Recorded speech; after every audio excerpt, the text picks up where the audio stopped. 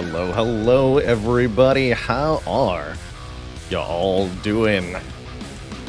Welcome to a wacky extra special day in the Spire, and to a Jam and Slam from our Curse to Golf soundtrack. Going nuts here. How's it going, Dragon House? Thanks for 20 months of support.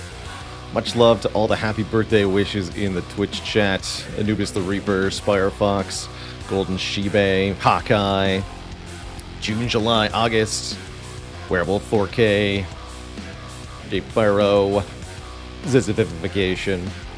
Thank you to Robot Danier for the Prime sub. Sorry, Robot Daniel. Asuki, thanks for continuing your gifted sub. Saliko, thanks for the 4 months. Two thump.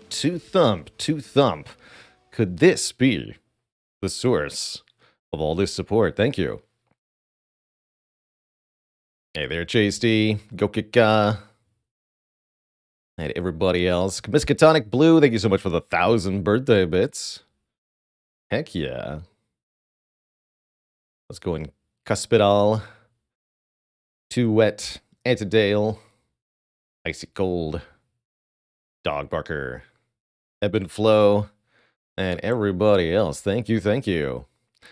Signy Talk, thanks for the 15 months.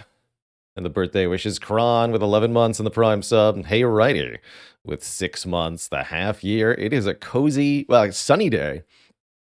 Quite a lovely day today. I spent some time in the sun this morning. It was thoroughly enjoyable. Bite Shifter, thanks for the 5 months of support. Crypto Kai, a happy birthday to you. 222 Team Ez, thanks for the 15 months. Birthday friends achieved.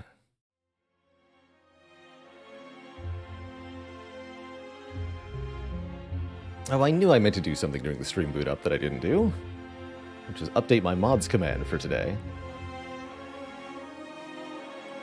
Let me see here.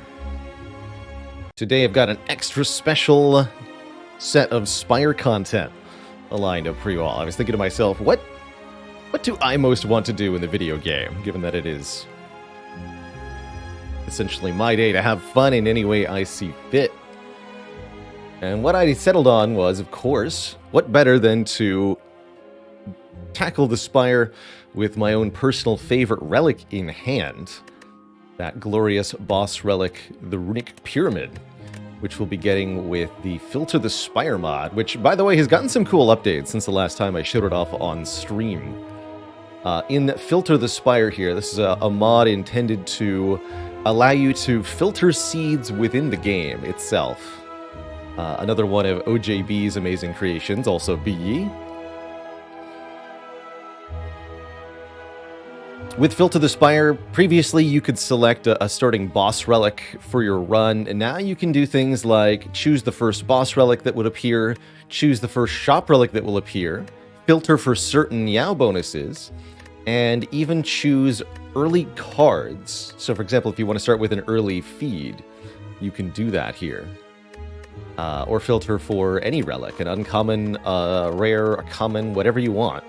So if you want a run that gets an early toxic egg, for example, I think you could do that.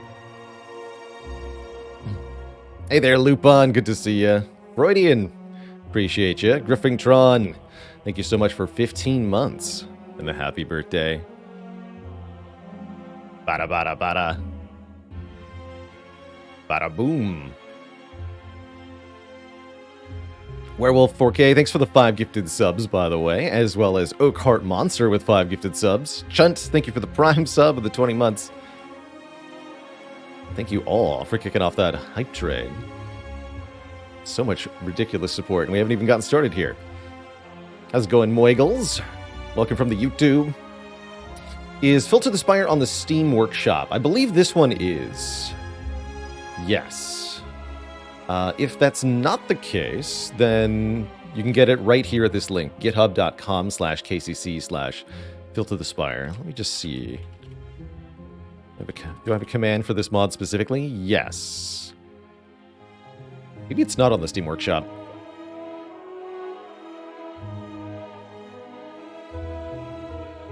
I'm gonna go with it's not.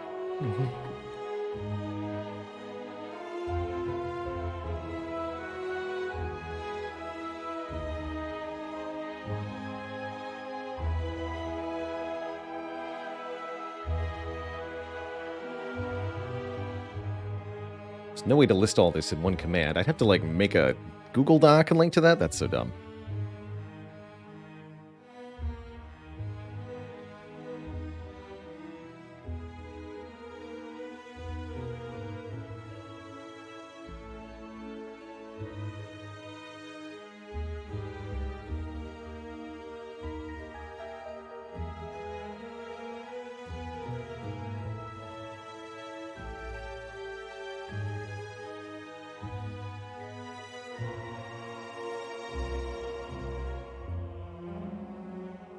Not even a list run history plus. That's not gonna.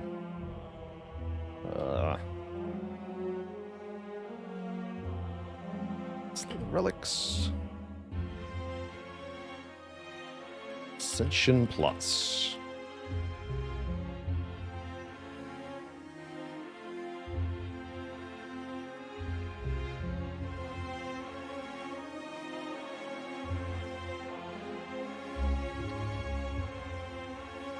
See if that works. Cool. King Horsey, thanks so much for the 14 months in the Prime sub. Happy birthday, here's $1. Appreciate it, Lupin. Looking forward to some carnage next weekend. Should be a good time. Don't have an age, I have ascensions. Well, we're ascending 5 levels higher today. Our wacky Spire gameplay is going to involve...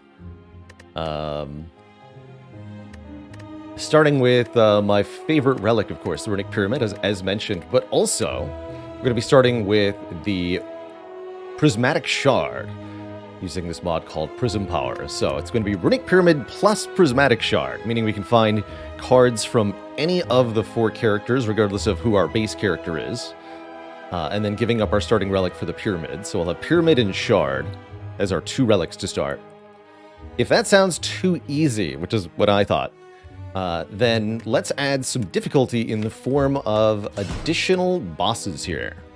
We've got one of the Ascension Plus mods from the Steam Workshop installed that adds additional bosses as Ascension 21 through 25. So here on max difficulty, we have to fight all 3 bosses every act. So that means we'll fight Guardian and Slime Boss and Hexaghost in Act 1, Collector and Champ and Brahmin's Automaton in Act 2, and all 3 in Act 3 as well. So we have to beat 9 bosses to get through the whole run. That means we're not as likely to succeed as normal. In order to make it work, we'll have to be able to beat those bosses almost perfectly, and that means assembling some kind of wacky combo, which, well, Runic Pyramid does provide. Quite curious to see how this goes. Should be chaotic. I have no idea whether we're going to win or lose here. We don't get triple rewards from the bosses. No. Just 1 set of boss rewards after killing all 3. Are predictions open for such an insane challenge? I think it's the perfect time for a prediction, yes. Zathulu, thanks for the 3 months in advance of support. Mysteriosum, thanks for 3 months as well. Glad you're loving the Mastery content. Are we considering the Mastery challenge with this mod? No, these are way off the normal set of runs, so these are not going to count for our Mastery challenge, and I won't be worrying about the Mastery of cards as we go. It's an exception from our usual play, so we'll just set aside the rules for now. We are still going to be going for heart runs, though, yes.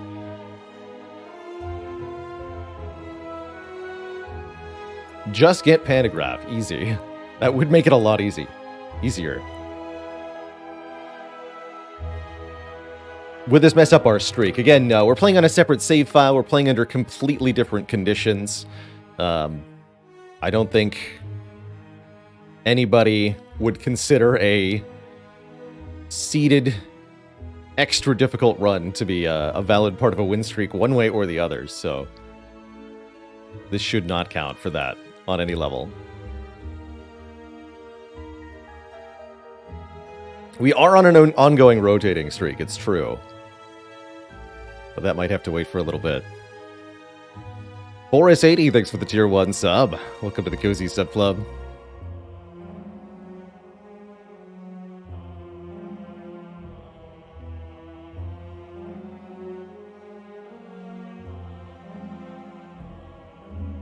How's it going? Blue and Smoke Instrumental.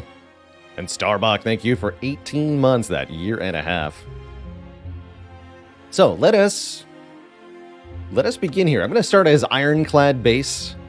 I think Ironclad's starting deck is not all that great, but Ironclad does have a lot of max HP. And because we're playing with Prismatic Shard, this means we'll also get Ironclad cards from powers and potions and shops, which could matter a bit. Let us embark here on a new journey. A birthday journey. 16 seeds to find the perfect one. That is one where we click the lose your starting relic and we get the birthday hat, the runic pyramid, or maybe the shard is the birthday hat. It's not clear. Either way, for this run, we get to retain all of our cards. Every turn, we can find cards from other colors. And for added challenge, we have to fight triple bosses every act. That's going to be quite a venture. It's going to be quite a venture. Gak2ERs, thanks for 11 months of support. And again, so the mod we're using for extra bosses, it adds them in the form of extra Ascension. So Ascension 21 through 25 are all just add more bosses to Act 1, 2, and 3. So we have triple bosses every act. It's going to be quite a time. Quite a time indeed. Let's see here. So, we're going to want to hoard up on relics, almost assuredly. Hit points are going to be quite important in Act 1 in order to deal with the triple bosses as well. This is quite a dilemma.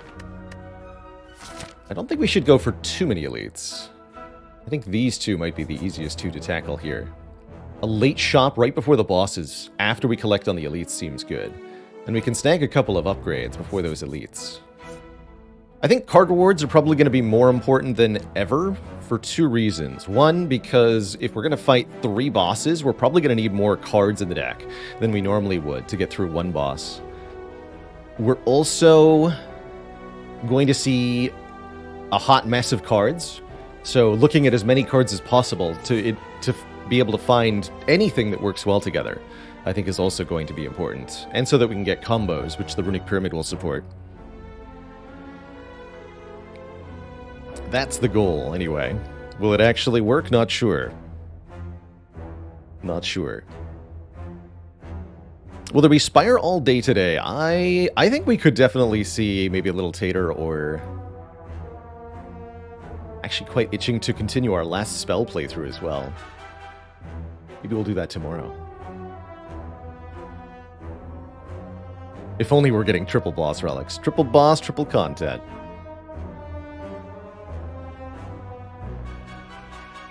Hey, happy preemptive birthday, Prihat. Darth Ziggler, thanks for the 4 months of support. Just get caught up with chat here real quick. Looks like Twitch chat, a dad joke.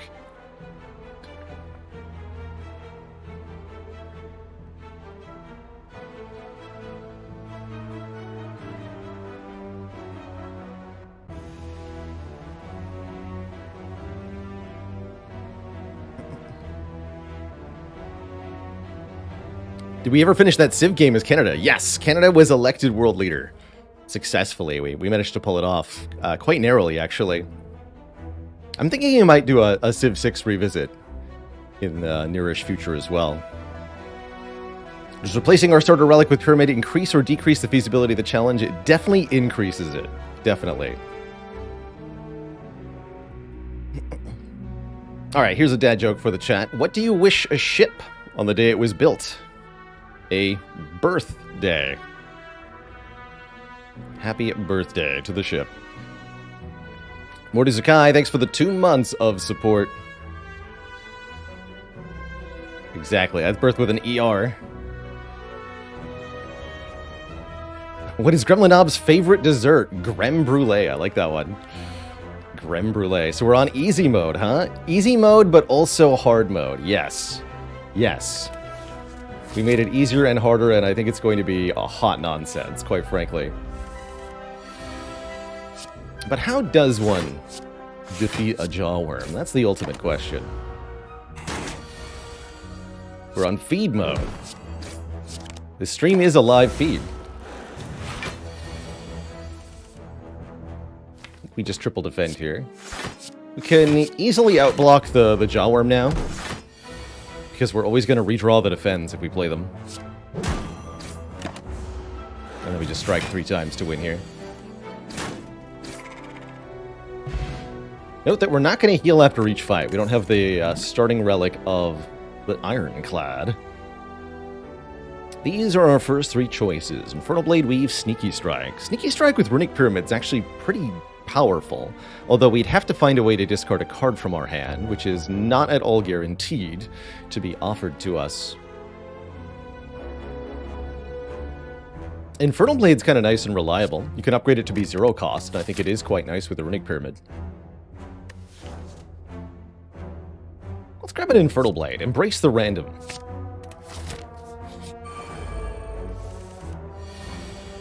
Excuse you both. No one said you were allowed to attack me.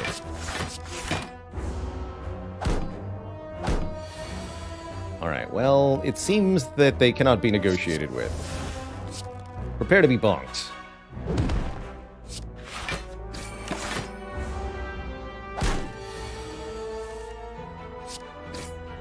Went pretty well. Tantrum, oh my. That is quite an early find. Deal 3 damage 3 times and enter Wrath. Blind and Go for the Eyes are a pretty funny juxtaposition as well. Blind seems a lot better than Go for the Eyes, unupgraded. Really like that starting with the Pyramid, we can also find colorless cards here. That's pretty cool. That's pretty cool.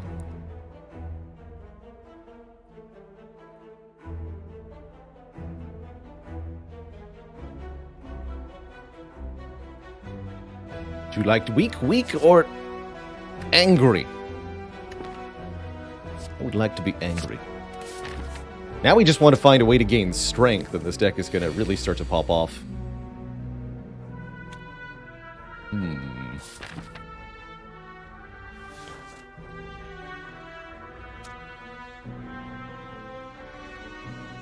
Interesting.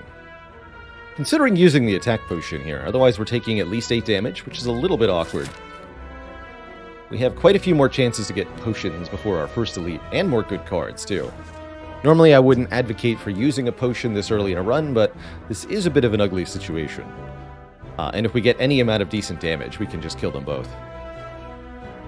Threat level Midnight, thanks for the half year of support.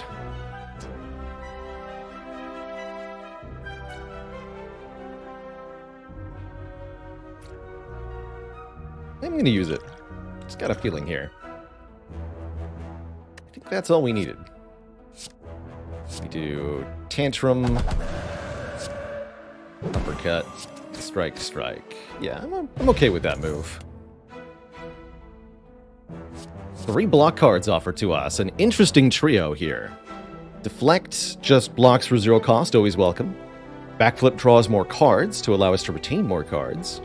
True Grit, meanwhile, can delete a card from our hand, currently random, which is not great. But with an upgrade, True Grit targets a card and lets us get rid of a status card or just anything that's clogging the hand. And I do like that quite a lot. Let's take a True Grit here. How much do I value card draw with the Runic Pyramid? Lots, but also not a lot. That makes any at all sense. Essentially, getting up to 10 cards in hand is valuable, but anything beyond that is essentially wasted with the Pyramid. Depending on how many cards you're able to play per turn, this can be more or less valuable. Currently, I don't value the card draw that much because Ironclad can only play 2 or 3 cards per turn with the starting deck. Until we actually have some 0 cost cards, there's not going to be a lot of value in retaining things. Or a lot of value in drawing more cards to retain, more accurately. But as soon as we get more energy, or as soon as we get more 0 cost cards, the value is going to shift in the direction of draws. So we want to add energy generation or cheap cards, and then we want to add card draw. But what do we want to do on this turn? 3 lice is not very nice. This is going to hurt a little bit. Gotta kill one of these lice sooner rather than later. If we strike you, you go to 8, which would be 2 strikes next turn. These 8 damage lice are pretty mean. So I think we go strike, defend, defend. Try to kill the back one next turn. my feeling here. Might have also been correct to defend one time in Bash. All attacking, that's terrifying. Feels like the safe line is kill this one and then block for 5, take another 10, which is very, very painful, but we should be good after that. We could trust in Infernal Blade, although unless it generates Immolate, I don't really see it saving us a lot here. And if it generates a card I can't play like Clash, then I will be unable to play the Defend and kill the Backlice. Hey, not so bad, Andy. Thanks for the 500 bits. And JGT, thank you for the 5 bits. Twitch RPG bits, good stuff. Let's go 039. I do not plan on continuing Darkest Dungeon 2. Found that ultimately I'm just not enjoying that game very much. And therefore the content I make I don't think is very good.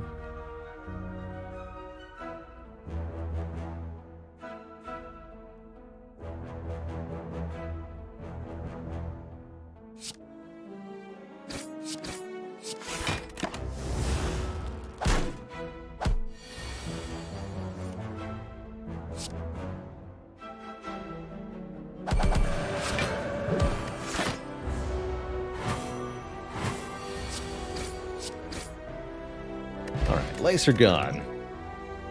Transmutation, huh? Well, it is my birthday. Definitely not the correct card, but it's definitely the card I'm going to click on. Welcome. Transmutation to my deck. You're a beautiful, beautiful card. And I like you. Damage cards, hello? Okay, I guess I'll take a bunch of damage then.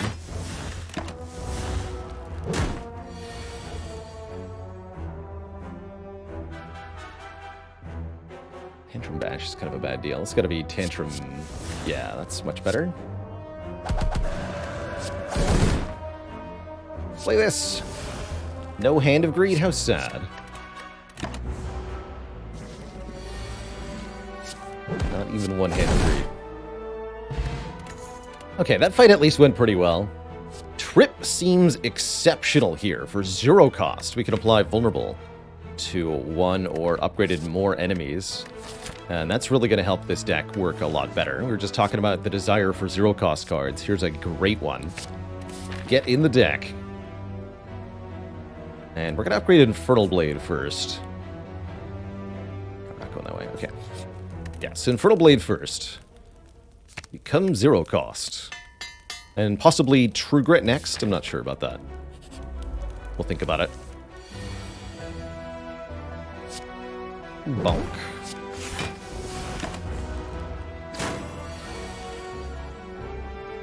Alright, well that didn't quite work out.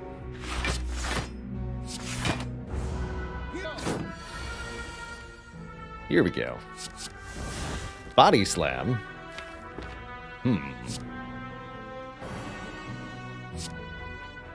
See, if we Tantrum, strike twice for, they're going to be 18 damage, which goes down to 13. So they should be 13 damage each.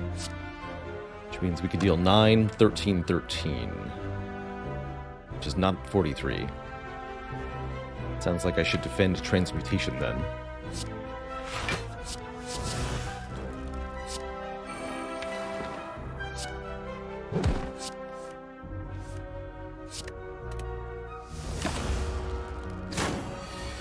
Now we should be able to kill, right?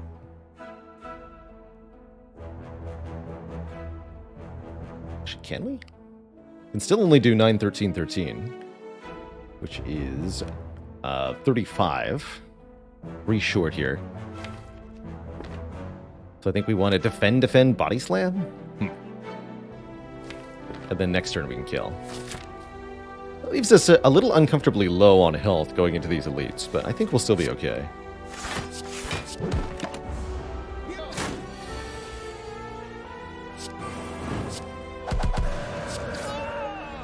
Ooh, I did forget about the sadistic nature. Maybe there was a bash kill I missed. What about an outmaneuver? Outmaneuver gives us more energy on a future turn. That's hilarious with transmutation and pretty strong at large with card retain. Let's do it.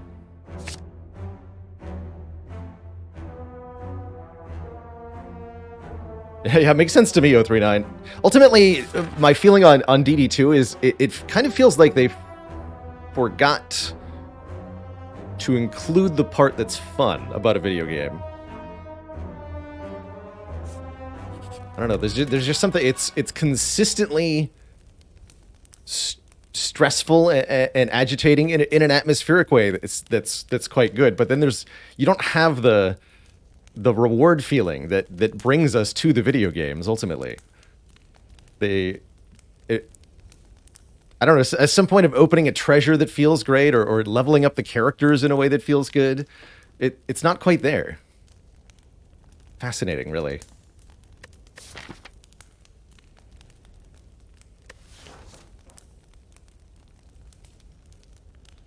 Am I going to upgrade this out? Whatever, let's just do it.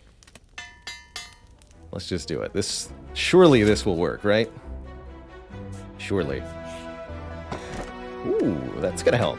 This will encourage me to not take so many cards. We've already added quite a few.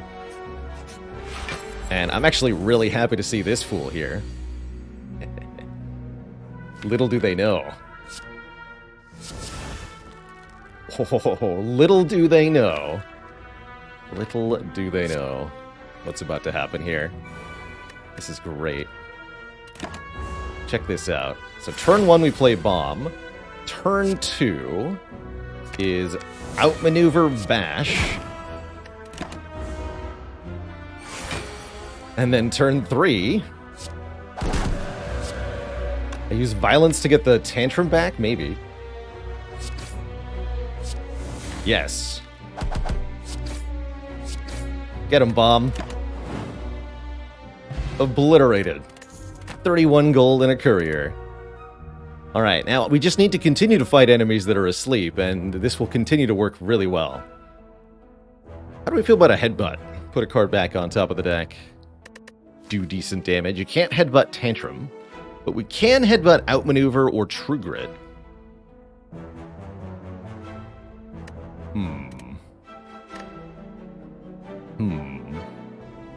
I think I'm just going to take 2 hit points here.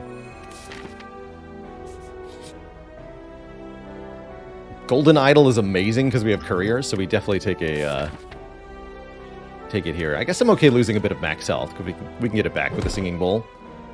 7 is a lot to give up, but I'm okay with that.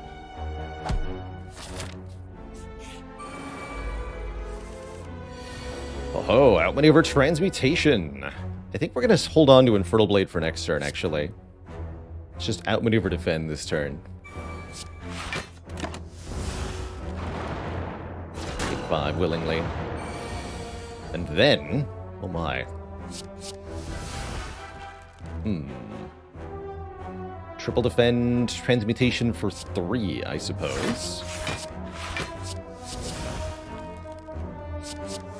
Okay, I don't love it. I'm gonna be honest here. Deep Breath is actually quite good in this fight, though. Although there are dazes in the discard pile. Maybe it's not good. Bummer. Do I just keep Cleave for the Wrath turn? Tempting. Probably better to play it for free, though. Alright, I'm not completely happy. Still no Tantrum either. Now we're in actual trouble. Appreciate it, Euroclydon. The birthday wishes continue. This would be Bash, Trip, Swift Strike, True Grit. Oof. If we're just dead here, that'd be so awkward. To die to Sentries after that Lagavulin fight.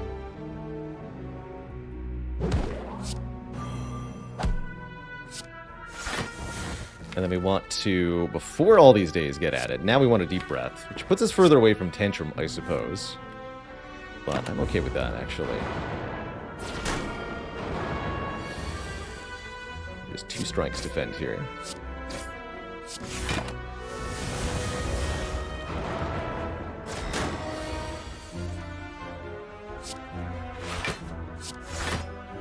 Let's try to kill this one next. Probably gonna need to rest before the boss is here. Let's see, 16 plus 9. No. What about 16 plus 14? That's only 30, yeah?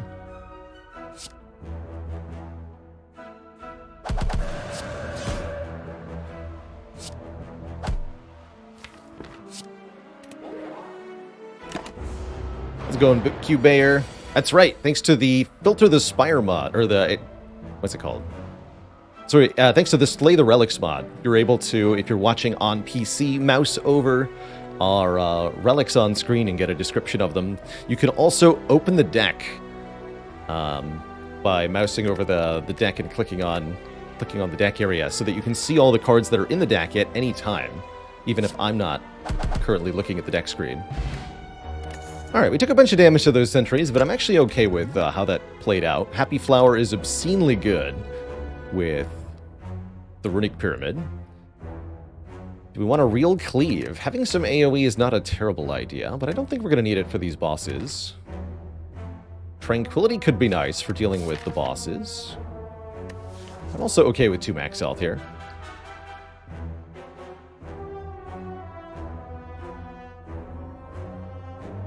Blur is pretty good with Pyramid. I actually value it a bit less with Pyramid because you can just retain the block guards directly.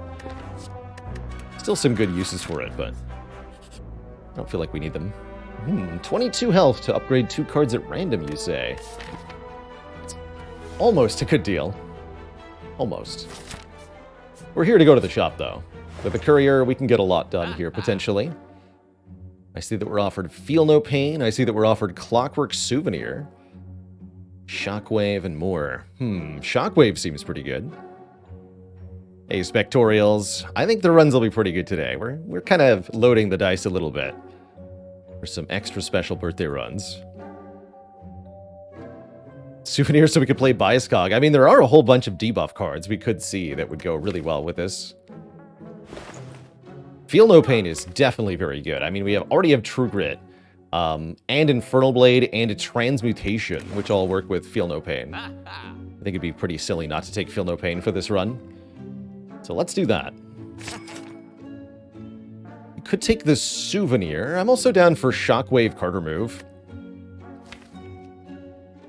That feels pretty dang good as well. Remove 1 strike. Let's do that. Oh, no, no ability to afford the offering. That's okay. That's okay. Do I need to rest before these bosses? Slime Boss is the first boss. Slime Boss should be very easy. I think we probably want to upgrade True Grit for the Guardian fight. Do we ever remove Bash there, now that we have Trip and Shockwave? That's actually a pretty reasonable choice. Is Triple Boss for every act? Yes. Yes, it is. Pretty spooky. 20 health should be plenty for Hexaghost. I guess it's really a question of which one we fight first. Hexaghost or Guardian. I think in either case we should be okay here with an upgraded True Grit. Does Slime Boss change my evaluations of removal at the shop in Act 1? Not with Runic Pyramid, but normally yes. You want fewer cards so that you are less vulnerable to the added slimes. Or, sorry, you want more cards so that you're less valuable to the added slimes, which makes your moves a bit worse. I'm just going to Shockwave Strike here. I think I want to outmaneuver for turn 3. Hopefully we draw Tantrum sooner rather than later.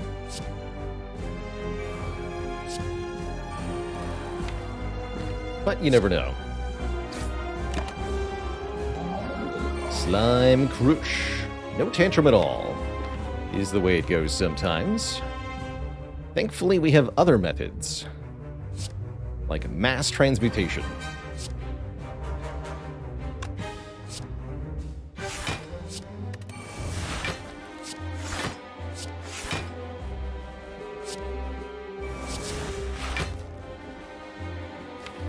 Three zero-cost attacks in the draw pile, huh? Oh, I like those.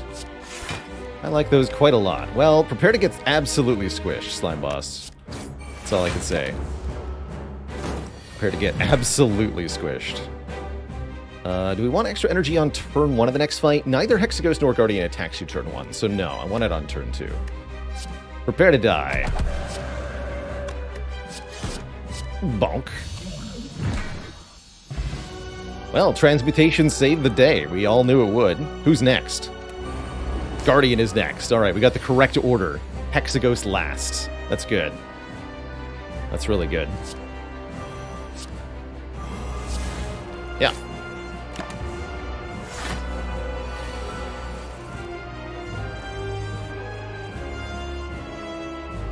Once again, counting on Transmutation for block. We maybe think about the Dexterity Potion in this fight. Let's see what Feel No Pain Infernal Blade gives to start. Dropkick. Oh, I like it. Alright, we're just gonna block this then. That sounds great. True Good away the bash. Sure.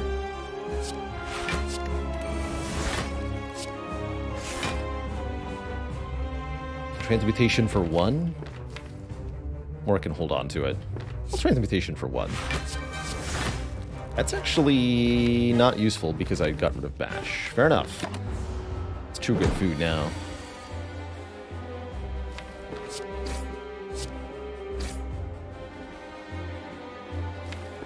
We made vulnerable and such. That's fine.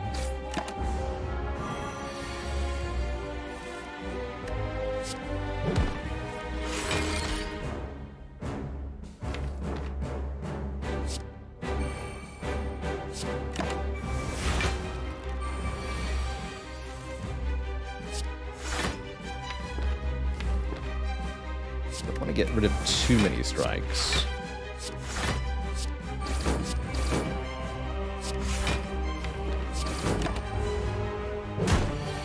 We do want to get rid of a bunch, for sure. I played too many strikes last turn, though. My mistake. Definitely my mistake. Could have perfected this fight, I think. Could have, but didn't.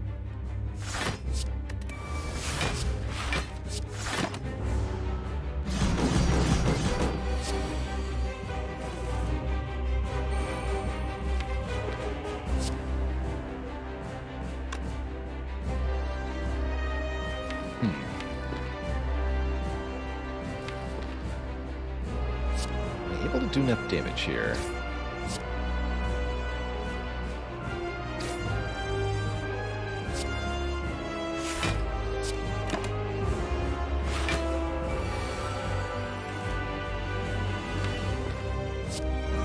Seems to be not without playing the Tantrum. Playing the Tantrum is going to make things pretty awkward.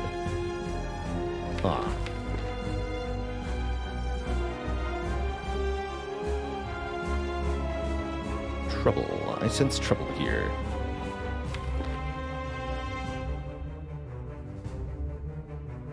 That means we do need the Dex Potion. But I can just block this hit.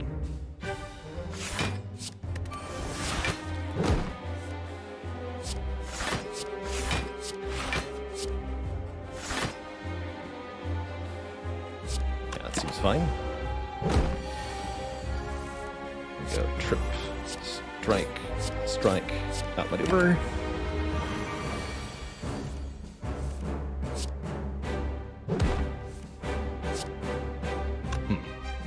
Well, I can still block this.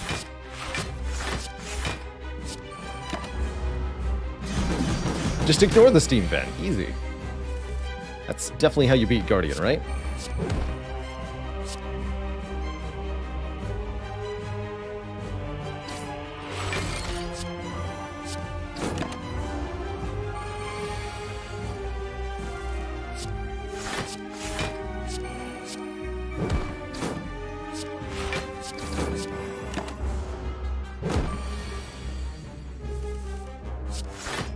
Slow and steady wins the race.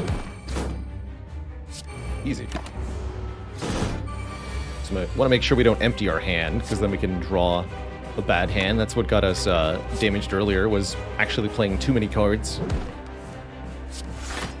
Kind of embarrassing, really. So, trying deliberately to end with 5 cards in hand. We could also delete 1 or 2 cards that we don't want to redraw here. I guess I could actually lose 1 defend, or maybe even the Tantrum, arguably. Although I do plan on actually playing the Tantrum shortly. Yes, let's lose 1 of these defends.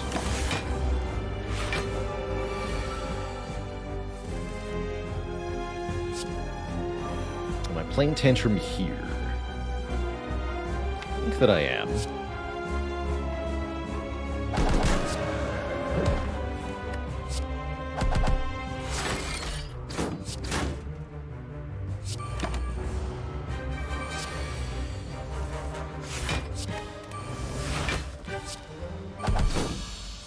Easy peasy.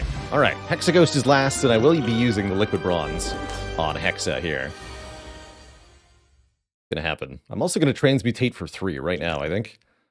Let's do it. Oh, Sadistic Nature. Good find.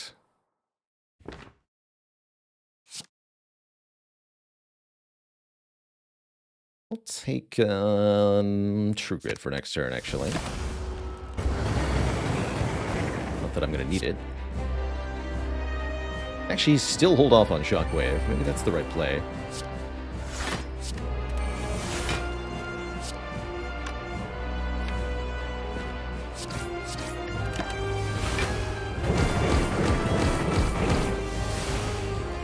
I want it for next turn.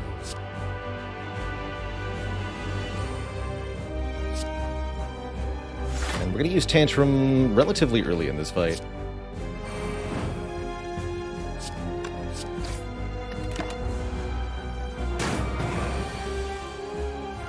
I always die in the tutorial. Thanks for the Prime sub. Welcome to the Cozy Sub Club. Heck yeah. Okay, Shockwave. Infernal. Getting an Iron Wave. Alright, alright.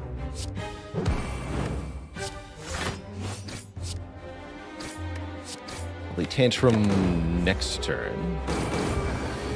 So right here. As the Hexaghost will not attack us next turn.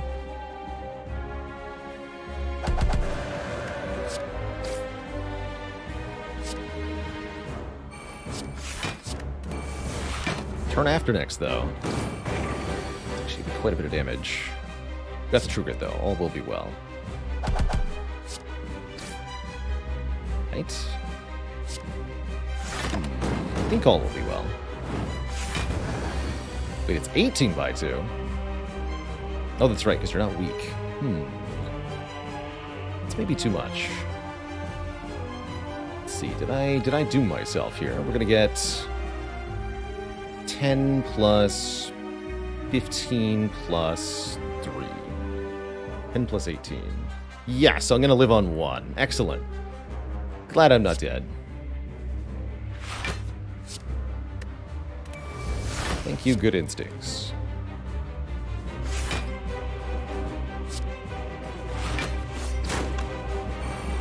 I don't think there was a kill there. Calculated. Easy. Don't think we have a kill now. Yeah, I think we do. Whew. There you go. 3 bosses slain to get out of Act 1. Only just barely. But we're there. Easy peasy. Hey there, Sir Mordred. Appreciate it. How's it going? Pretty cool, DM. Welcome. Secret Weapon would definitely help us find the Tantrum when we need it. That said, I'm really liking Die as a potential add to this deck. 13 damage to all enemies, which we can multiply with Tantrum or with Shockwave or both. And it exhausts, meaning it works with the Feel No Pain too. That's pretty cool. I'll take it. Gonna be good for Act 2, where there's lots of enemies to contend with. Do I dare take Coffee Dripper, preventing us from sleeping? Coffee Dripper with Singing Bowl's not too bad. If we're lucky, we could maybe find the Bloody Idol Act 2 and get healing from that mechanism. Fayley, good to see you. Thanks for the 48 months on my birthday. What a ridiculous timing. Thank you. Holy moly.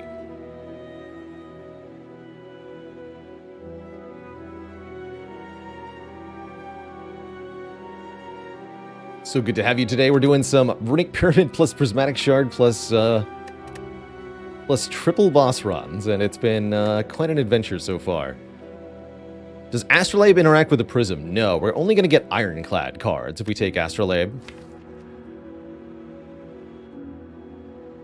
But there'll be upgraded Ironclad cards, which is pretty potent. More energy would make Transmutation more powerful. With the Outmaneuver and Happy Flower, we don't necessarily need more energy, but I'm sure we'd like it. That would make card draw a lot stronger. But heck it, let's do Astrolabe. I'm going to do 2 strikes, 1 defend.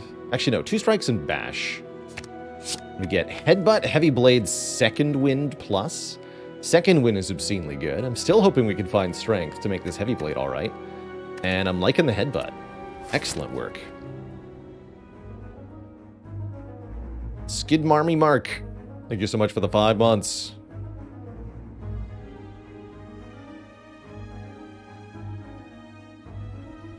And Mr. Fishhead for the 10 months. You're heckin' welcome for the entertainment. Always a wild time here on the stream, that's for dang sure. Oh my. Well, I like this arrangement, that's for sure.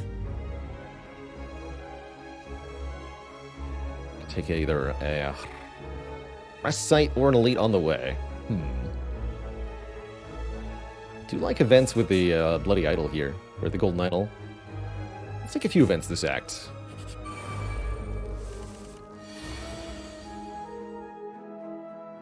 $30 energy.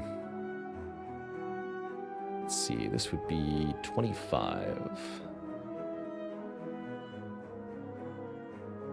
26 plus 9. 35. Not quite. Bummer.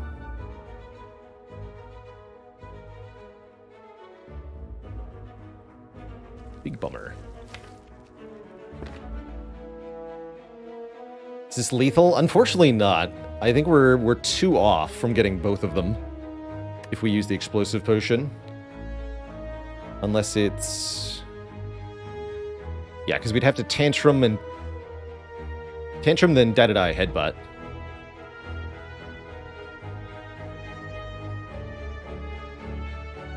Tantrum and Dadadai together is 35 damage, 45 with the explosive potion. So we do 45 to both of them, and then we only have 1 attack left. Or wait.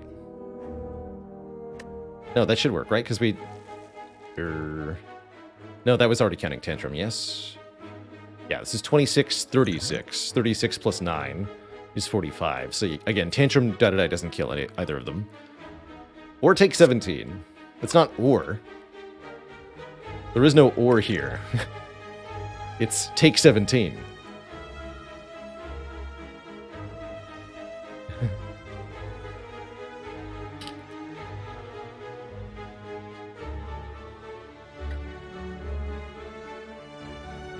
Does Establishment work with the Runic Pyramid? No. Yeah, there is no or here, unfortunately. We have only 1 line, and it sucks. Although I think we should Headbutt first.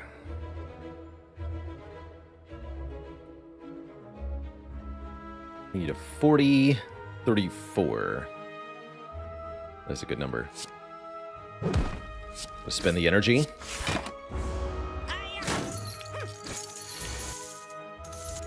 I was wondering if we'd find Trip.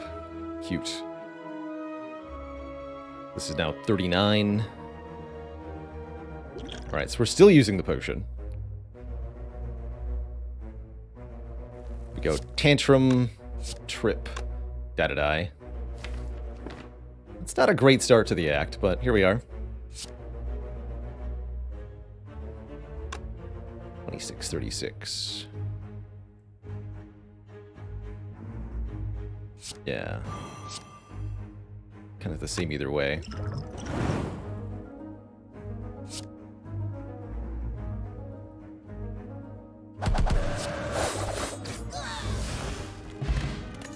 We do get a really good potion back, though. And a flex. That's the way to get strength. Flex with Runic Pyramid, one of my favorites, and a very good upgrade. Heck yeah, beggar. I'll remove a card from this deck. What am I willing to remove? I think still the remaining strikes, actually. Although, maybe defend? No, keep removing strikes. We'll get better strikes. We do actually want better strikes, though. And a Cursed Tome. Trade 21 health for one of 3 book relics. This might be a situation where we don't do this.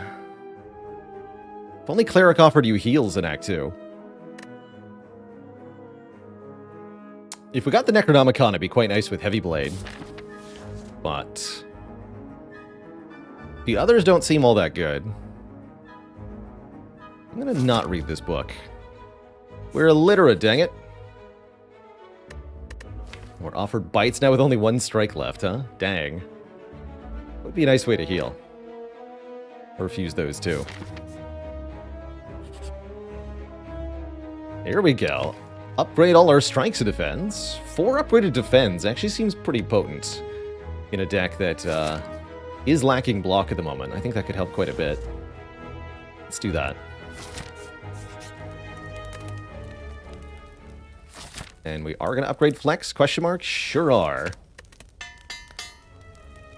Alright. Observe the strongitude. The power.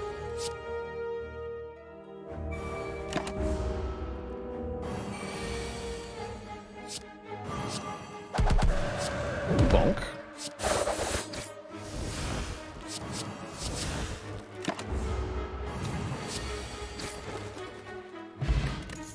Any enemy that gives us a free turn 1 is pretty sweet. Halt Plus is actually relevant?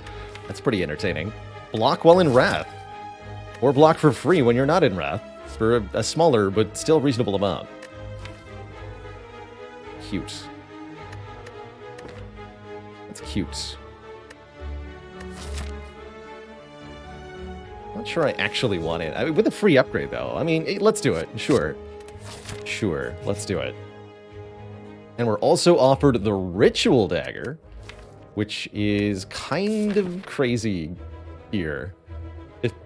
Especially with triple bosses, actually. It's kind of obscene. There's our better strike. Let's do it.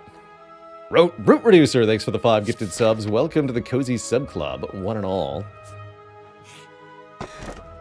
Oh. Well then. I'll be taking that. We're a Dead Branch deck now. The branch is here. We're branching out into new strategies. Oh, like entrenching.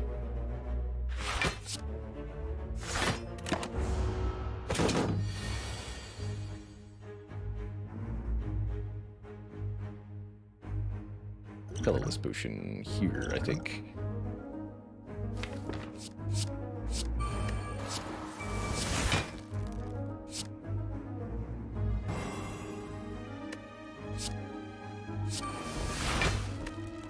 Well now.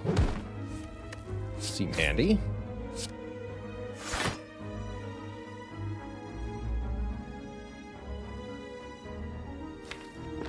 Can always play this for 3 block.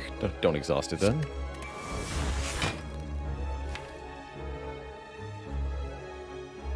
Headbutt Rampage? Headbutt Dropkick.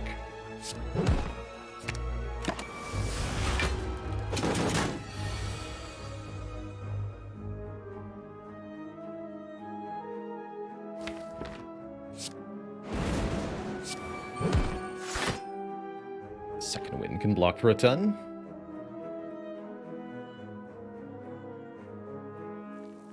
So could Impervious, of course.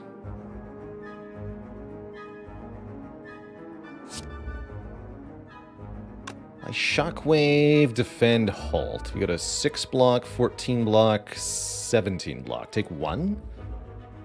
I'm happy taking 1 to Decisive. Oh, I can Transmutation for the last block, actually. Even better. Also, I miscounted, so we're actually fine. Even better!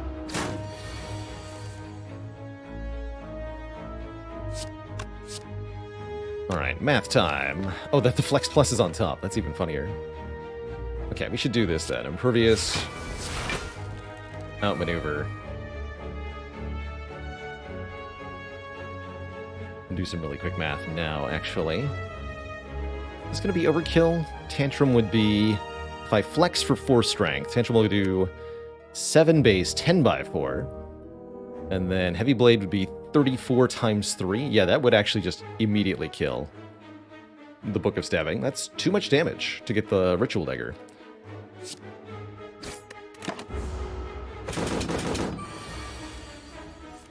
Like, way too much. So I think we want to skip the Heavy Blade. Just go flex, flex. So it's not times 4. But either way, this gets a kill. Perfect. Ice Cream. Our energy is now conserved between turns, which makes outmaneuver kind of ludicrous and transmutation kind of hilarious. We add Divinity to the mix. How about a Consecrate Plus for 0 cost AoE? That's pretty good too. That's a much better strike as well. Give me that. Alright, now I feel great against these elites that remain. Or that we can upgrade the Ritual Dagger. Let's do it. Took no damage in that fight. Thought energy was always conserved. Unfortunately not. Unless you're making a thermodynamics joke of some kind.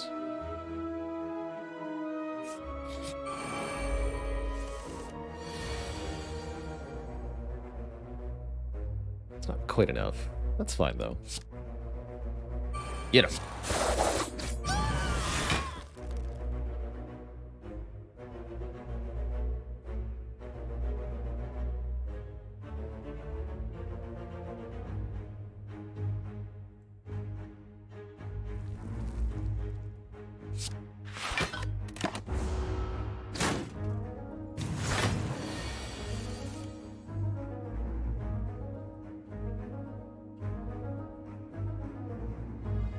No point in playing early here. Let's double defend.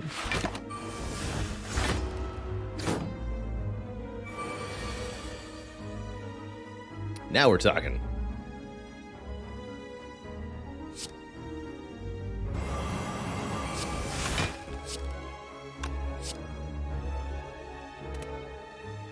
I could Tantrum, but I should only do so if I'm confident I can kill here.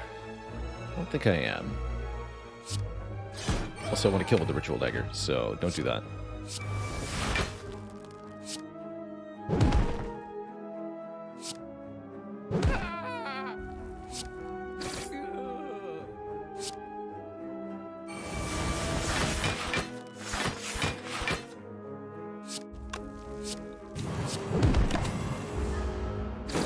Good turn.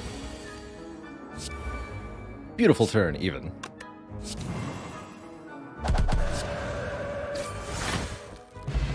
Gloriously beautiful turn.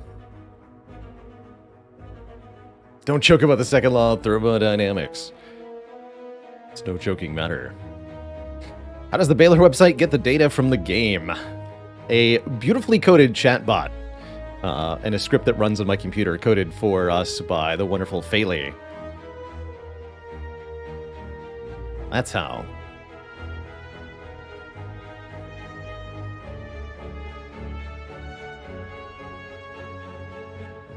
Do we take a second shockwave? I don't think so. I think we take 2 max health. Birthday ice cream. Exactly what I wanted. Destroyer STE. Here's a dad joke for you. I hate corruption runs because you're terrified that you'll run out of block. It's exhausting. Oof. Did you hear about the Ironclad who got into politics? He was ultimately ousted for corruption.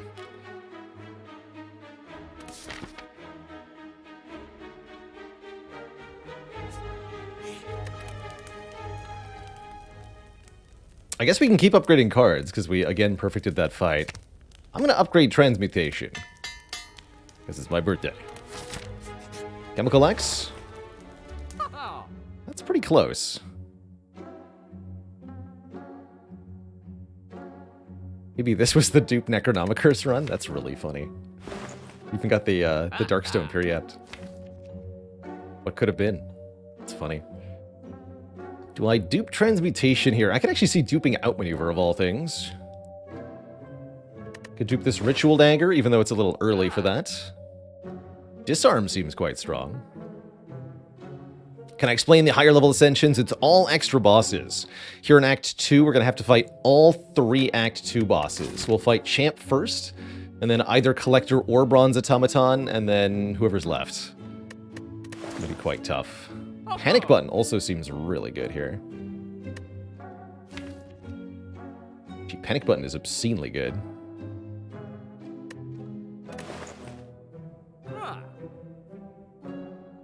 I do Panic Button, Disarm, Remove? Sure can. Let's do that. Forget Dahlia's Mirror here. And let's sleep. Mastering cards allowed on this run? No, this doesn't count for our Mastery Challenge or our current win streak on Ascension 20, because we are playing a seeded, modded run, and we are very much cheating at the game. But also giving the game cheats, too. It's just so non-standard. It wouldn't count for anything. Not a chance. Glad we rested here. Taking this much damage immediately to Champ is a little uncomfortable, but Barricade, turn 2, that will do. Especially with Panic Button here. You don't even have a real Barricade. That was all Dead Branch. Good job, Dead Branch.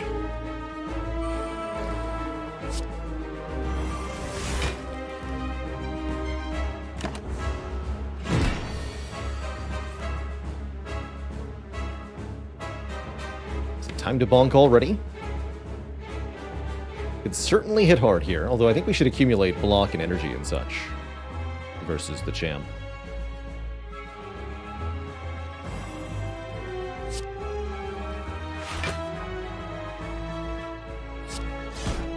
Here. 2 trips and a Panic Button. I like it.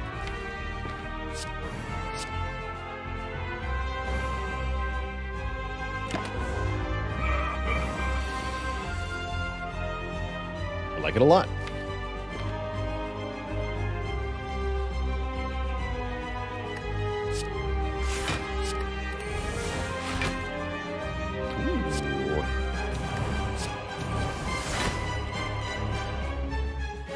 Excellent.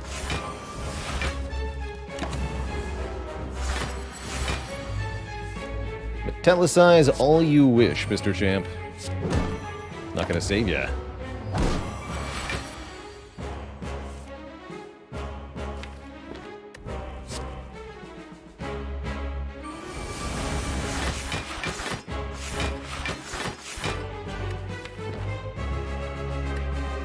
Are we ready to Wrath here? Quite. Not quite.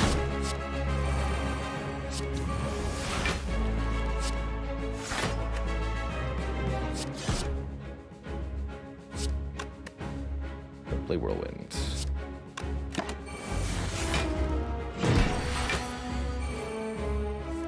Alright, now I think we are.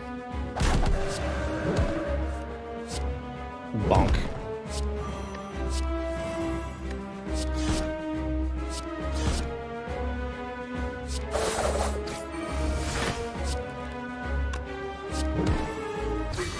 GG. Mr. Champ. 2 more bosses to go. Next up is the Bronze Automaton, so Collector will be last. I guess I'm okay with that. With both Pyramid and Ice Cream, I guess there's not really any reason to play any cards turn 1. We can just hold on to all the energy and all the cards, and then have more options here. Works for me. Works for me. Decent turn to Panic Button. Bronze Automaton only attacks every other turn here. Guess we're gonna Shockwave.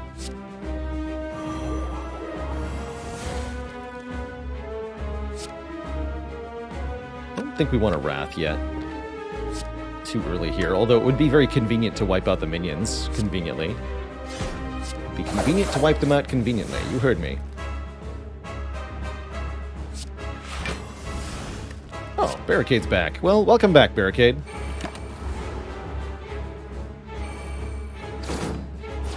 Patisserie, thanks for the 4 months. The Otisserie chicken? Well, the YouTube videos don't get to catch the stream, but always enjoy when you do. Good stuff.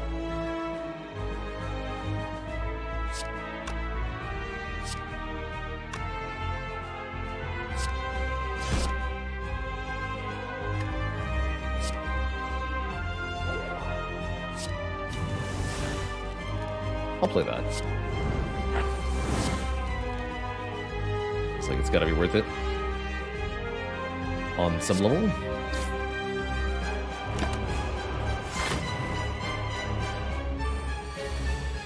Excuse me, I wanted that card.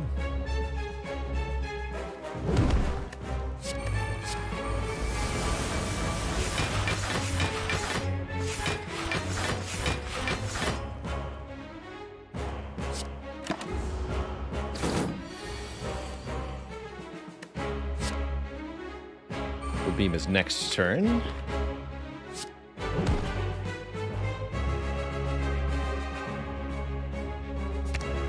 Get that second win back. And let's put the Juggernaut in play.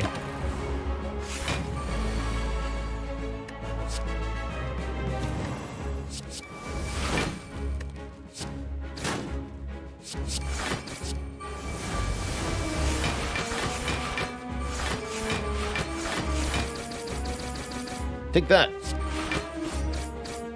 I think next turn we're going to go Wrath Stance here.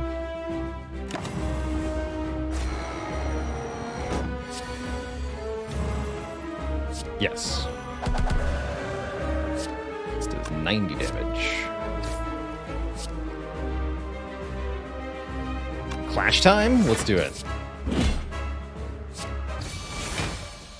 Boss number 2 is down. Our third and final boss, the Collector here, stands not much of a chance, especially not without maneuver turn 1. Still plenty of hit points, too. Another successful Clash deck. Clash strikes again. Alright, with Thunderclap, that's as good a flex turn as any, I suppose.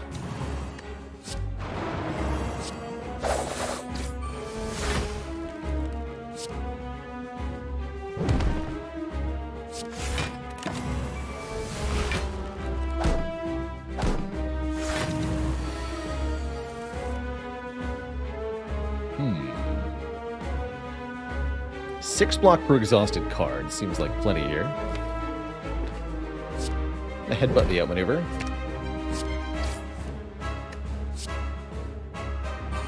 We never get attack next turn, so this is a good panic button turn.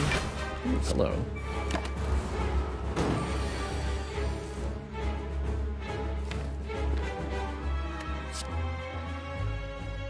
Guess that means this is a reasonable time to Shockwave Tantrum.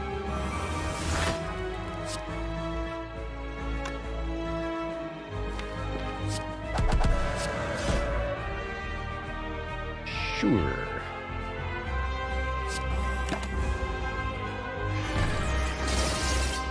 Get Mega debuff to not attacked. I was wondering if we'd get attacked for about 100 here. No such luck, it seems. I don't even want to, huh?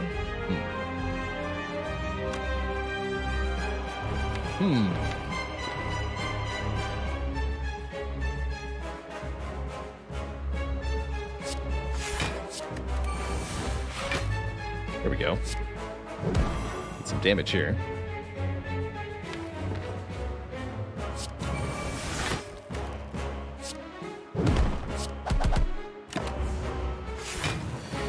$65. Don't worry, I can deal with that.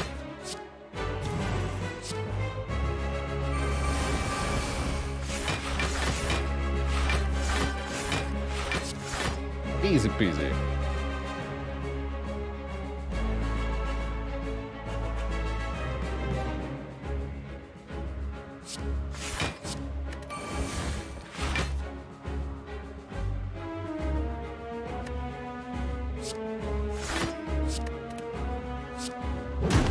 Big bonk.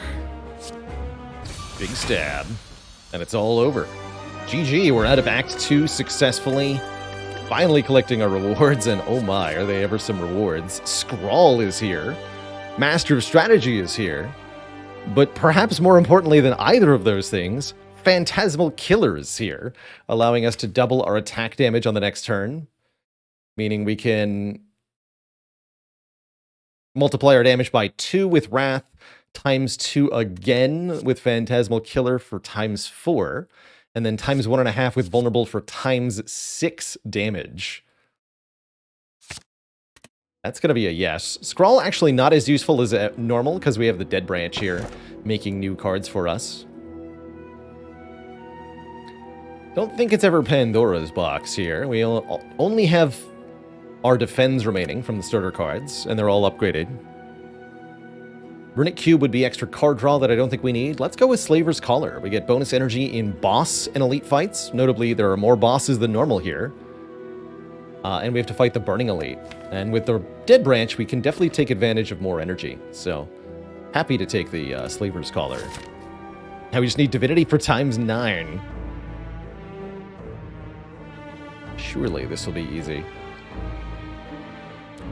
We have to go to 2 shops here? With Courier. Fascinating. I guess. I guess I'm okay with that. I'm going to take 2 events. Curious.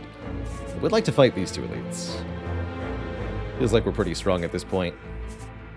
I like it. Excuse you? You said you could all attack turn 1. This is why we have Panic Button, man.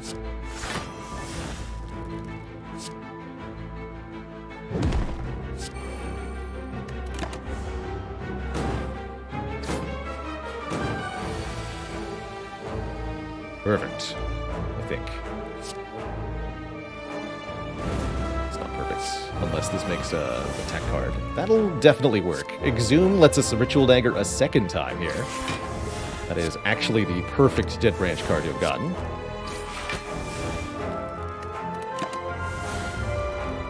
Stonks. So now am I supposed to look for as many Exhumes as possible? Apparently, yes. The answer is yes, I'm supposed to do that.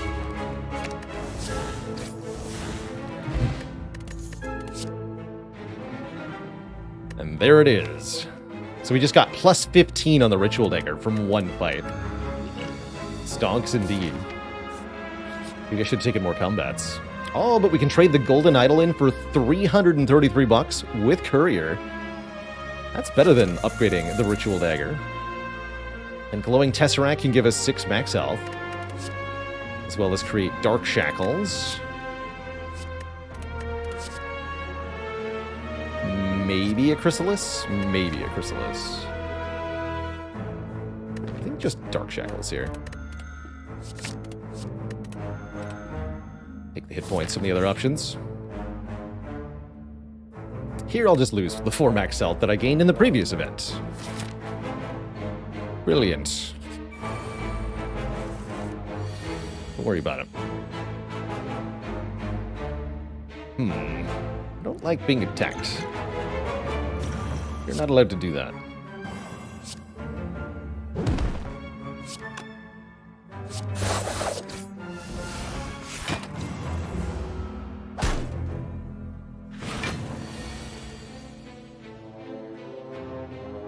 Not allowed.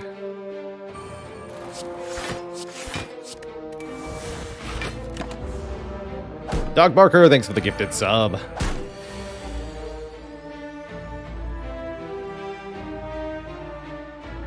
Appreciate it.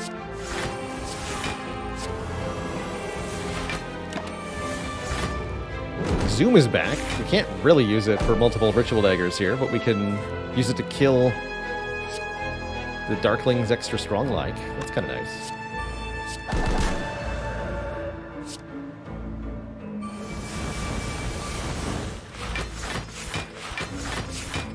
Double Exhume. I want to see how much damage this dagger does.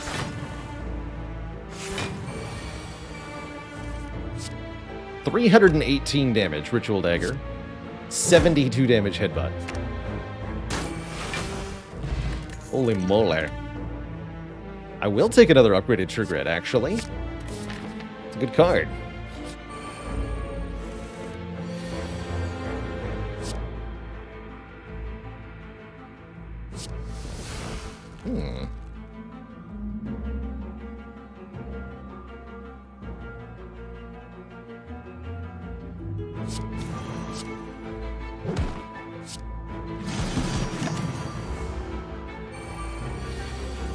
Wanted the Repto to be able to summon again there. Worked out perfectly. Perfectly, I tell you.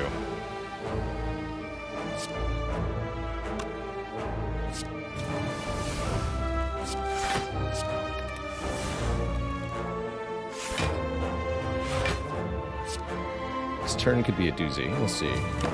Can always Liquid Memories Whirlwind if we need to. I'm hoping we can just kill Repto here. Looks like that's probably a yes. Yep. Got her. Pen Nib times 12 damage. Orthot can make room in hand. That's actually kind of interesting. He'll just take 2 max health. Jaw Worms. Where's my dagger? Oh dear. This could hurt a bit. Nice.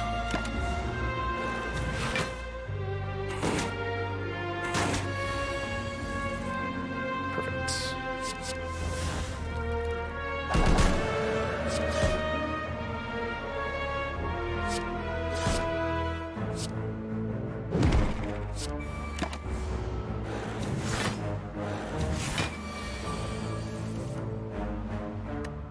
$252 damage. Wait, no. 378 damage. Beautiful. Simply beautiful.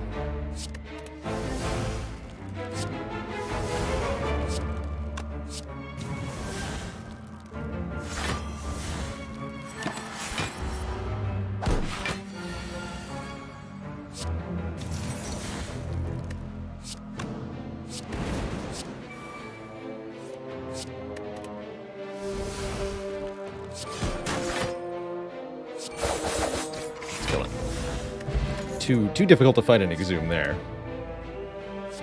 Upgraded, I could maybe see taking a charge battery. Unupgraded, not gonna happen. Just not gonna happen.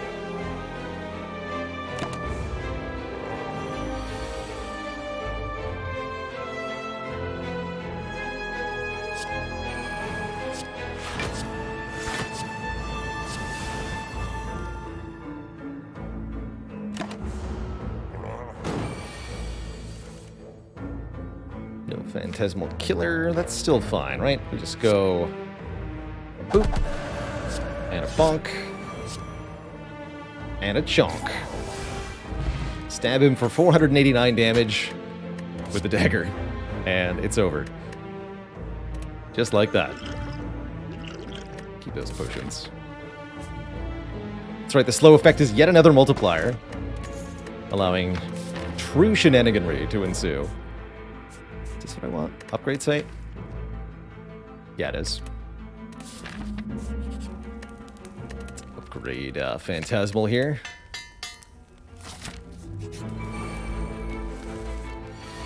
I'm rich.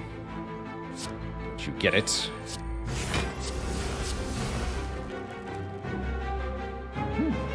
Free Chrysalis, free Metamorphosis, and a secret technique. That's kind of neat.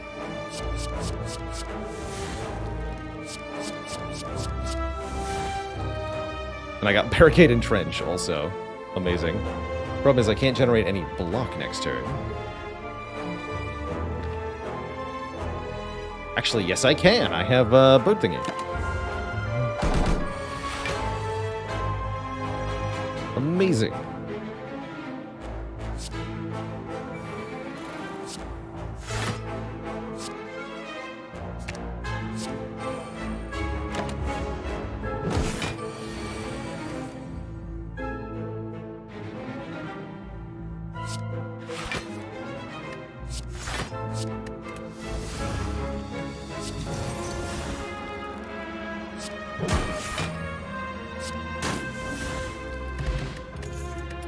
Max health, and another flex. The Ritual Dagger doesn't feel like we need much more than that. We just kind of set up a superpowered dagger and everything dies instantly. Take 2 more max health, and you know what? I'll take a little bit more max health. 8 and 9. Ori is here. That could be quite exceptional for a variety of reasons. Lantern seems amazing with Ice Cream, right? We always just have 1 more energy. I think it's Ori for sure. Let's see what's in the Ori. 5 card rewards, which could be max health if we don't want any of them.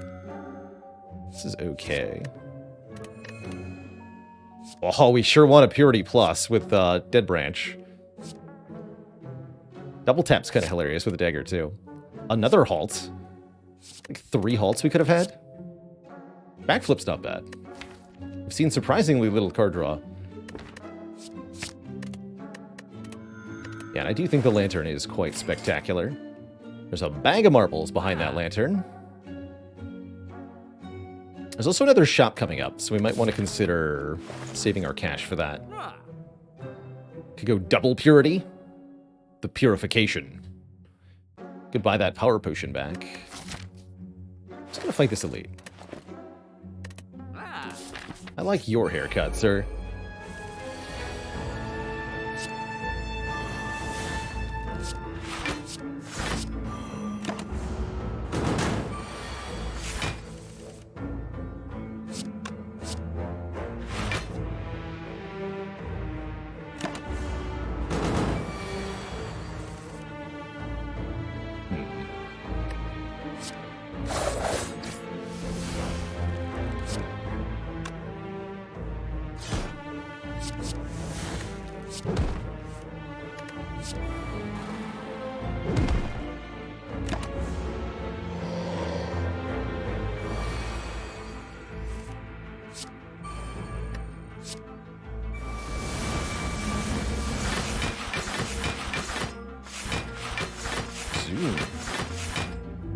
Beautiful. There's the dagger. Perfect. You dead, son? Ginger. Can't be weakened anymore. Another way to get Wrath stances here. Could take Choke. For actually not bad damage. Choke is not terrible, considering how many cards we can play in 1 turn. I think I'm just going to keep skipping, though. Have lots of max HP. Secret Technique, pretty strong. A Medical Kit could let us get rid of status cards. That's also pretty strong. Lizard Tail lets us come back to life if we die. With 97 HP, that's also very strong. Good way to survive Heart if we don't find our block cards. Yeah, that's a pretty good Lizard Tail. Get out of tail free. I like that. Get out of tail free. And these potions are okay. I think Flex Potion's excellent, actually. We'll buy the Flex Pot for the end game. Got a recall here. And again, we have to fight 3 bosses. Not just Donudeka, not Jonudeka and 1 more, but rather all 3. Donudeka, Time Eater, and Awakened 1.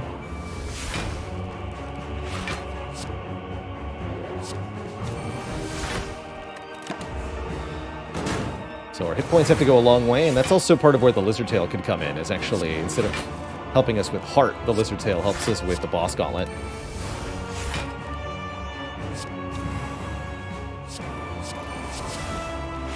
Oh my, we got another transmutation. Oh nice.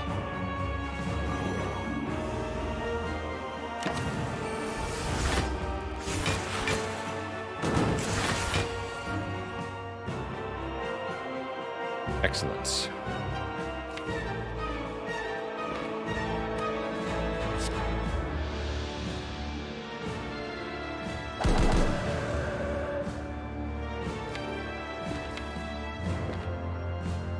Secret weapon, headbutt.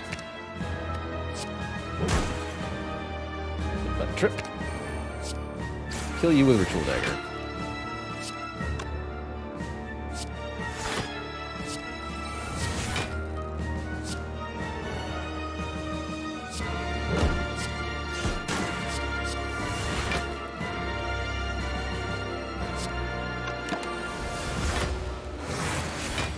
6x2, how about 18x2? Your normal damage. Easy.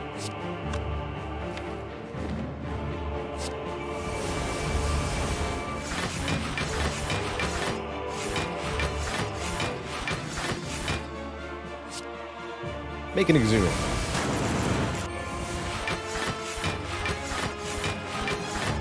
Hey.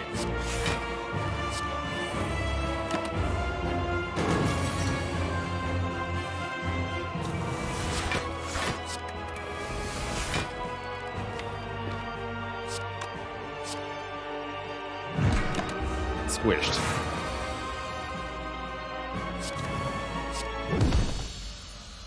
Alright, one boss down, 2 to go. Time Eater's up next.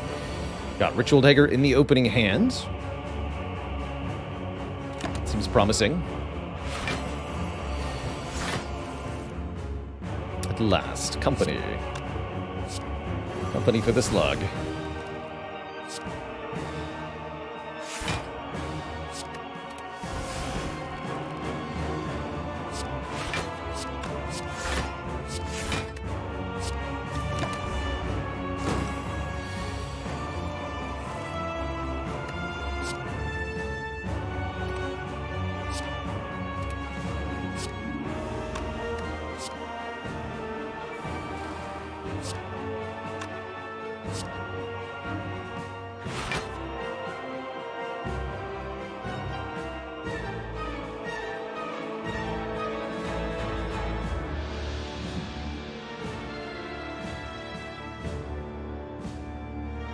This, I guess.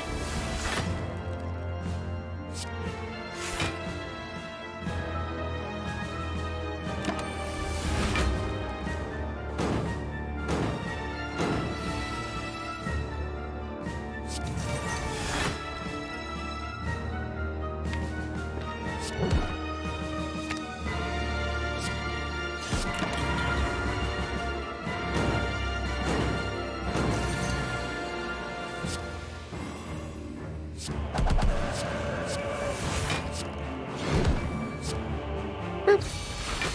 546 damage to the face. Get wrecked. Who's next? Nerdbird. You got it.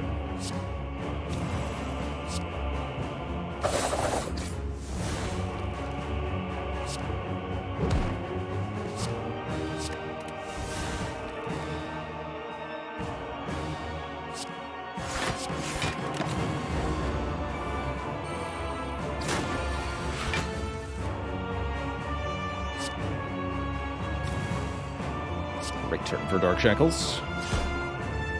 Let's go ahead and use it.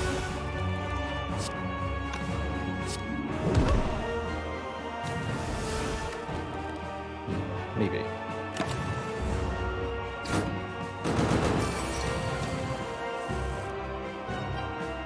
But probably not, actually.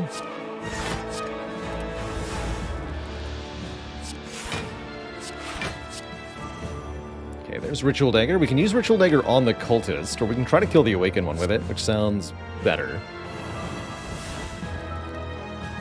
Don't want to dual wield it, actually. That will prevent it from scaling. Kind of a weird interaction. Although it's very tempting to just double kill Awaken one with the Ritual Dagger.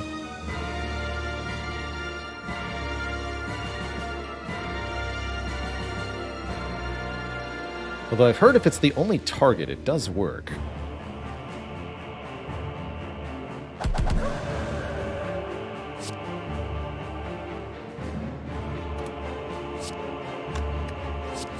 So this is the copy. We want to use this one to kill.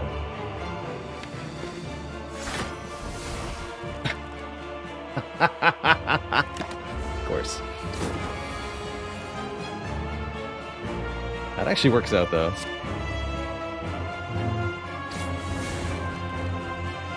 That's really funny.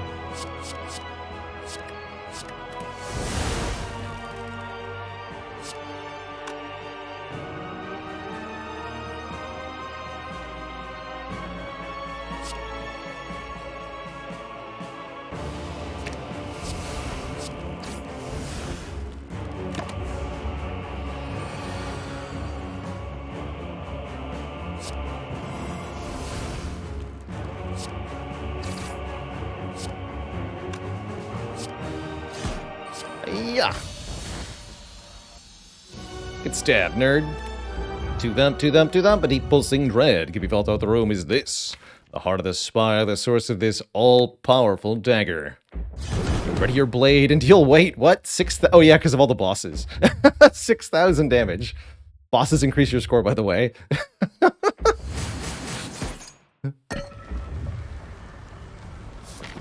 Can't wait to see the breakdown at the end of this.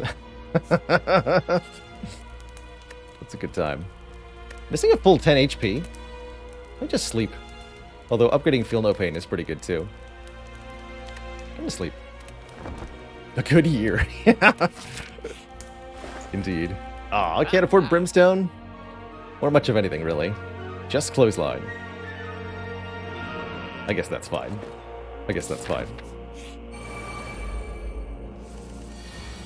Why, hello there.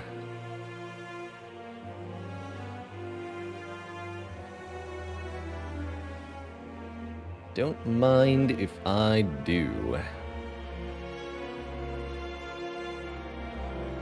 think we second wind?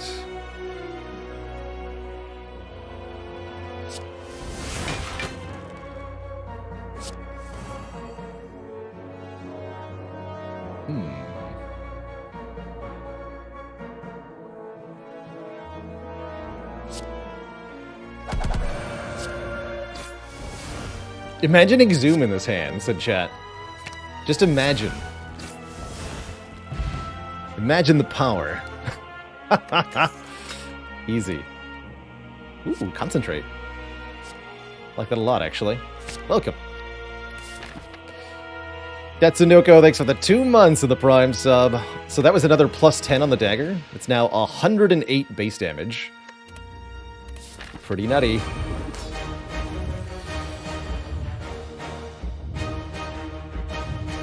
And what an opening hand we got, too. Dang.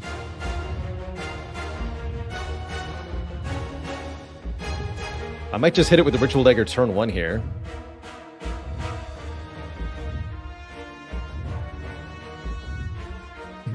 Yes, this is a seeded run, but the only thing I actually seeded for was the Runic Pyramid to start. Everything else is just working out really well.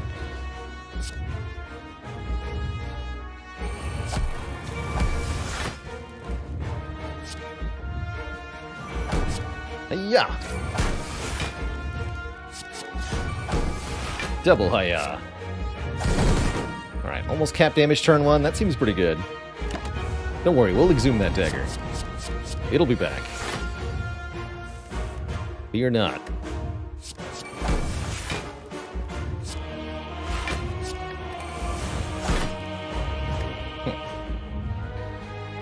Rip Dark Shackles, I guess.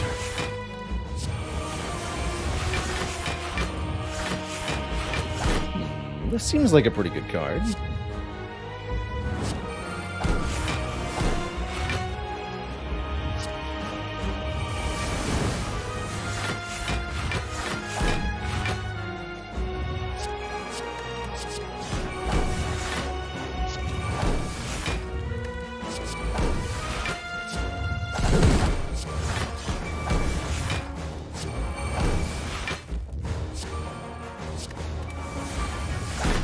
No, I wanted to play the clashes. Curses.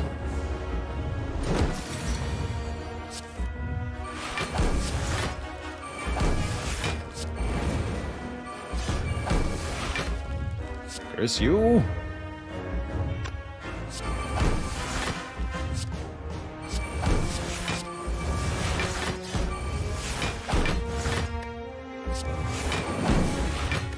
Clash time. The power. Alright, we're back second wins.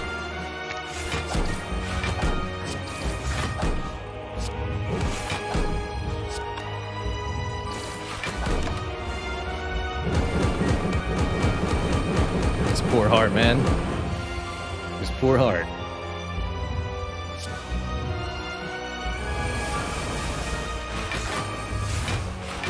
Double second wind.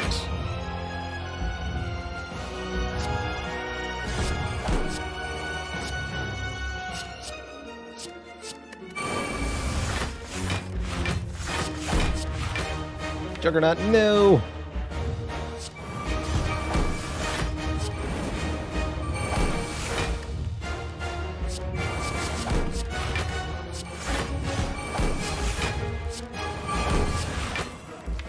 Alright, well that's almost what I wanted.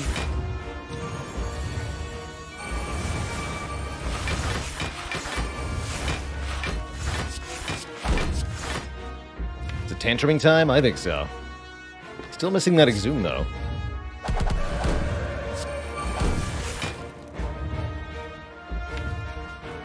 But trigger it here.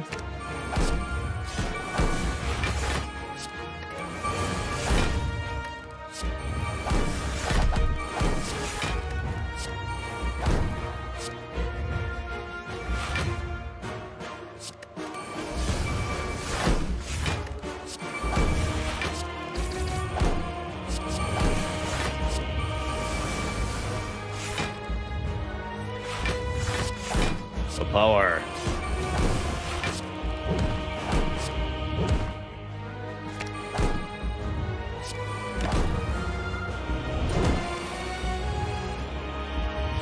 Alrighty, Zoom, where you at? It's time.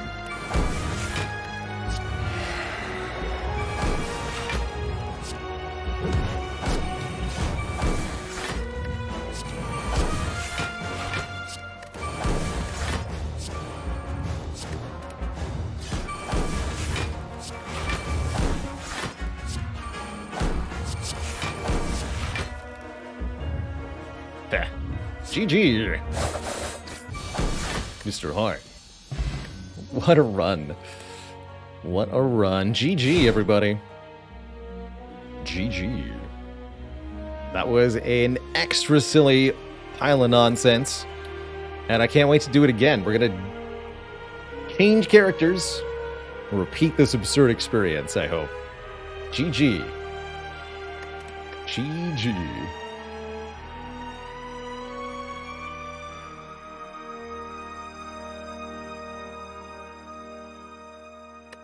GG. 7,500, by the way. 7,500 points. We got 2,200, it looked like, from the bosses. Easy. Has it been done? The Spire sleepeth, and so shall I. Vinzan, thanks for the 2 months of the Prime sub. What a run.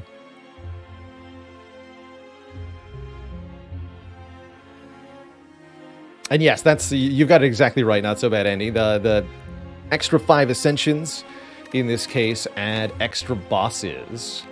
Adding additional bosses to Act 1 and 2, and then a third boss to Act 3. So you have to fight 3 bosses Act 1, 3 bosses Act 2, 3 bosses Act 3. With the Ritual Dagger, that actually turned into an upside, because we could get extra kills. But we only barely made it through Act 1. Look at that. We went to 1 health against Hexaghosts, so this was not a free run by any means. Does Shard have any waiting for which other character's card you see? I don't think so.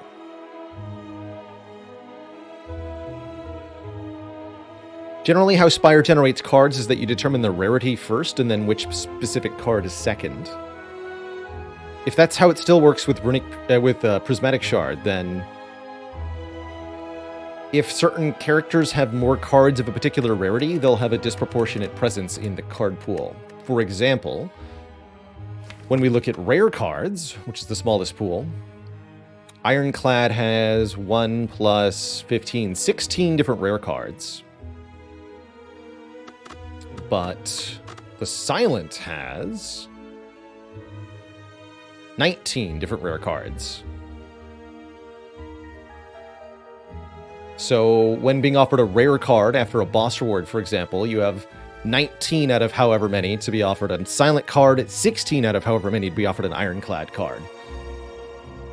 And that'll be different for every rarity and situation and character class. But there's a little bit of disproportionality there, just because the number of cards is different for rarities.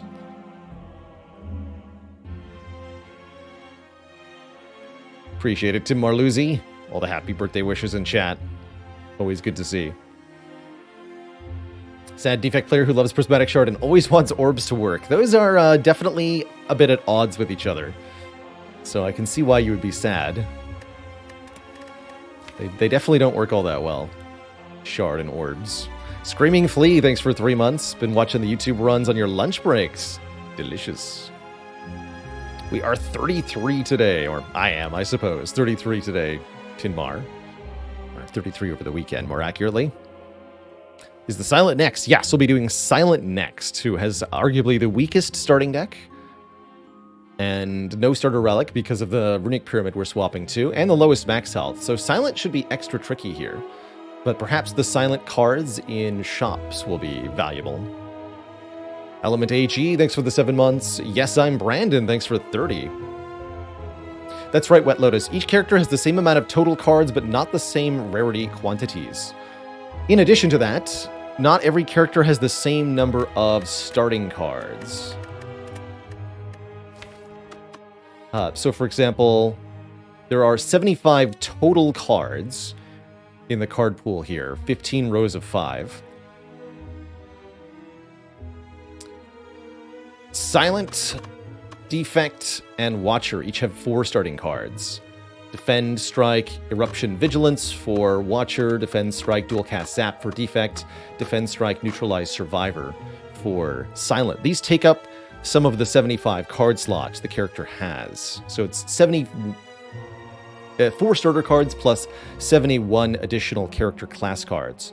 But Ironclad only has 3 starter cards, Bash, Defend, Strike. And for that reason, the Ironclad has 72 non-starter cards. There's also a slight, very slight difference there.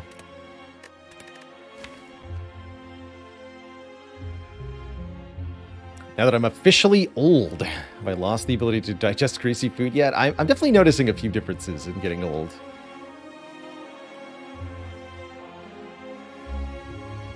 Nothing too major, but yeah, certain foods don't sit well.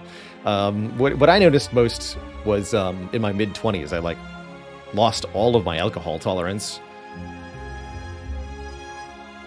And now I drink 1 glass of beer and I just fall asleep.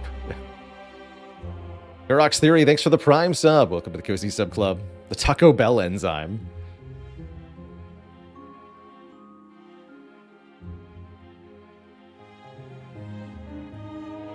Woodwolf says I can get a hangover before getting drunk. Oof. Yeah, that's real. Oof, indeed.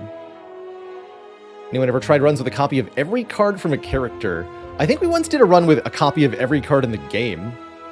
Just all 352 cards in a starting deck. I think that was pretty fun. Including all the curses.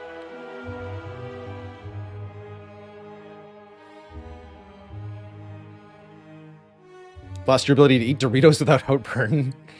I think the Doritos might have also become lower quality, quite frankly, in the last 10 years. Just mind blast your way to victory. It's a lot of innate cards when you have every card.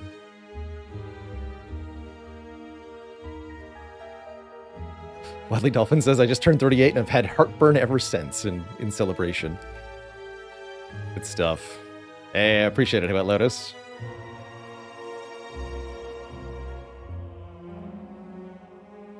What did the opening hand look like? So with the innate cards, let's see. If we have every card, let's just quickly look. Not counting cards that upgrade to innate, we would have Pride and Writhe from Curses. Dramatic Entrance. And Mind Blast from the colorless cards. Mind Blast, Dramatic Entrance. Unupgraded, I don't think Watcher has any innate cards. But we could innate some of the upgrade some of the powers to be innate. For example, Establishment upgrades to be innate. And so does Battle Hymn. On Defect, you'd have Boot Sequence. And I feel like this is something else. Maybe upgraded. Upgraded Machine Learning, upgraded Hello World are both innate. I don't think there's anything else innate normally, though. Silent has Backstab. Starts in the opening hand. Upgraded Chill, that's right. Storm, also innate. Upgrade innate. Not many innate cards in Silent other than Backstab. And I don't think Ironclad has any, actually, other than Upgraded Brutality. So you'd have 2 Curses, Boot Sequence, Backstab, Dramatic Entrance, Mind Blast, and then whatever upgraded cards. Infinite Blades, that's right. An After Image. It's kind of a fun hand. You'd of course want to do that, because you can have up to 10 cards in your opening hand if you have a bunch of innate cards. Anyhow, Twitch chat, before we jump into another wacky run here as the Silent with starting Runic Pyramid Prismatic Shard, I am going to take a quick break here. We're about 2 hours into the broadcast, and I have not stretched the legs or refilled the water. So, back in a couple of minutes when I return. The birthday continues. BRB, everybody. Don't go nowhere.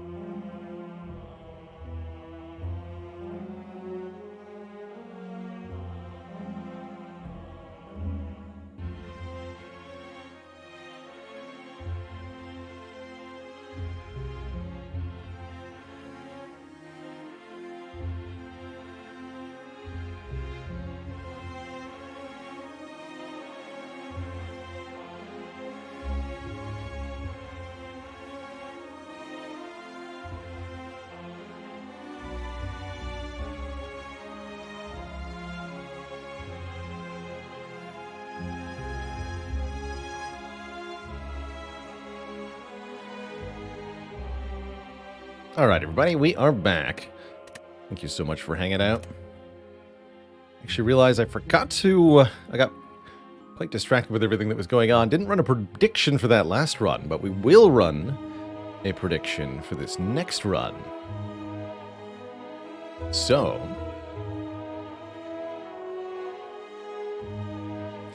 you may wager your hard-earned channel points on the outcome of this next silent run. Telemachus, thanks for the 5 months of support.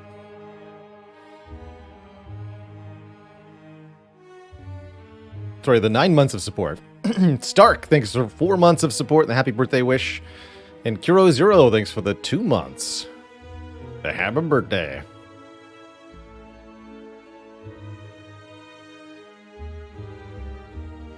And Drathamir preemptively joining the list of channel cuties. Let me get you added right now. Heck yeah. All hail Twitch chat, a new channel cutie. Let's see some waffle celebration in the chat room, hey? Show 'em if you got 'em.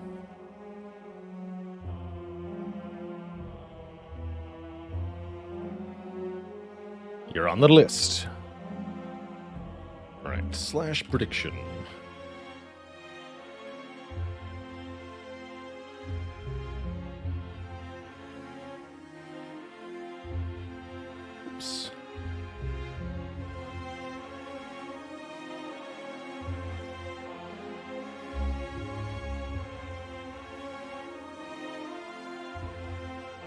Will Silent defeat Ascension 25? Have 2 minutes to get your wagers in. Good luck. Good luck, Twitch chat. So, just like the previous run, actually, we'll start the run here, proper like. So, just like the previous run here, we're playing with some alternate conditions. We are starting with a Prismatic Shard. We are starting with a Runic Pyramid. But we are also playing a modded Ascension 25 here. And that means we have to defeat all 3 bosses every single act. So to get out of Act 1, we have to defeat Slime Boss, then either Guardian or Hexaghost, then whoever remains. So, at an Act 2, we'll have to defeat the Champ and the Collector and the Bronze Automaton. The first run is Ironclad only barely skirted by. How will the Silent do? That is the question. Altor, thanks for the half year. Birthday sub, birthday hype. Biggest Spoon with 2 months. Ravenhawk with 5 generous gifted subs, heck yeah. And Anawab with 55 months. And they just keep coming. Fluffy Mittens, thank you for so many generously gifted 10 subs. The shower of support is real. Since we're swapping the relic and we start with the Prismatic Shard, does it matter which character we play? A little bit. A few things are still different. One, the starting deck. Silent has more strikes and defends, as well as neutralize and survivor. It's a bit different than the other characters would have. 2, your max health is different. 3, the relics and potions you can find are different. Silent can find tough bandages and Tingsha, whereas Ironclad could have found Charon's ashes and magic flower. Ironclad can find blood potion and Heart of Iron. Silent can find poison potion and ghost in jar. That as well. Anytime the card has to generate a anytime the game has to generate a card that's not in a card reward. So shops, potions, Dead Branch, any mid-combat card generation. These will all come from the Silent card pool when we're playing the Silent. There's quite a few things that are ultimately different here between this run and the previous one. Fagigglewaggle, thanks for the 13 months. Glad you're enjoying the chaos today. Kizdal, thanks for gifting us up to Blue Chocobo.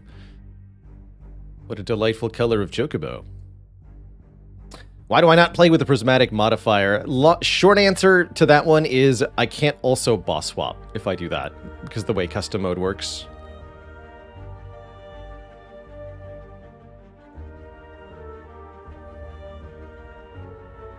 I guess the two possible solutions are, one, use a mod to start with Prismatic Shard, which is what I'm doing, or two, use a mod to add a Niao boon to custom mode. I'm not sure if that's a thing or not. I'm sure somebody's done that. Agrees, thanks for the 5 months of the Prime sub. Heck yes.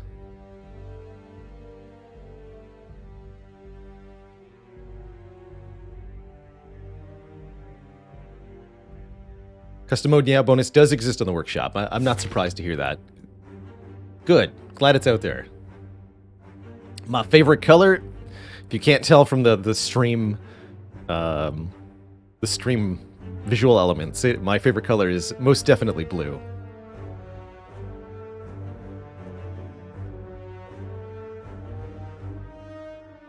Looks like this will be an Act 1 Burning Elite, although as silent, I don't know how viable that'll actually be. We can avert if we feel the need.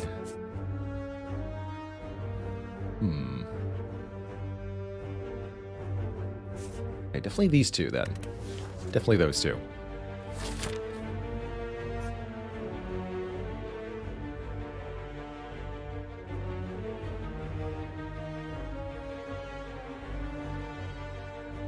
Oh, actually, yeah, it might be that Filter the Spire actually forces a Niao bonus in custom mode. And I'm forgetting about that. So perhaps we even just have it installed. Normally this kind of draw is quite bad for the Silent against the Cultist, but we don't care. Because Runic Pyramid says we get to retain everything. Well, I do wonder if I should have maybe played the Neutralize there.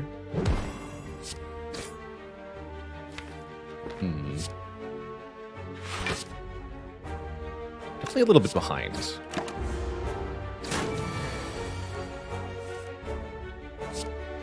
Now we're not. Okay, good.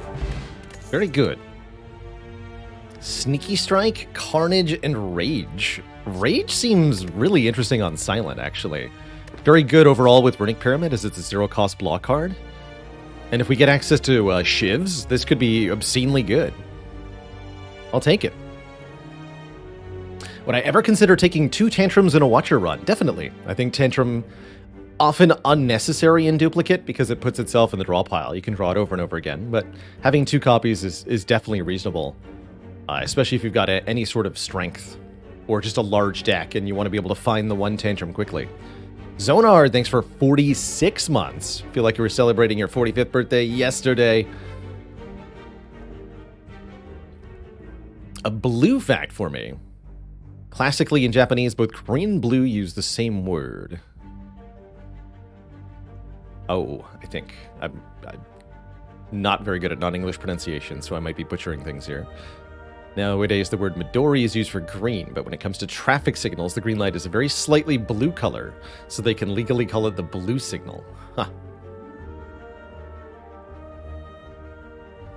Colors are indeed something that is affected by our language.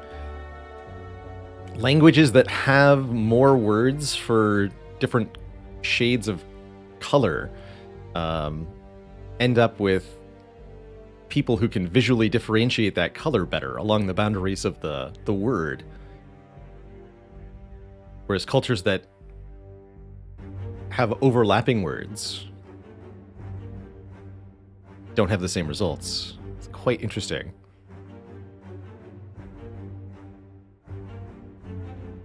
Goes so far as such that even members of different genders within a society, different sexes within a society, can end up with different color perceptions based on the language that is used around them and by them. Really quite fascinating. XKCD, Randall Munro, the fellow behind XKCD, did a really fantastic study on colors and language that I highly recommend taking a look at. Essentially just polled people on what color certain things were over and over and over again, just getting lots and lots of user data and finding some really interesting conclusions there.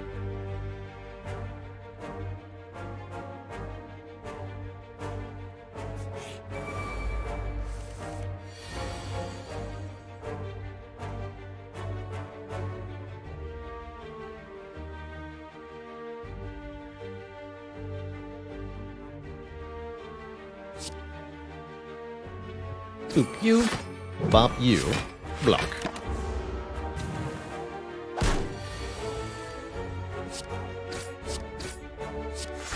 Appreciate the elaborations in detail from the chat, too.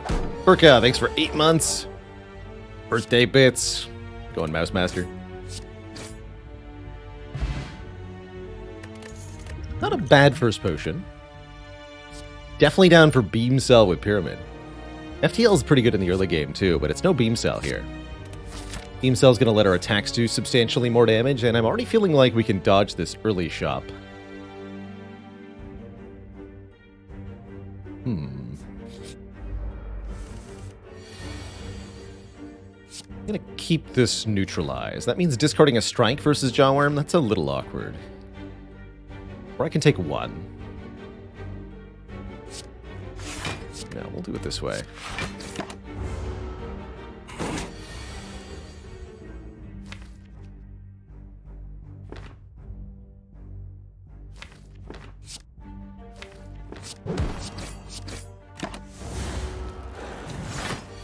Any specific synergies that I'm looking for here?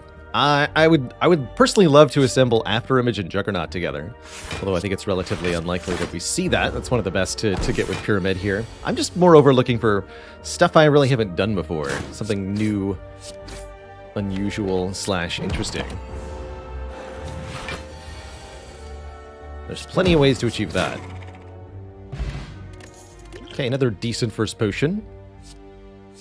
Ray would definitely push us more in the direction of, I've not done this before. Getting Divinity here is always fun, with Pyramid especially.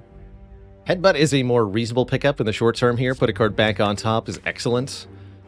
Crush Joints for more vulnerable is okay, but not required.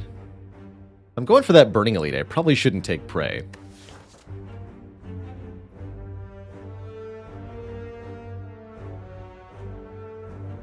Prey really requires us to find at least one other mantra card before it's any good at all.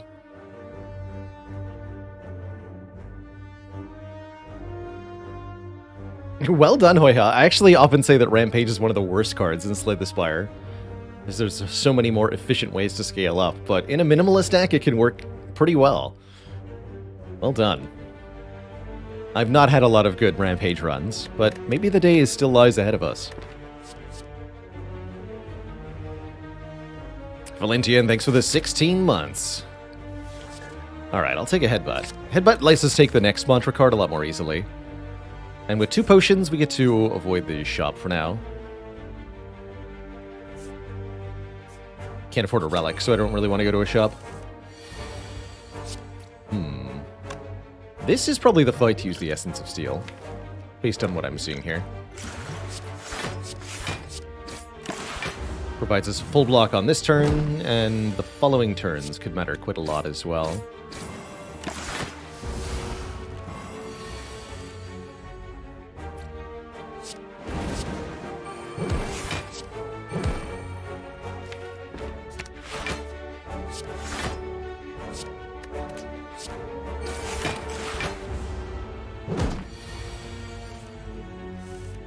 Okay, saves us only a few hit points, actually.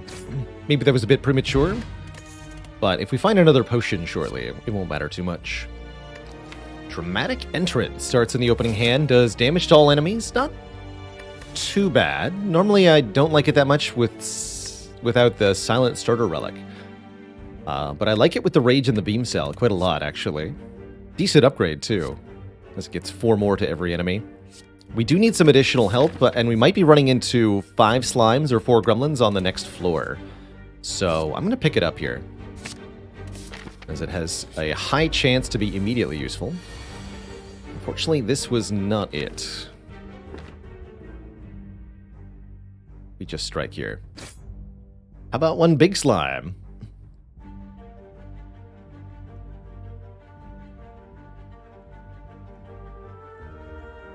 And Valor of the Desert Fox, thanks for 100 bits.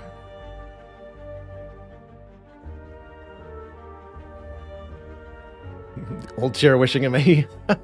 Well wishes for my Kia heaven. Good stuff.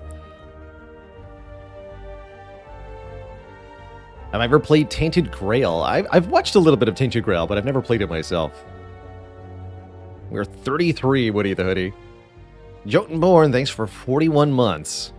And the birthday wishes. Appreciate everybody popping by and wishing well today. Having a good time. 4 more damage. Probably worth it. 15 is a strike headbutt kill after all. And look at that. I draw a strike headbutt. The value.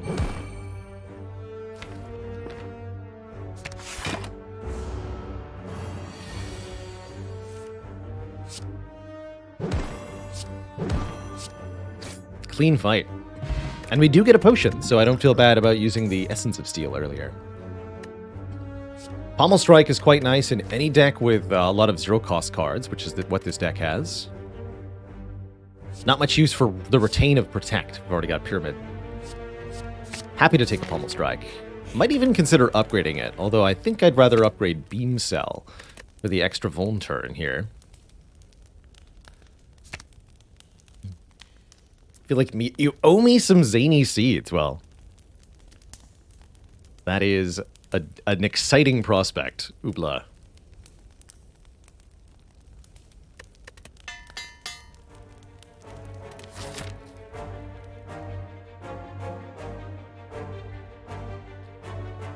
Still wishing for the ultimate feed seed. Feed seed.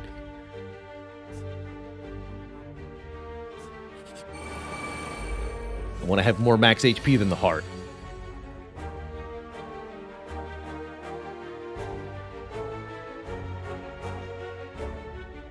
Do I kill the middle one turn 1? Probably. Let's go with yes. Oh, that's a great draw.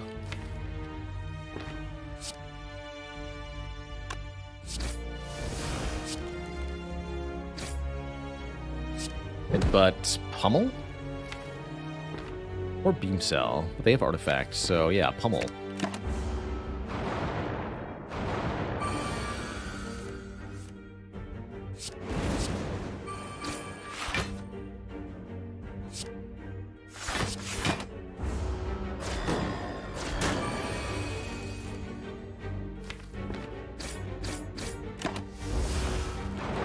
Hold block and kill next turn. Easy. And we easily win the one-on-one with the Pyramid here.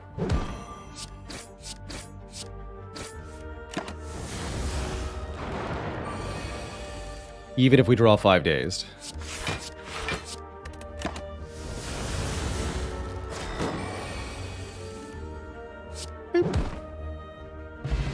Get a lantern. Always nice to have, although we're really looking for a bag of preparation now. How about a shrug? Block and draw. Excellent with the other stuff we got going on. The nice Pommel Strike Shrug combo. We're mostly Ironclad so far. It's pretty cute. I guess a Gambler's Brew is probably better than an Ancient Potion. And our next upgrade will be that Pommel Strike, so that we can draw 2 now. I also do like the upgrade to Dramatic Entrance, honestly. For this fight especially. Maybe even we'll do 2. Okay, let's do Dramatic Entrance first, actually. We'll really appreciate that upgrade in Act 2 as well. Love Art of War with Runic Pyramid. Now we get to hold cards by playing 3 blocks and then get bonus energy on the next turn for doing so. Very good against Guardian, especially. Don't forget, we have to get through 3 bosses at the end of the act, so nothing will be easy. Nothing will be easy. Just play these. From the knob's not our best friend here. This might be the use case for the Gambler's Brew. We need to get to that Beam Cell sooner rather than later here.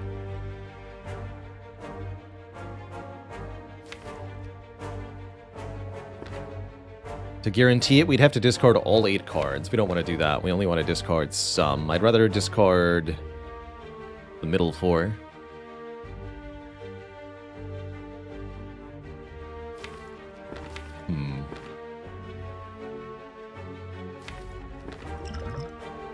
I guess we're not going to need neutralize either.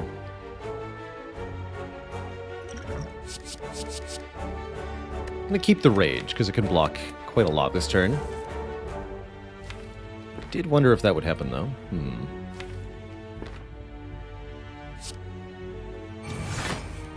Good, okay. Disaster averted.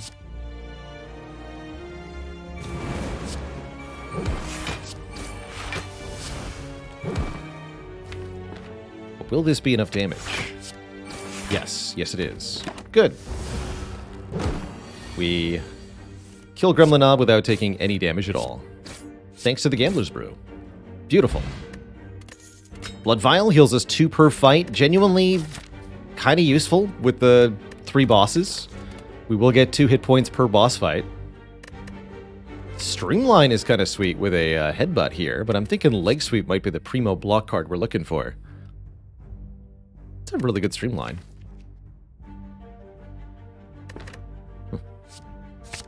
Not quite good enough, but pretty good. So what do we think? More card rewards or more events? Let's take another combat. I upgraded this dramatic entrance for a reason, dang it.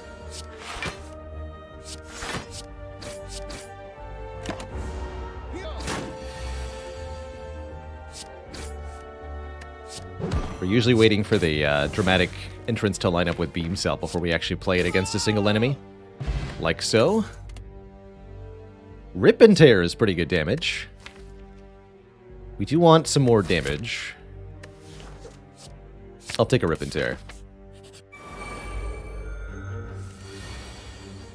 And this is why we upgraded Dramatic Entrance for. Beautiful. Get wrecked.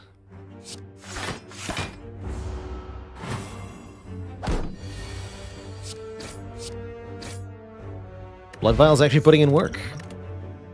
Skewer. I like Skewer a lot with Lantern Art of War and Runic Pyramid. Skewer will be the next card we upgrade, but it's a spicy one. It's a spicy one. Yeah, sorry we don't have commands for the additional 5 Ascension levels. Again, those extra Ascensions add more bosses to each and every act.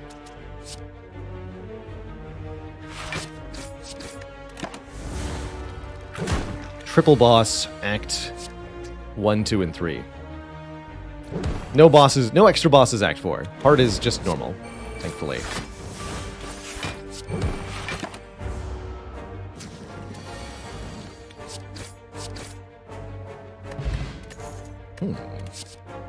Oh my. Okay, well, I'm not going to say no to that card.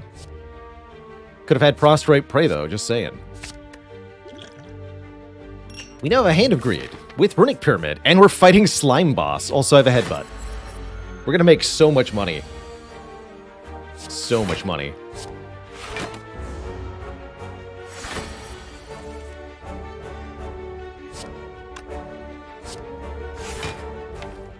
All the money.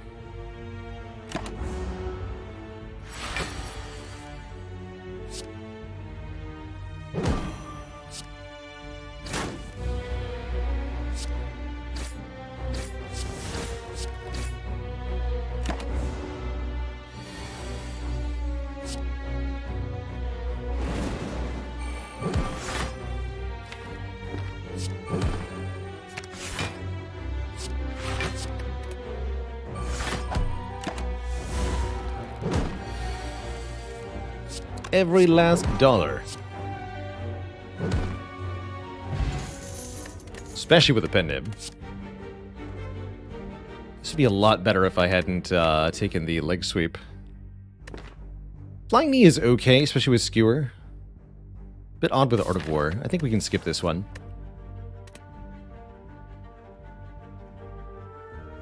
How many extra Ascension levels would I judge Triple Heart Fight to be? Oh my goodness. It's like Ascension 40 or something. That's very hard. That would be extremely difficult. You basically have to be able to perfect the heart fight, or you just lose that.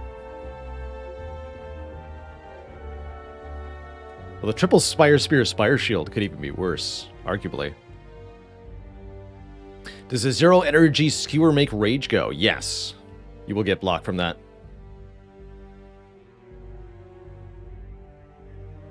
It's the ratio of damage cards versus block cards I'm usually looking for while climbing the Spire, says Mudasheep. I usually look to keep block cards approximately 1/3 of your deck, and not more than 1/2 of your deck. That's my usual block density goal. Somewhere in the 33 to 50% range, closer to 33. You can also get away with 25%, but it's awkward.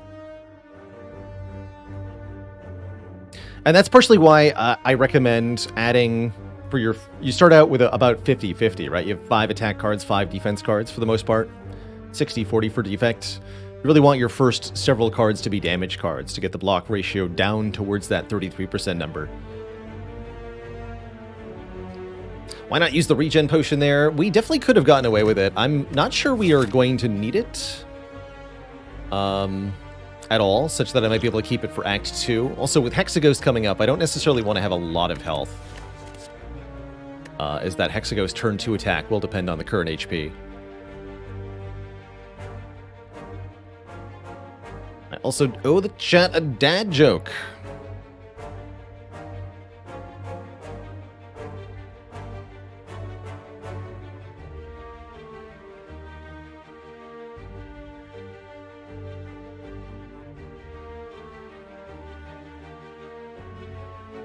Why did the scientists become weak? They were participating in a double-blind study.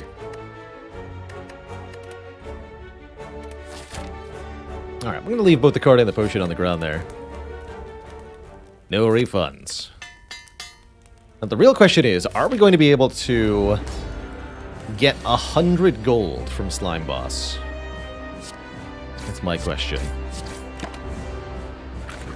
Slash goal here.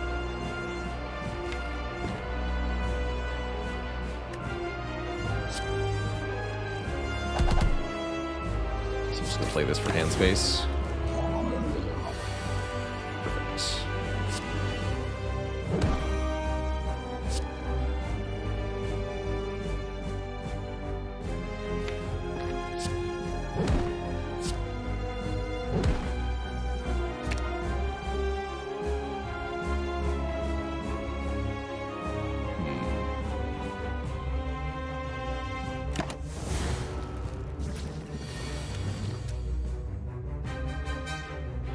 Tempting to take 75 gold here, kill one with Pen Nib.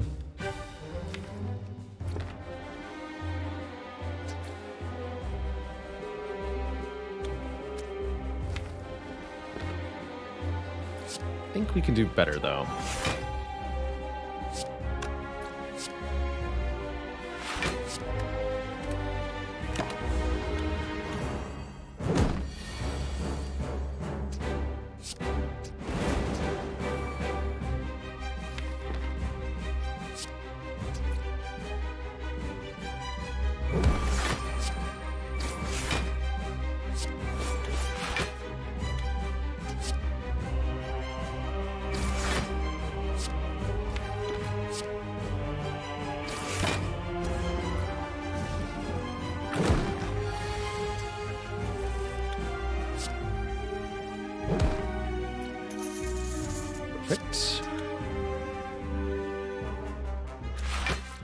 Glad to see Headbutt here.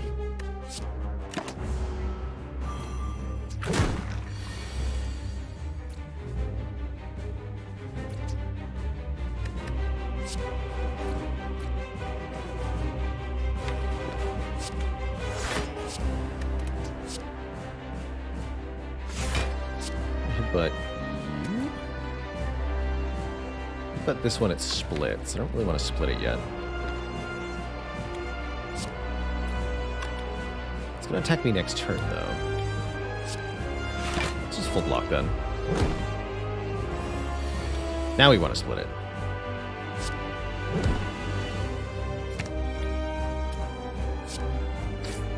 That'll work.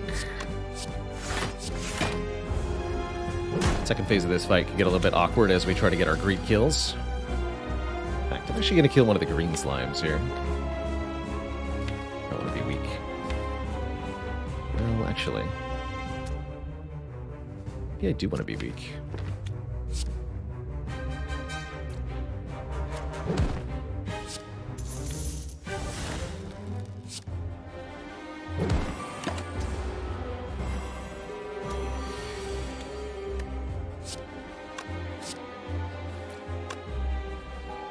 Let's go like sweep slimes.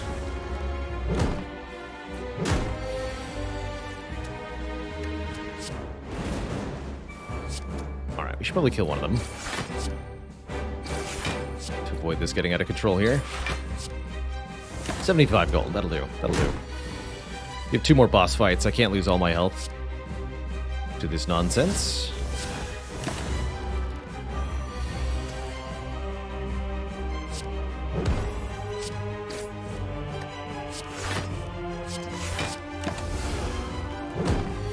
Too many slimes in the deck, man.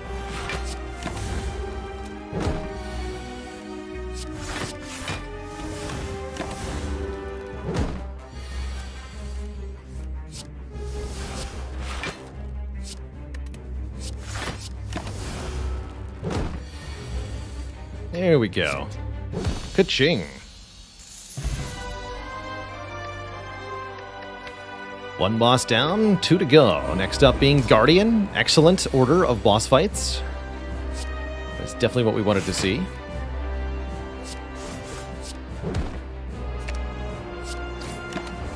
Pen Nib Rip and Tear to get a transform here.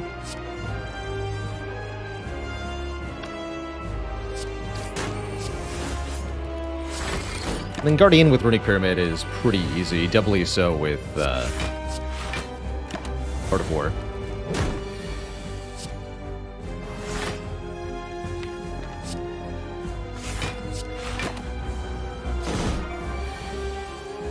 Did not draw the rage. Wait, yes we do. We want to.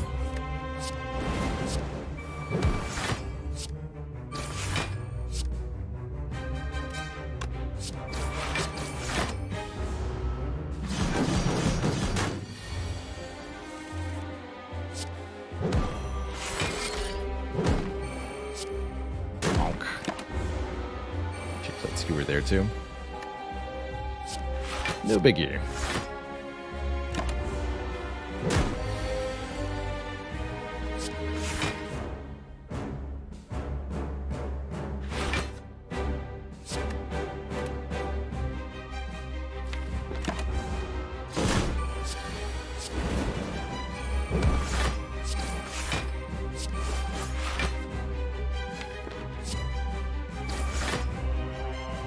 Not quite, huh? It's actually meant to link sweep there. That's fine.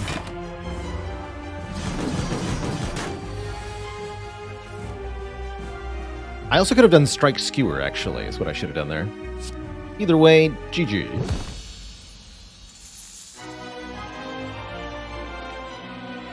And lastly, the Hexaghost. Ooh, hell, not be rendering us Hexatoast. This is probably the fight to use Cultist Potion. Although I don't necessarily feel like we need it. I don't think it's going to be much use beyond here anyway. Unless we were to maybe try to keep it for Champ, but I think that's also unnecessary.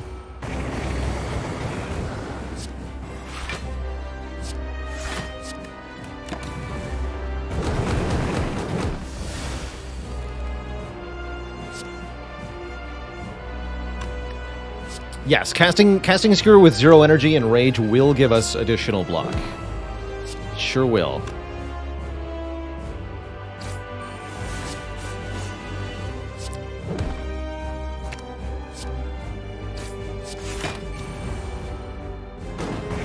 This is the Rage turn.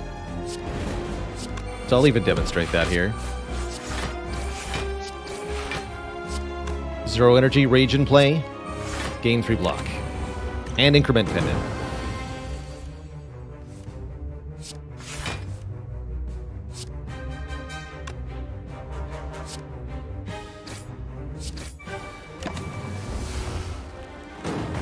GG, Hexanerd.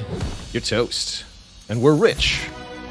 So arguably, the bosses just made this run easier because we were able to get more money. offered lots of colorless cards here. I really like Master of Strategy with Runic Pyramid in particular, but Alchemize is not too bad either. Birthday money. Heck yeah.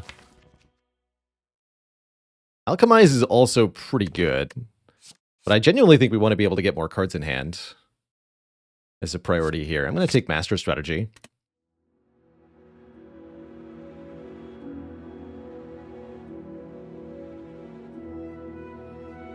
I would say it's mostly the Pyramid, Harios, that's carrying us here. If I was to do this without the Pyramid swap, I think we would be dying in Act 1 a lot more. And then he took Sozu.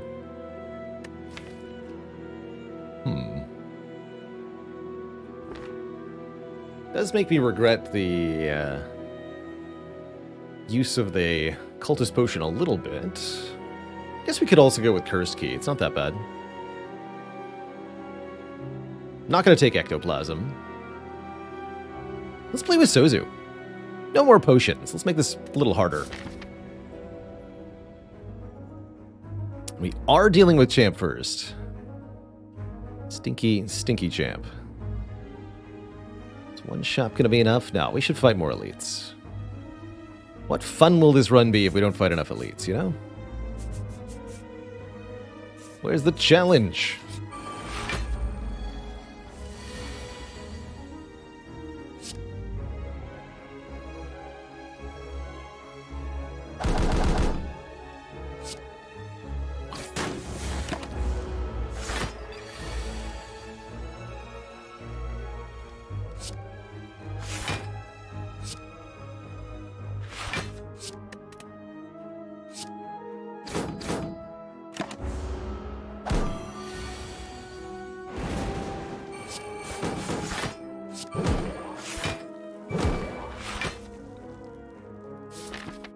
On 8.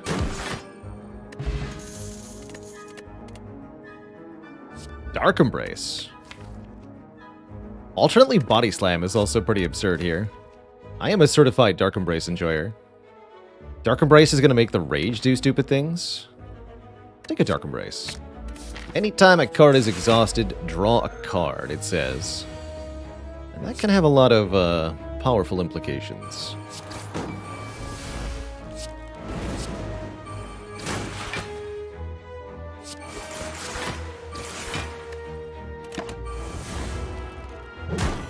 Already it helped us out quite a bit there with a lot of cards drawn.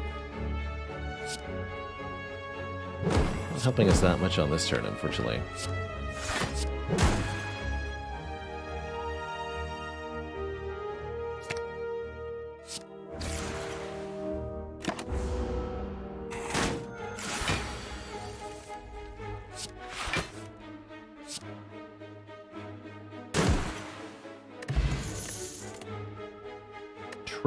Another source of zero-cost vuln. Since we already have Beam Cell, it doesn't seem that good.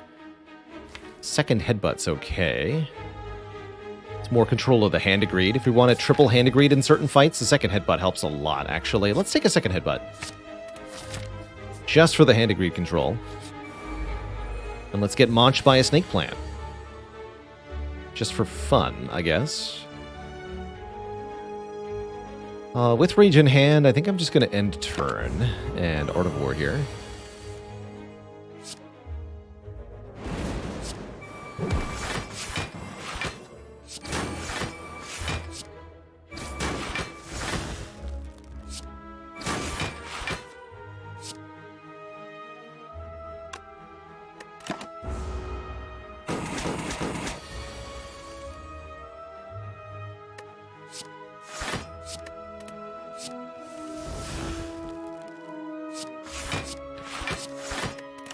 Not too bad. 3 damage to Snake Plant? That's definitely not too bad.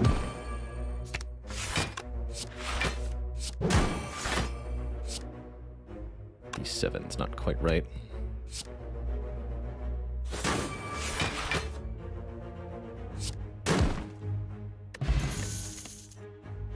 Flying Knee with a Pluse. 11 damage and additional energy next turn.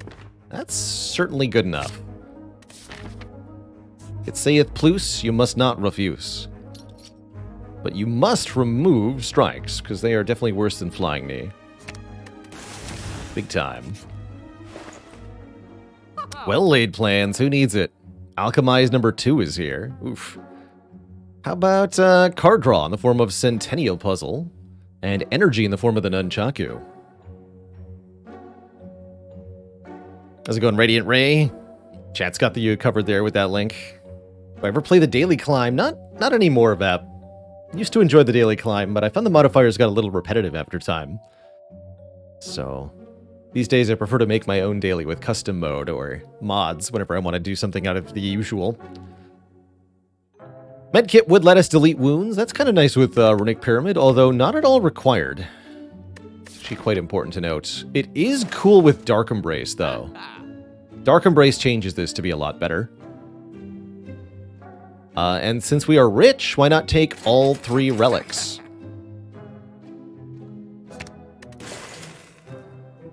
We can afford to. Choke? Choke's kind of hilarious. I don't think necessary. Greedy lady.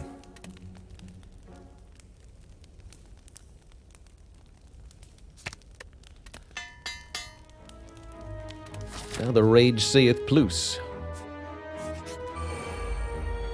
But can we handle gremlins? With dramatic entrance, the answer is probably. How dare you attack me turn 1, though?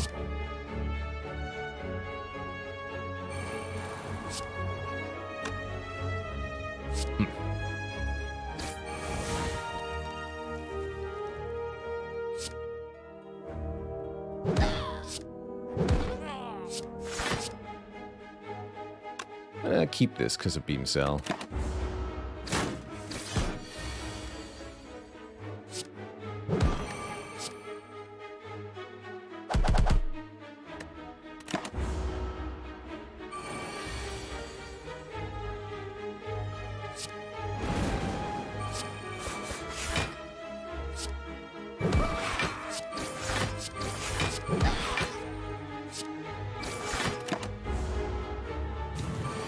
Didn't need to play Rage there.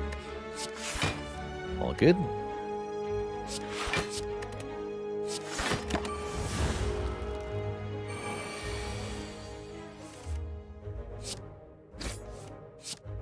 Can't get money from the minions in this fight, unfortunately. Only the leader. But we will take our money from the leader, definitely. Get an Ancient Tea Set. We gain additional energy on turn 1 after visiting a rest site. Okay. This fight and this fight will have bonus energy in. That's kind of nice. And we can take a double energy if we want to with Dark Embrace. I'll take it. Frequency, thanks for the 3 months. You're awesome, too.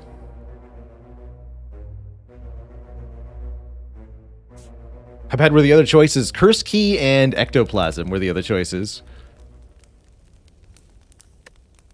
So, not great. Thinking about resting here. Yeah, with triple slavers potentially coming up. I need a bit more health. Mall Bank. 12 gold per floor. We'll be going to a shop relatively early in Act 3, but this will be at least 100 gold. Let's take it. The heart might show up early. Wow, that'd be kind of spooky. What about Snecko showing up early? So much for my 6 energy turn.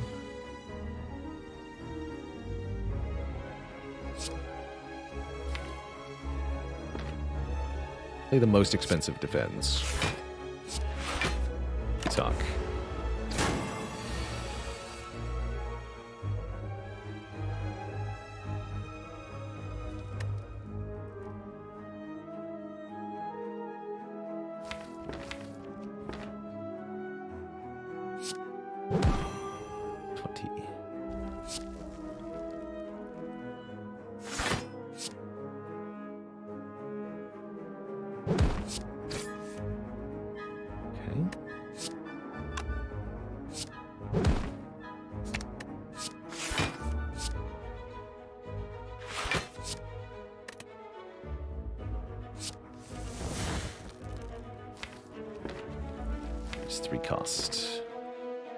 Play headbutt and then flying knee. I like that.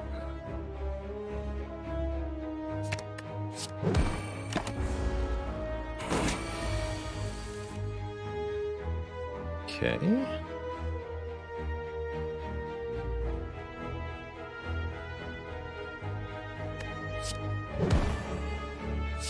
This does 28. 28 plus 14. Let me guess, that's 42? Yeah, that's 42.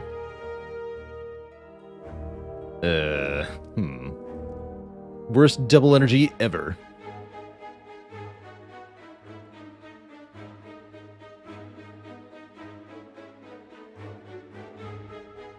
I can full block with Rage, Pommel, Strike, Defend, Skewer. That'll work. Pend him next turn.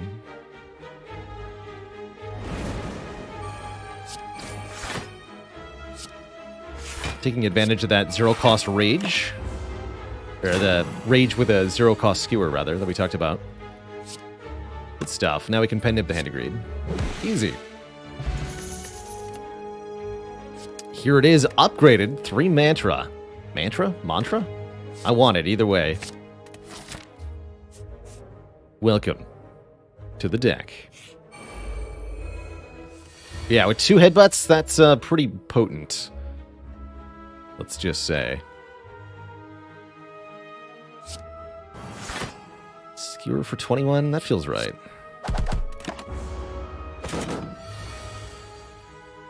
Mantra.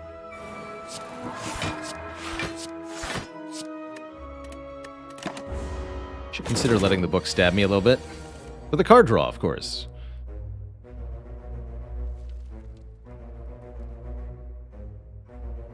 For example, playing Rage at 4 attacks this turn. I'm in.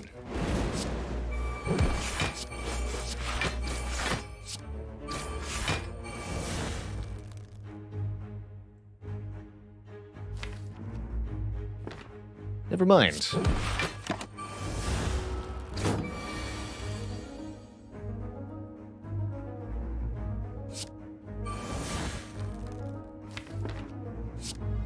Go headbutt. Hand of Greed.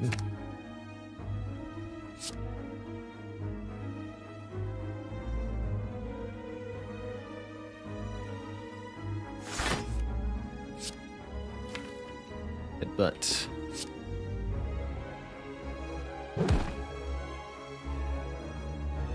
Some other thing.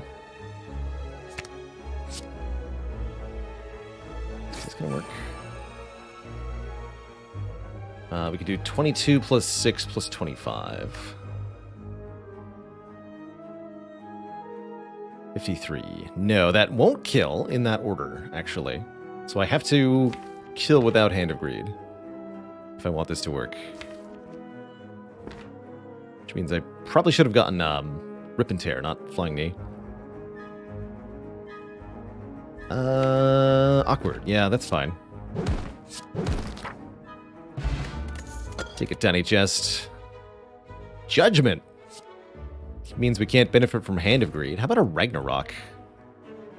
Actually doesn't seem that good either. We don't have any strength. We don't get anything per hit. Rage doesn't work 5 times with this.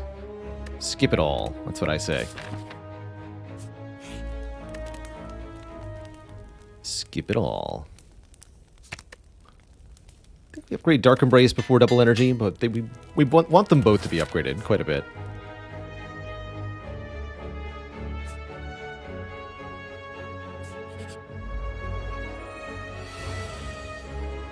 Hello.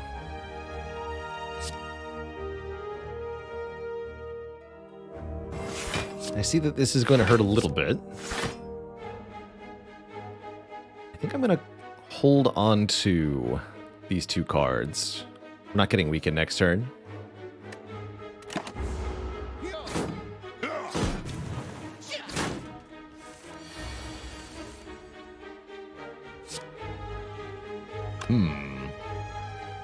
I'm going to get entangled, and there's not really anything I can do about it.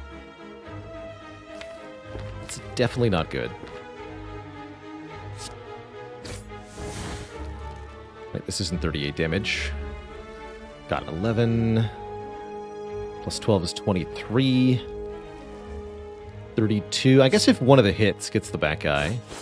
Oh, okay. That will cost all my energy, so let us yes rage.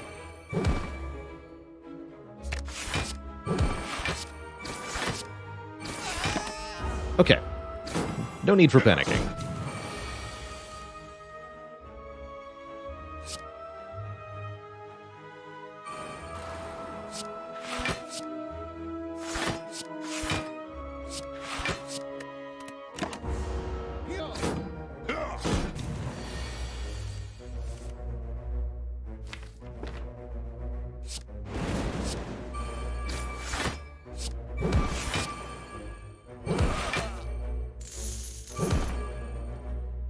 I'll be taking that back.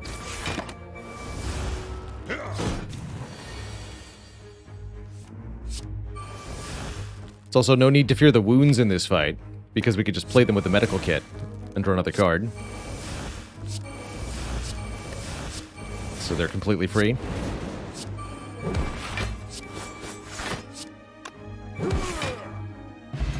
Ka-ching. Heavy played... Wait, power through?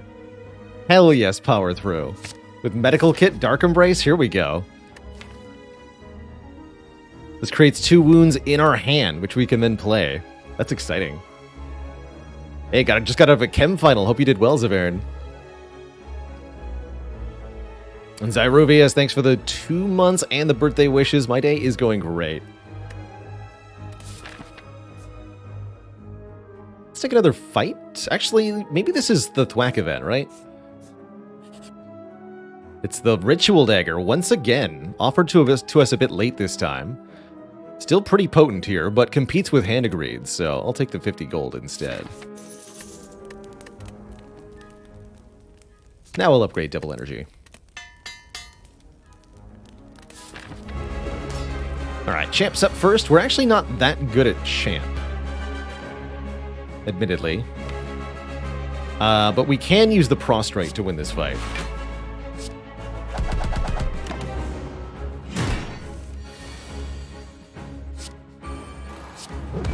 Prostrate, Pen Nib, Skewer. That should... well, we'd want to kill with the Hand of Greed, not with Skewer. Either way, we can make it work.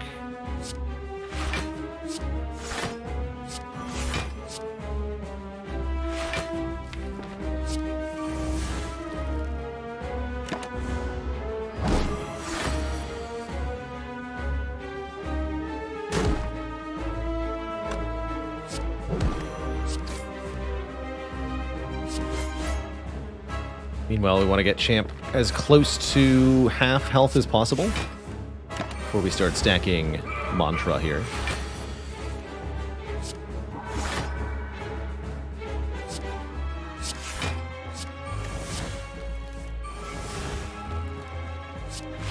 Should use the headbutts there, actually. That was foolish of me.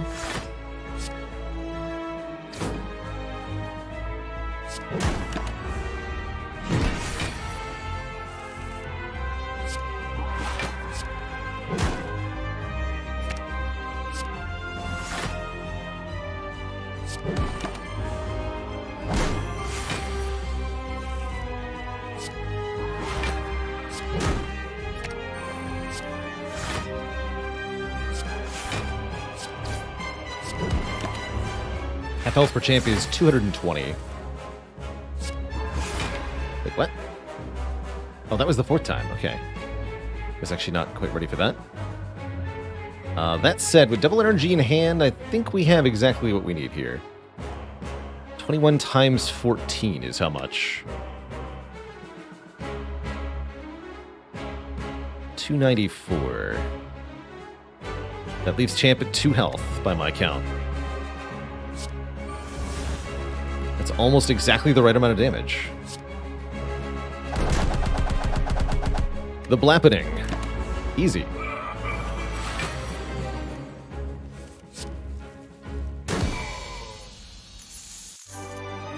Get wrecked, sir. Willem Sleegers, thanks for 16 months of support. And the happy birthday wishes. Ego Fresh with 4 months. And the Real Hooser for 4.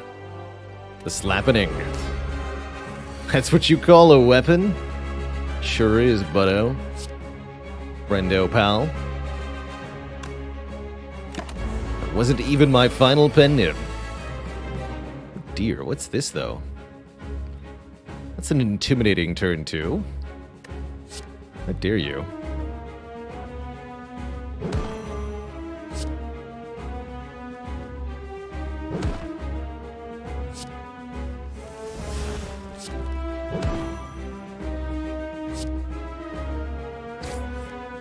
To be 36.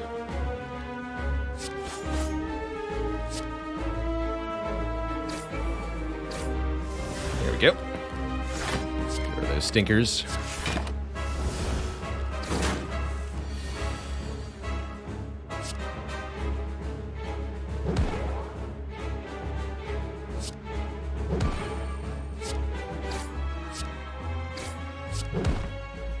I'll take that back, I guess.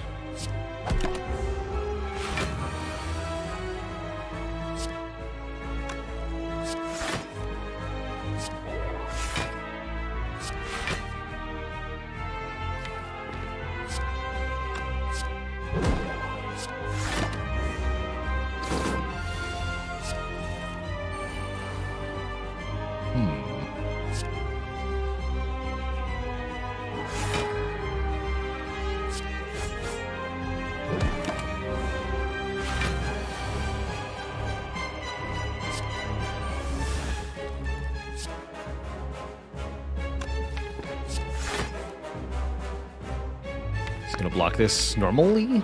If we can get leg sweep, it'll be reasonable. No such luck, huh?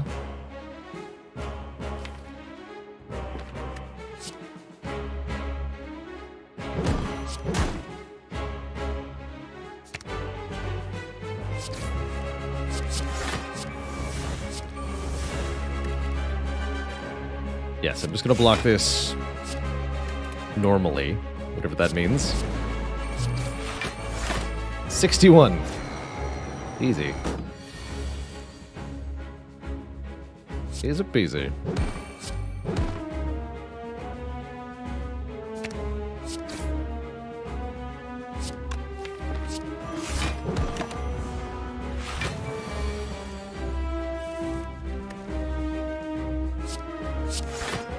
I can headbutt the power through and then just draw it again. That's kind of silly.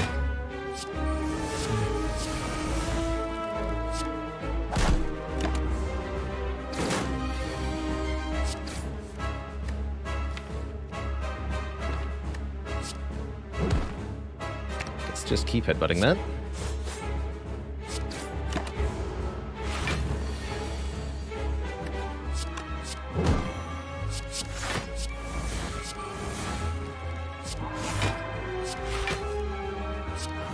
Easy.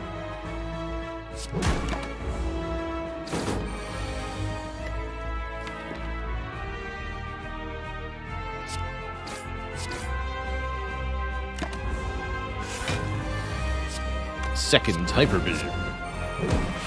Except it's too late. We win. GG. Slow and Steady won that race.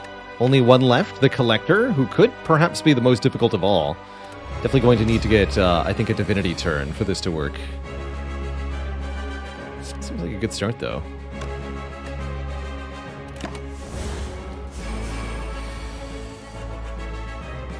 Alright, let's just double our energy here.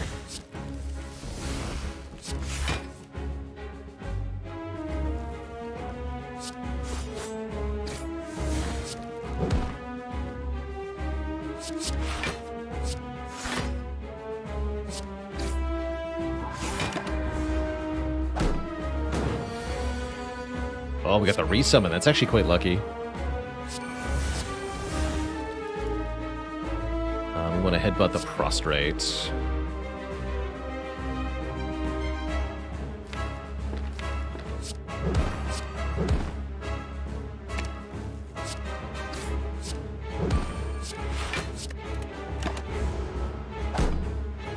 And then this is the mega debuff turn.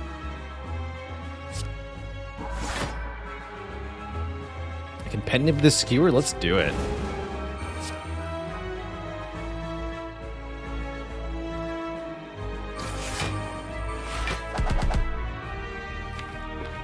Next turn could be awkward, though. I'll play Prostrate 2 more times to go Divine.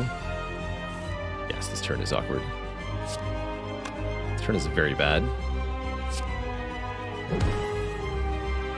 We are at risk of losing everything here.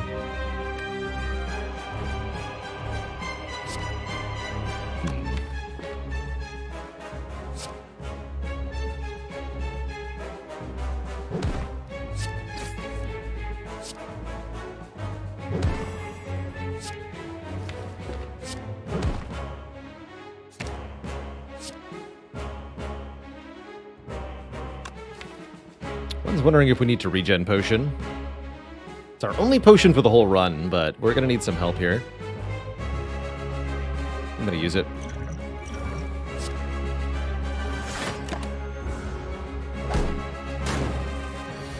Did get attacked again. That's unfortunate. Oh boy, that's not good. Glad we used the potion. Headbutt leg sweep.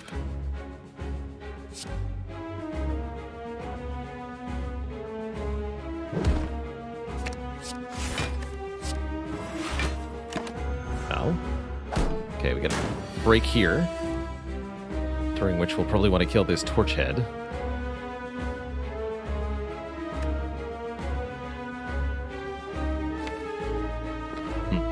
This is not going well. Might actually just die next turn. I'm not even convinced we can kill the torch head this turn. It's quite grim. That helps a little bit. I cannot kill the torch head this turn, though.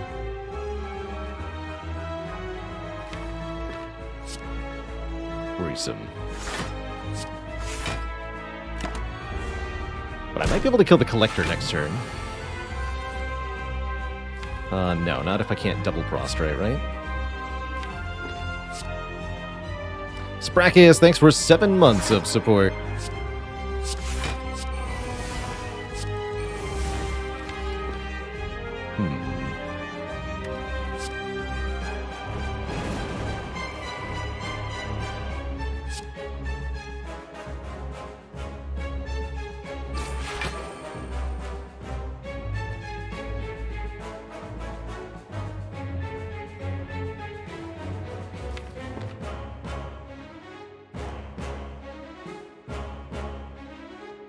This is 6 block.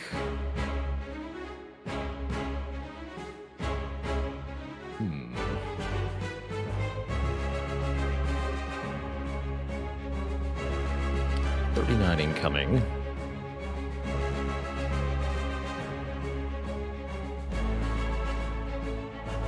How many more attacks can I reasonably play? I could do strike, skewer. I could do hand of greed, strike, skewer, even. Probably want it to be hand of greed, survivor, skewer. Actually, that's the best way to do this, yes? We still need to kill the torch head, so I can't do strike, survivor, skewer, because then this torch head's alive. Again, we're looking at the damage with pen nib here, so the second strike only does 4. So we're gonna go hand of greed. Survivor, skewer, I think is the line here.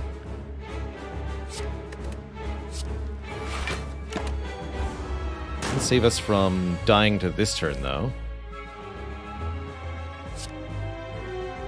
So we need, essentially, to pull Prostrate off the top of the deck, or we're dead. We're dead. We are dead, Twitch chat. The Collector has got us with this deck. Couldn't quite cut it with his draw order. Couldn't quite kill the minions quickly enough. GG. Aggro Collector takes us out. Pays out to the doubters. GG. GG, Twitch chat. Definitely a very hard mode for the Silent. Definitely.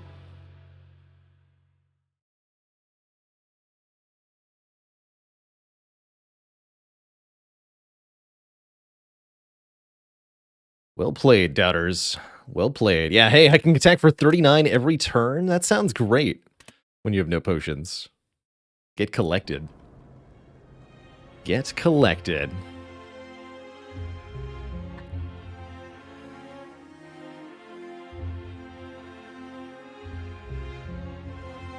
All right, I think we should do one more.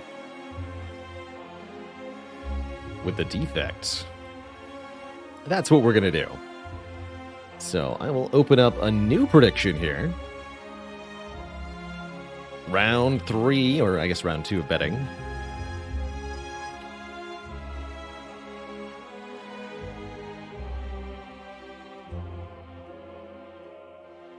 Will the Defect defeat Ascension 25? Get your bets in Twitch chat. Will this robot be able to vanquish A25? Or will we perish along the way? Let's find out. So as before, we're starting with Prismatic Shard and Runic Pyramid, a truly tremendously powerful starting boon. However, we have to play with triple bosses. The Ascension 25 mod created by Frost Prime's community means that we have to fight all 3 bosses in Act 1, Act 2, and Act 3. I wonder if it's always in a particular order. Have we fought Slimeburst boss first every time? Feels like we have. It's interesting. Perhaps it's locked in. Unlike your bets, Twitch chat. Get your bets in. Will we win? Will we lose? As the robot. Mods command is accurate for today's stream, by the way. For all the gameplay changing mods. A full list of mods I could bring up here on screen for you. Some of these mods are not available on the Steam Workshop and are only available through OJB's GitHub.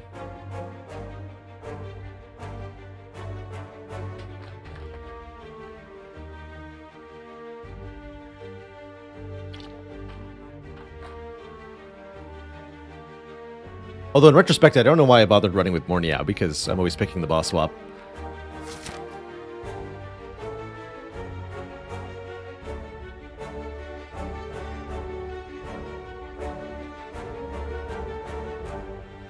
Alright, votes are in. Over 2 million channel points in the pool. I think there might have been some overlap with the Resolvation screen of the last one, so apologies if you missed your chance to get in on this bet. You're too late, kid. So is it 3 elite at most? It is 3 elite at most. Probably this path, then. It's not that many rest sites, though. We'll see. Not that many combats, either. We'll see. Bippity-boppity. Defect with no starting lightning can be a little awkward.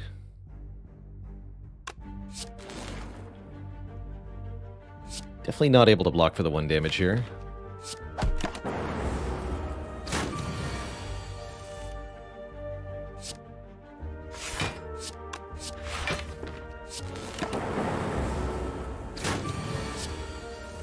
Well, actually, I could have done last turn, yeah.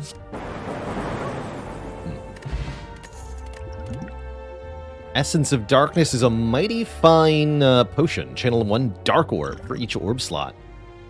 Very, very good early as the Defect. Triple boop! The 1500 boopification. How about that? Thank you so much for the 1500 bits there. Can work if you claw, that's right. I think Body Slam is going to be fantastic with Pyramid. Allowing us to line up any block cards we find, and there are a lot of good ones we could get, to deal lots of damage.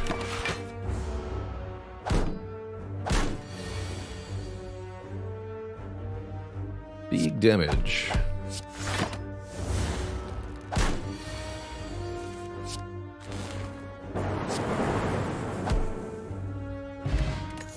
Boppity boop. Good old Ball Lightning. Very solid early attack card. We've got the orb slots to use it too. Might as well, actually. I like it a bit more than Dagger Throw or Sucker Punch. And with 2 potions, we're actually in pretty good shape for the upcoming Elite fight. Even if we don't get anything good here. Or here.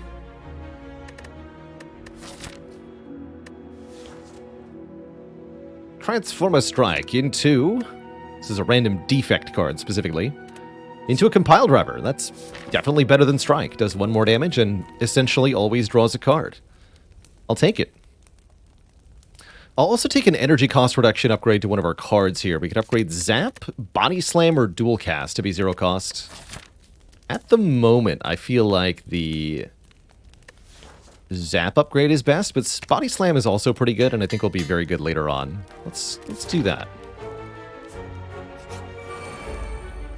3 sentries are our first opponent. Power pot here. Power pot here. Hello World is quite good, actually. Start of our turn, add a random common card to our hands. Normally these enemies dilute your deck heavily with all these days. Hello World can really counteract that in a very helpful way.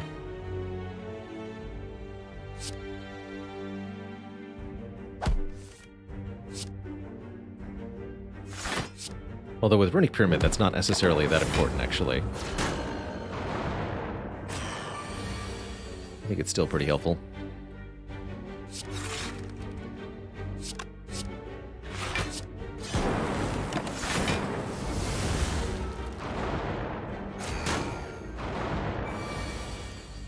Nice ball lightning.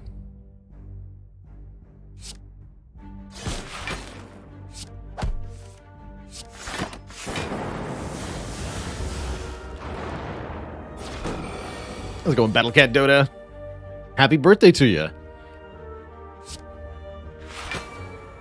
From one birthday to another. Happy birthday. Here, I slam you. Lightning orbs agree. Lightning orbs strongly agree.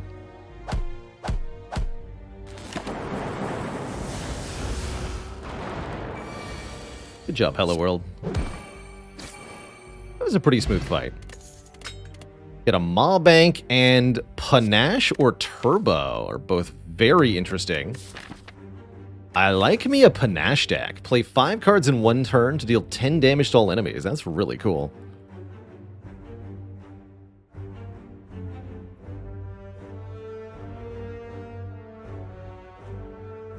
Battlecat Dota, thanks for the tier 1 sub. Welcome to the Cozy Sub Club.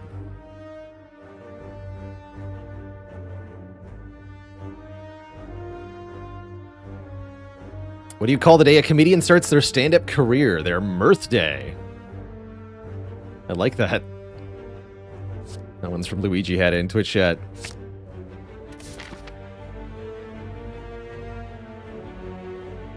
What do you call the day a fireplace is first installed? Their hearth day.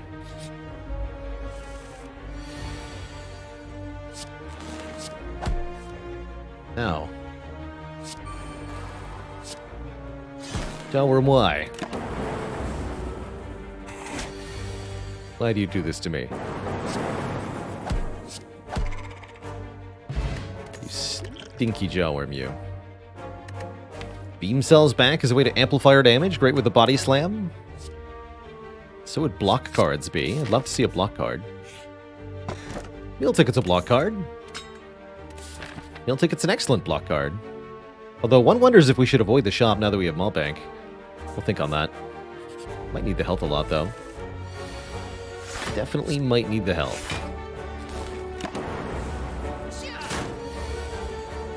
A lot.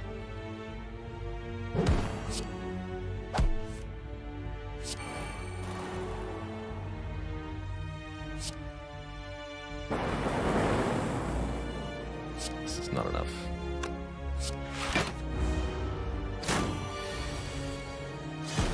Yeah, we're gonna need that HP. Even if we don't spend any money at the store, we're gonna go there. Blind. I like 0 cost cards with Panache here. Sure, I'll take a blind.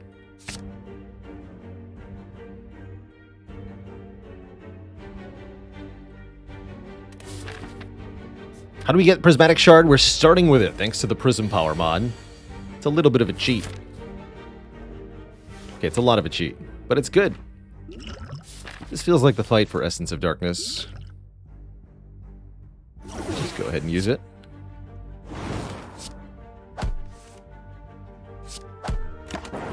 Need the damage boost to kill this thing. Or else.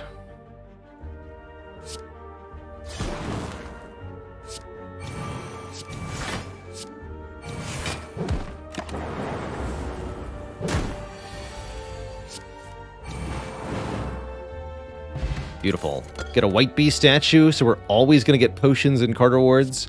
And that appears to be a wraith form. That seems helpful. I will take a wraith form.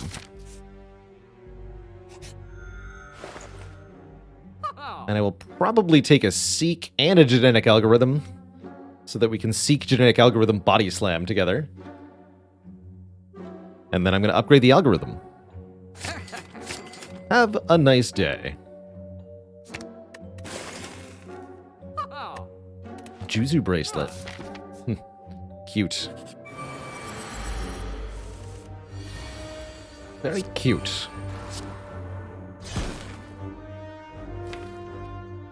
Can we just YOLO?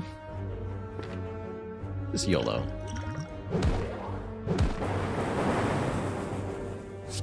That was bad.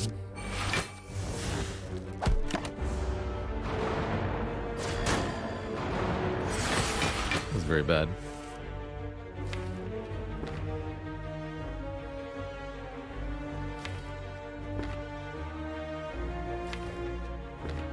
We seek blind. Play 5 cards here.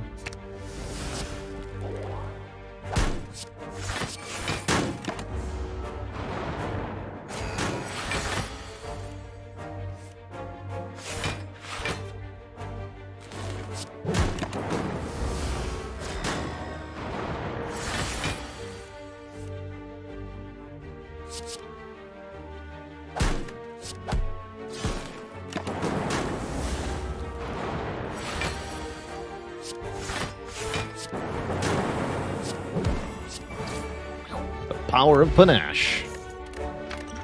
Bottled Tornado. Bottled Panache. That's kind of cool, actually. And I like my block options here, both Shrug and Sanctity. I think the Sanctity for its ability to draw 2. Could also bottle the Wraith form, but that's not what I'm about. I'm here to bottle Panache, dang it.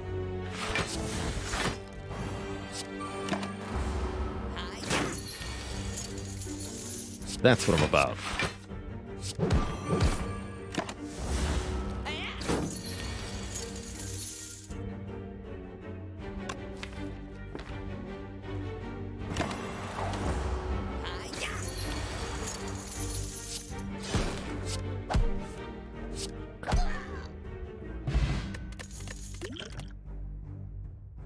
Havoc is a way to play multiple cards.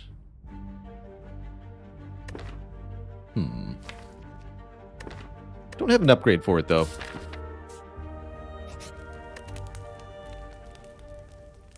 I'm going to try upgrading Genetic Algorithm. I'm not actually sure we're going to get out of Act 1, though. Admittedly. This might be a little awkward here.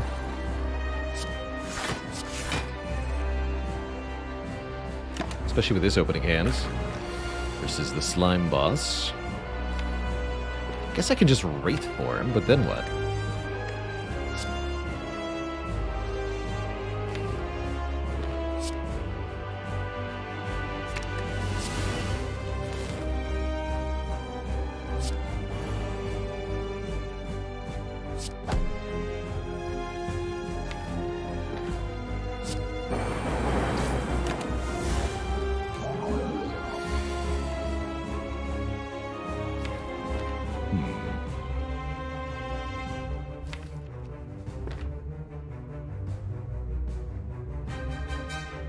Now, let's colorless potion here. Overthought. Make a 0 cost Wraith form. That's interesting. That'll be very helpful.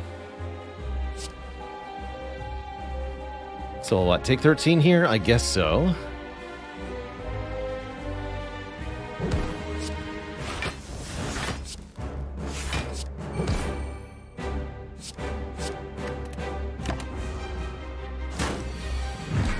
Wraith form for later in the fight.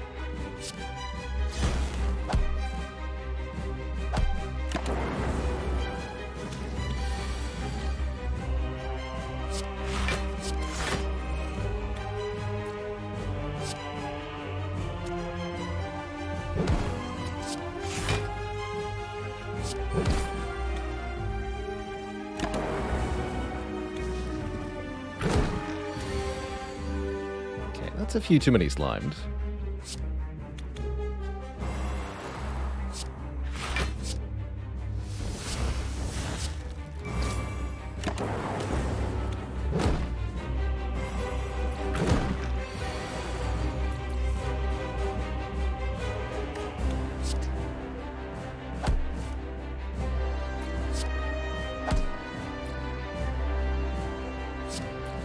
Turn could be a little spooky here.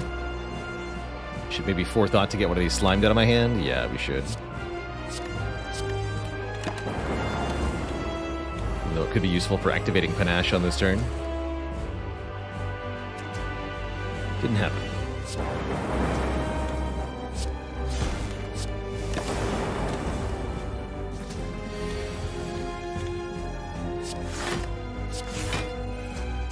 There we go.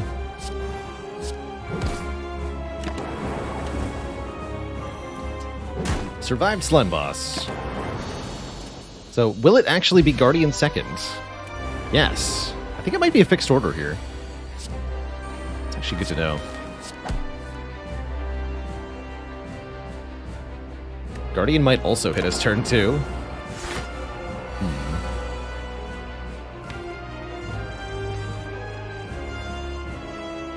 Interesting problem.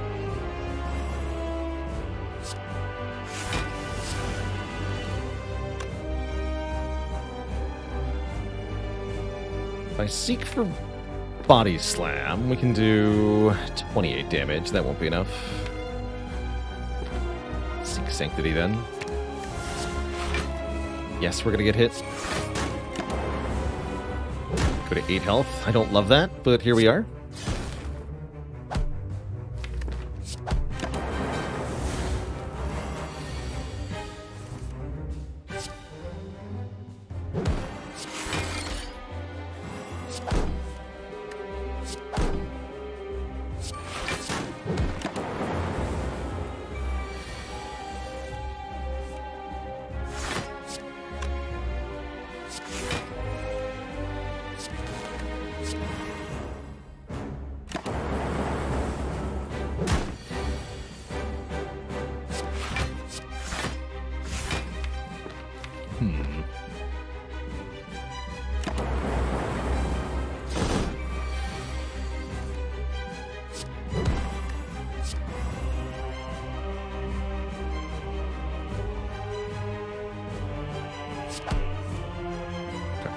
That's not too bad.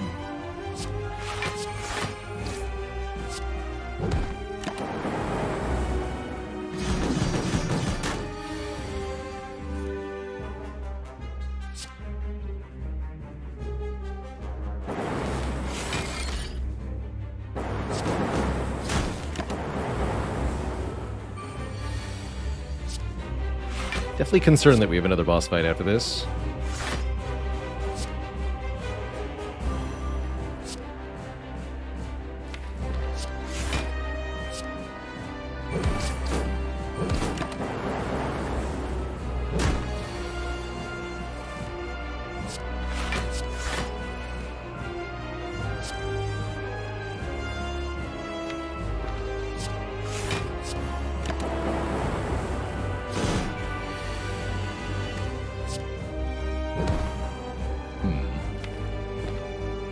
Take 2 or take 1? No, this would be take 3, actually. I take 2 then.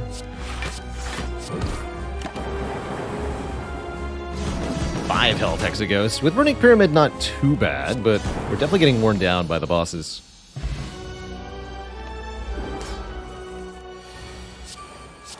Definitely getting worn down. But Algorithm keeps growing, that's the good news. Each boss fight, it gets better and better.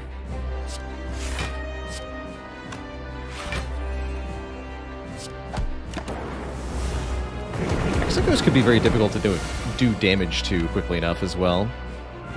It's a bit concerning also.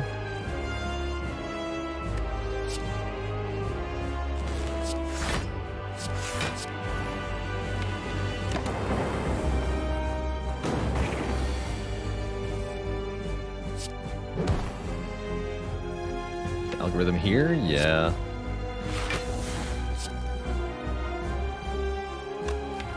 Sanctity? Sure.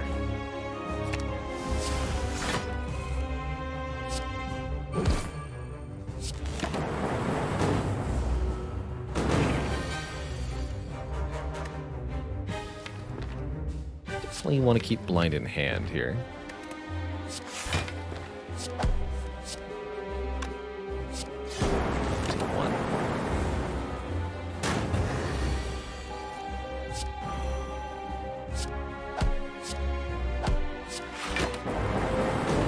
Doesn't look like we're killing fast enough. Xigos might get us here. Spooky.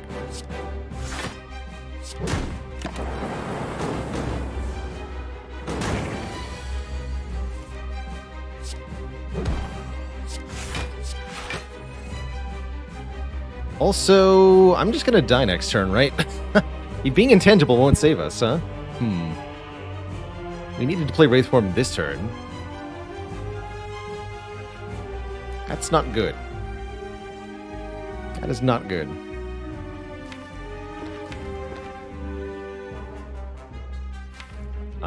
Yeah. Thinking we're pretty dead.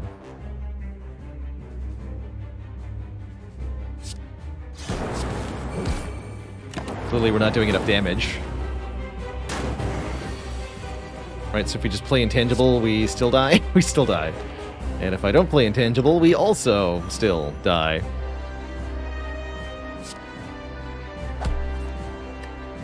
That's not enough. GG. Well, waffles pay out to the doubters. Because that defect did not make it. GG. GG. That is what I get for not taking a break between runs, I suppose. So let's make sure I do that. It's break time, Twitch chat. I'm gonna refill the legs, stretch the water. Gotta glug some more water.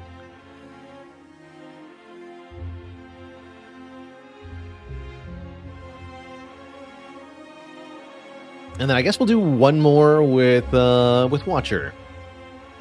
Make it a full round set of runs.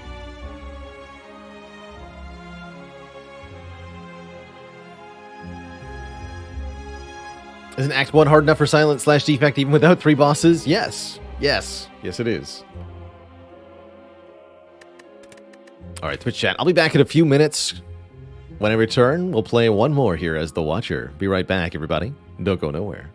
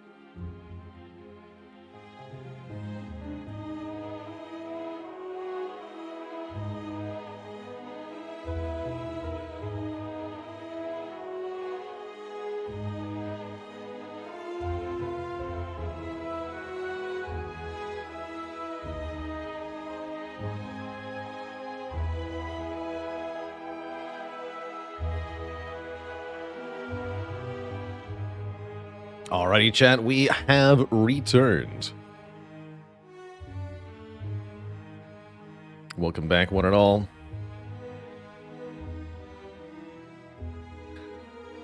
Alright, one more prediction for you all. I see the Watcher A25 bet is already up. Okay. Don't mess with that then. Instead, simply begin the run. Ascension 25 means triple bosses in every act to counteract the terrible downside that is Ascension 25, though. We start with a Prismatic Shard and a Runic Pyramid.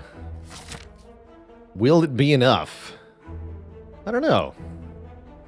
What I do know is that Watcher's starting deck most certainly slaps, especially if you upgrade Vigilance and / or Eruption here. We get some very nice early upgrade opportunities. Looking like a great act overall. And I think confirming my suspicions here that with the Ascension 25 mod, it is in fact Slime Boss, Guardian, Hexaghost in Act 1. Always. Casper V56, thanks for the 2 full years.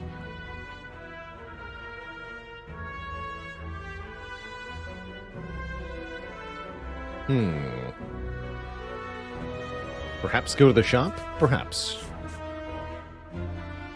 If I want to go to this fire, I have to go to this shop. So, yeah, that's a yes. It's going to be a yes. From me.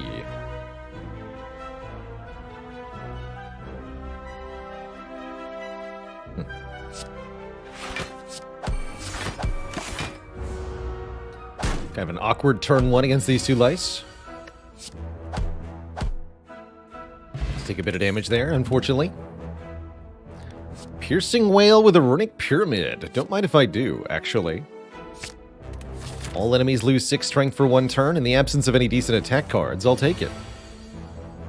It's quite exceptional with Wrath Stance, too.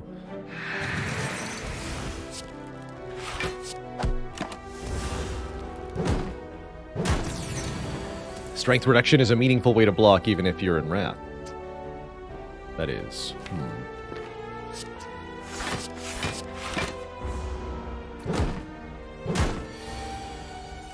No breaks, I guess.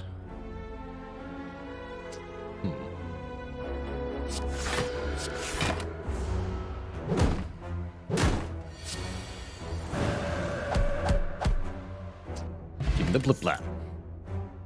Conclude. Quite nice with Pyramid. Deals damage to every enemy and quite a lot of it. Does end our turn, but that's worth it. Just for the sheer DPS of it. Pressure points, huh? Shame we can't afford the bag of preparation. I think I'm just here to remove a defend card.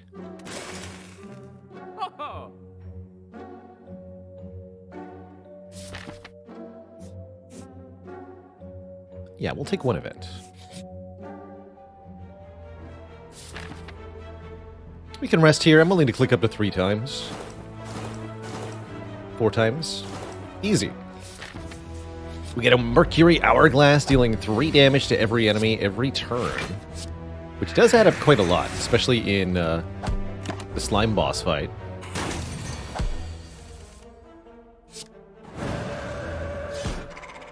Means we'll probably need to spend one of our rest sites resting, but I'm okay with that. Shrug it off, Rebound, Cloak and Dagger. I actually really like Rebound. Decent attack card, and we can put a card back on top of the deck.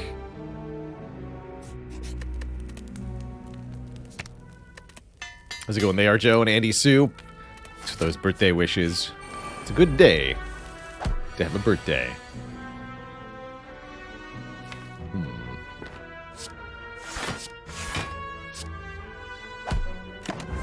Show me that conclude. Perfect.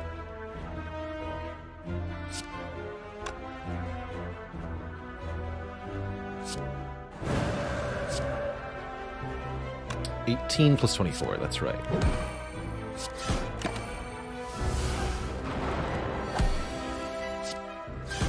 And that concludes this battle.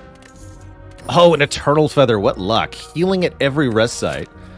When we're about to go to a whole bunch of them means I don't need to rest after all. We can just upgrade every time. Sever Soul's kind of odd. Ghostly Armor and Rupture. I think we can reasonably skip these. Short term, we should upgrade this Conclude to just continue to slap everything to death. Love to see some Vulnerable.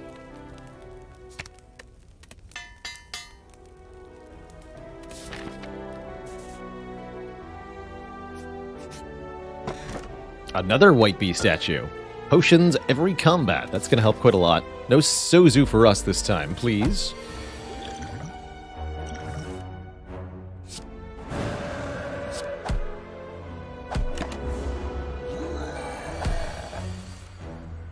I shall also conclude this battle. Thusly. Ink Bottle gives us more card draw. There's the Vulnerable I wanted. Skewer is also quite spicy here, allowing us to deal damage X times. I have a belief in this Skewer, actually. I'm going to take an upgrade Skewer. A 3-year birthday wishing streak, the power. Thank you, Heinz Geisen.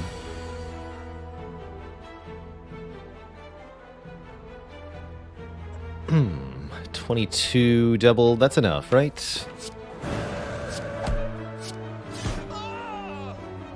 Dang. It's back. This will be the Chemical X run, I believe.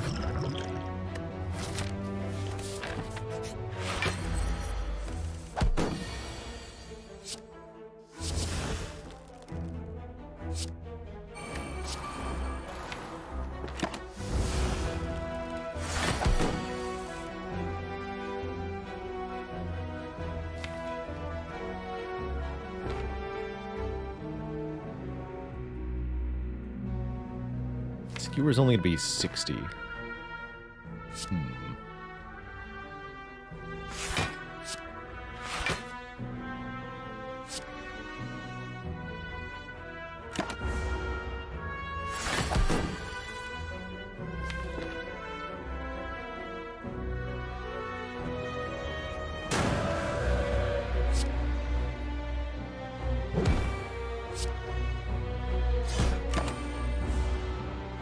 Which is actually the perfect amount. Easy. Bag of Marbles makes enemies vulnerable on turn 1. Intimidate makes enemies weak all the time. It's actually not a bad card with Pyramid. Grab that. Worried about Hexaghost this time? A little bit. Let's take Cultist Potion for Hexaghost.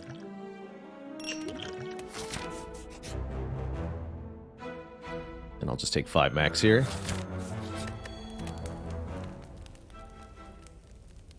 Let's have some fun.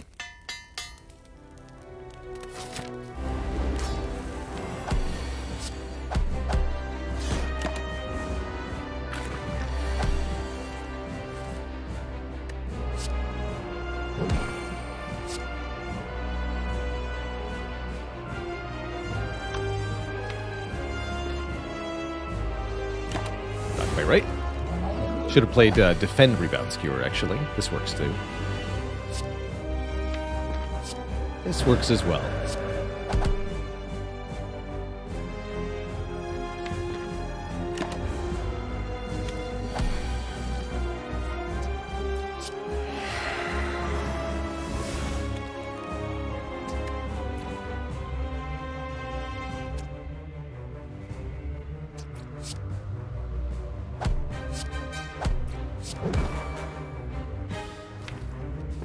I'm losing this fight, though.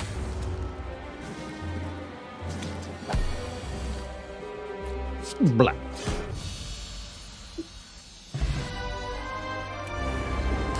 Alright, Guardian Nerd is next.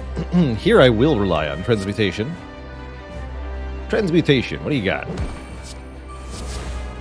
Flash of Steel, Panache. Panache of Steel. I dig it.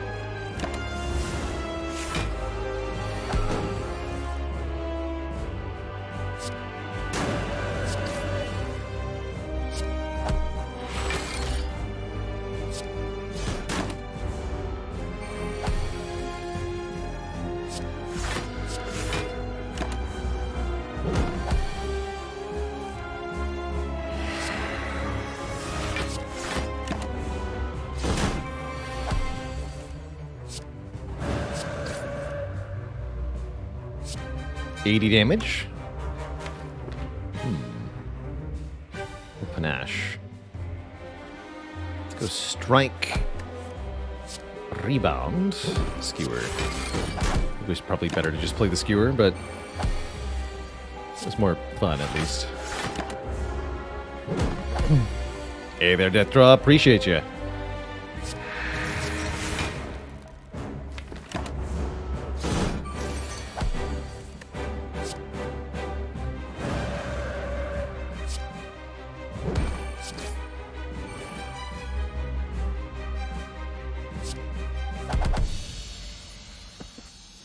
GG. Alright, Hexaghost is the third and final boss for Act 1. We will not be playing Eruption this turn. I did mean to use the Cultist Potion in this fight. Let's use it now.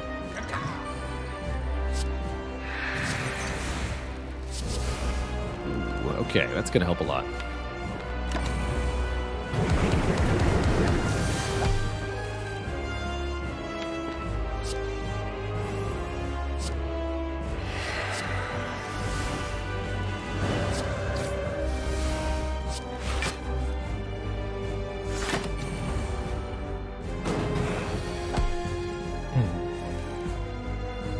And I think we just defend Vigilance here. Still take a little bit.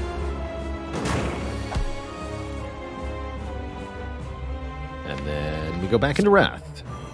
Easy peasy.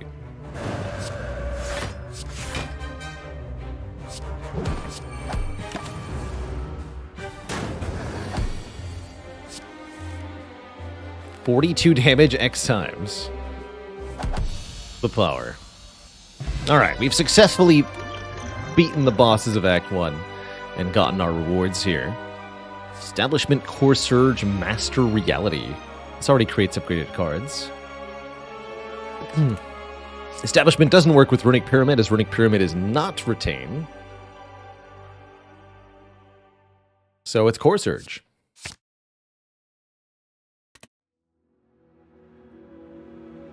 What's going on, Rathis? I'll need help with the One Relic Challenge. I've got a video for you there. Failing's got it linked. Check out my One Relic achievement guide there on YouTube. Should give you some ideas for what to do and how to get the achievement. I recommend either the Defect or the Watcher for doing One Relic, because both of those characters can create energy regardless of boss relics. That helps quite a bit. Black Star? What fun! More relics, please. And thank you. More relics from elites ought to make more bosses more manageable. Maybe we can get the Pantograph this time. Choker and Dome are a little bit awkward here. Choker is horrible with transmutation. Dome just awkward with Pyramid. Let's take a Black Star. And fight as many elites as we can, which is 4. Oh boy, okay, this is gonna hurt. Good thing we have White Beast statue.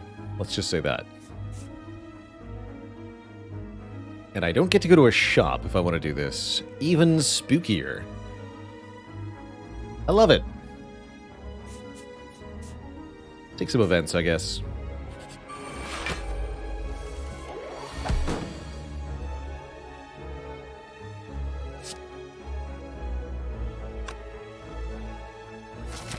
Are getting a potion, alright.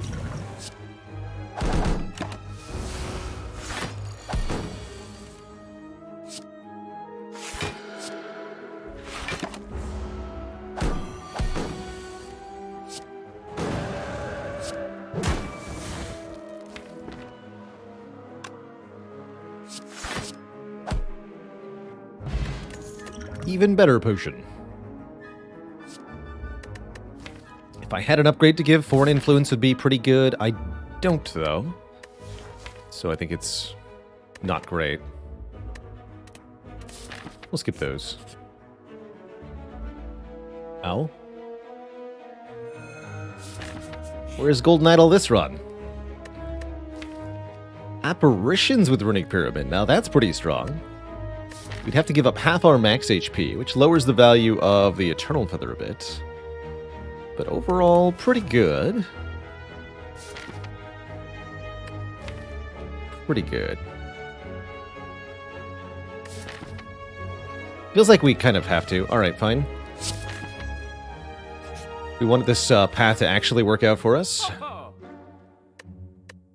Orange pellets are here.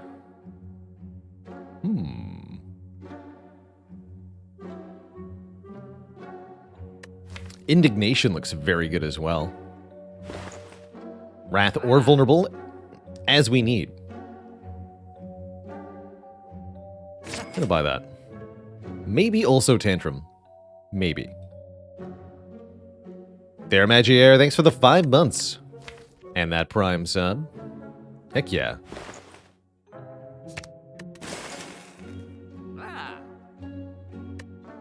No pellets for me.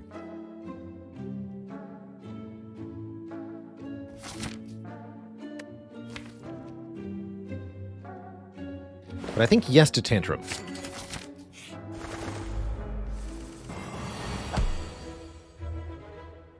Cute. What happens if you rebound Tantrum? I think it just does go directly on top of the drop pile. Where it belongs.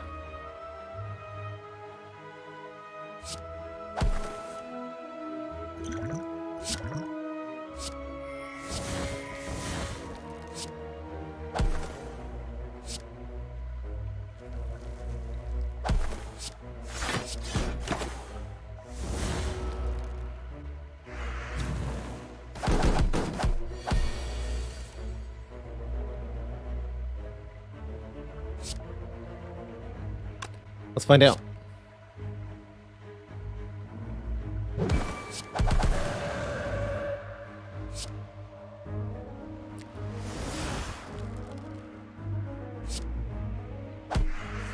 Yep, go straight on top.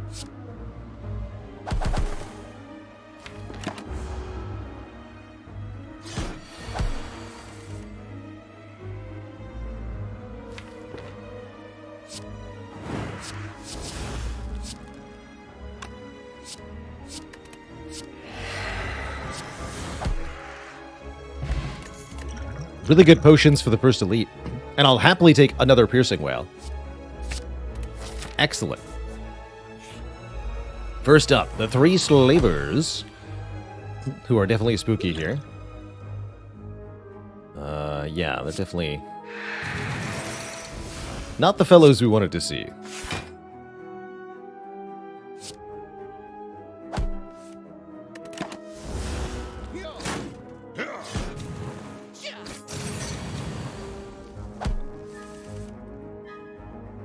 Okay, being vulnerable I guess won't matter too much.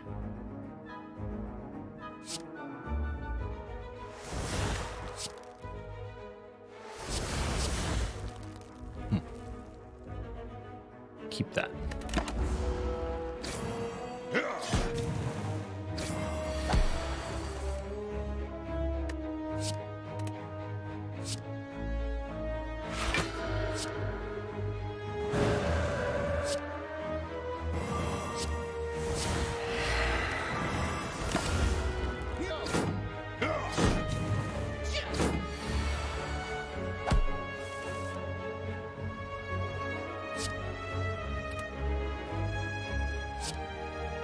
Defend. Rebound, conclude.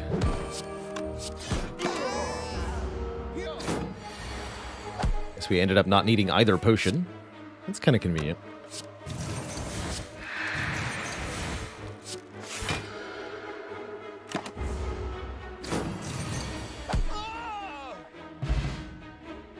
Singing Bowl plus Courier. Interesting. Dropkick. Don't have very good vulnerable. Just Indignation. Kind of unreliable. I don't like Machine Learning with Pyramid much. Don't like Darkness much either.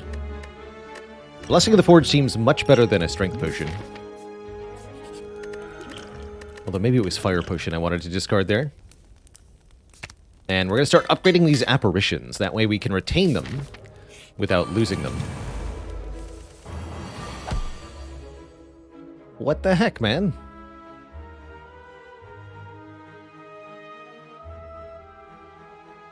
Spooky. Do we transmutation blindly? I think we might have to. Let me just double check. If we completely brick here, we take 27 plus 8 is only 35. Okay, we're alive. Panic Button or Dark Shackles, please. None of the above. Here's Piercing Whale. Cute. Ow.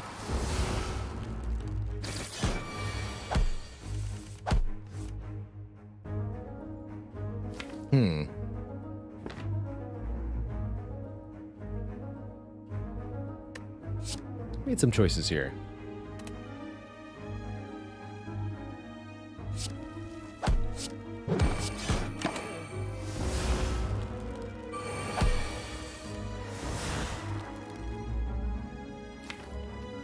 Sure.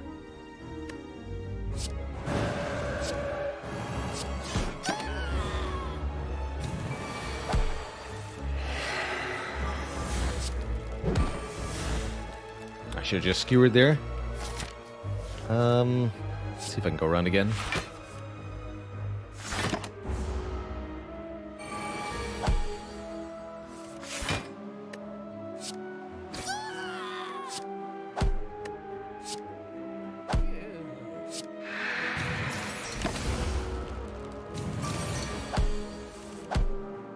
Close enough. Get a Molten Egg, upgrading any attacks we find from here on out, such as Blood for Blood. Also got a Storm and a Charge Battery. Charge Battery's not bad, but I'm going to take 2 max health here. Not too bad. Alright, 12 health for the next elite. That's a little spooky. But we can do it. We have a Gremlinhorn after all. Surely we can do it. If anyone can do it, it is us. Hello there.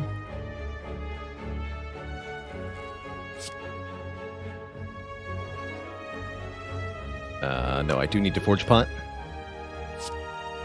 Okay.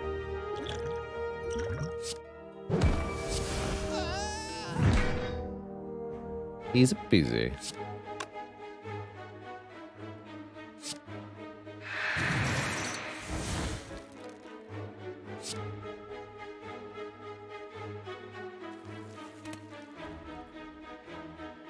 So do 48. That's perfect, right? Because you're going to do 0 damage anyway.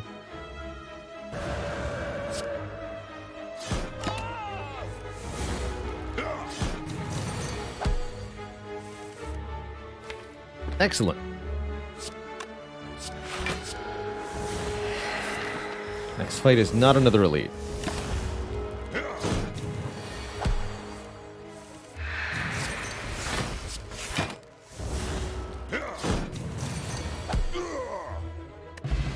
Kunai. And a feel no pain. Yes. Excellent.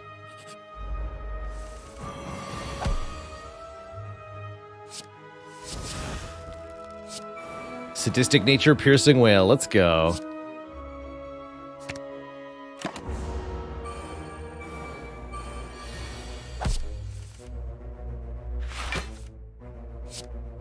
Caca.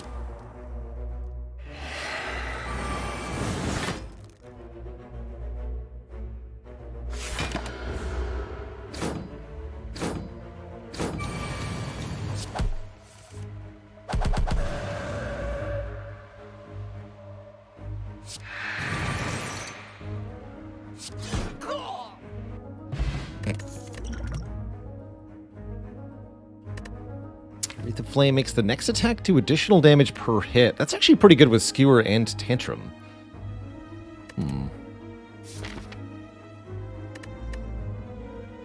Only I had Ice Cream or something. Just like he wasn't bad either.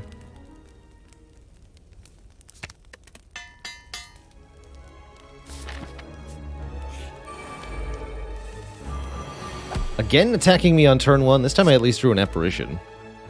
I mean, come on, how rude can you get?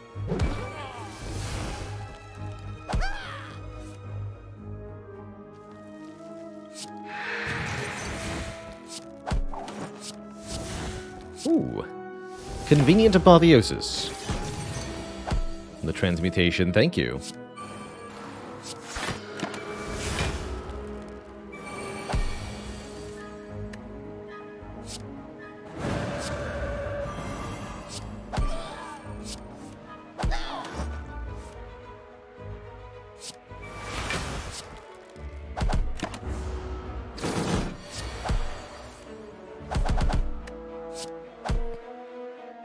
Get wrecked. More card draw, more energy. It's all coming together now. We go with a body slam. Don't actually make that much block directly, but it is a 0-cost attack. Random skill means random watcher skill, actually. Distraction seems kind of interesting. Let's try it out. Hourglass triggers turn 1. Yep, every single turn. Without fail.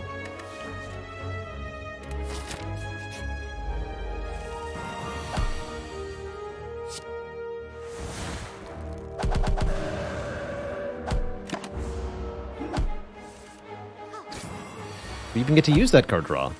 How exciting. Free Deus Ex Machina. Oh boy. That's the skill I wanted. Yep, that was the one. Thanks for that.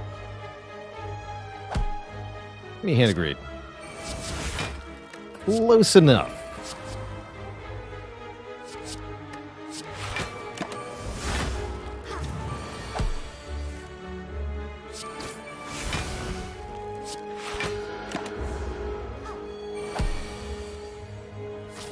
Stall this for hand of greed, am I? No way. Not today.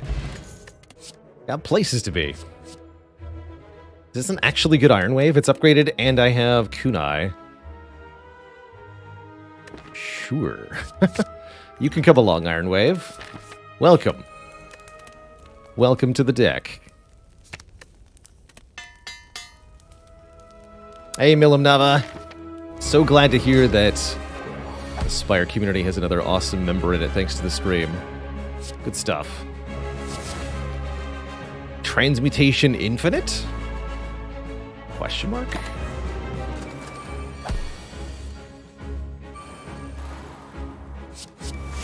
Ooh, a free worship. I like that. What do you got, Transmutation? Apotheosis is back. Excellent.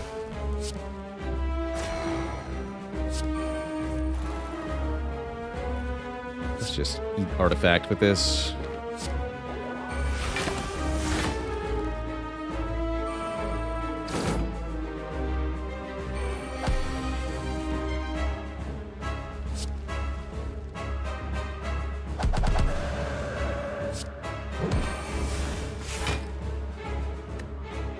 Rebound Indignation? That's cute.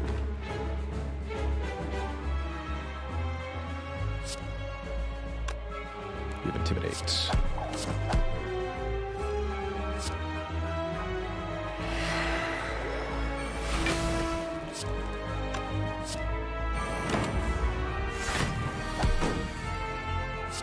Ah.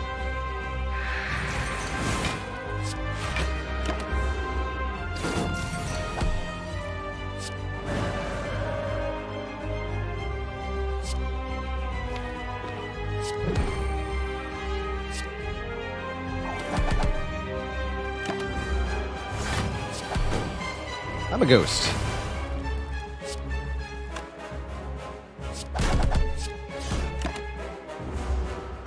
Oops.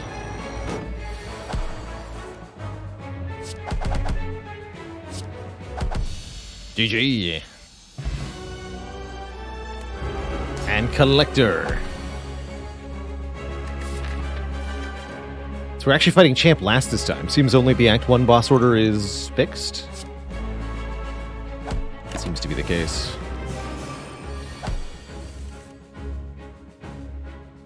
Alright, well, if you're gonna do that, I'm probably gonna Piercing Wail. Decent time for the Blessing of the Forge.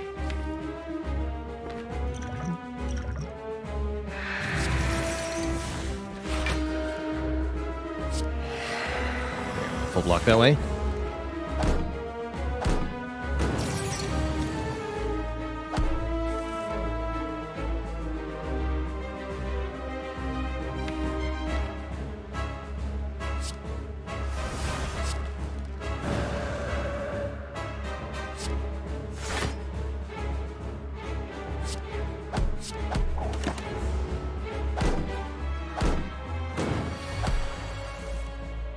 No sign of conclude. Bummer.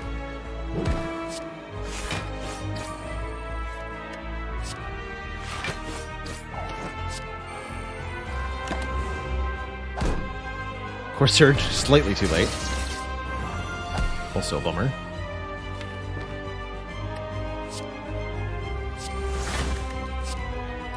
Not really gonna do anything. But sure.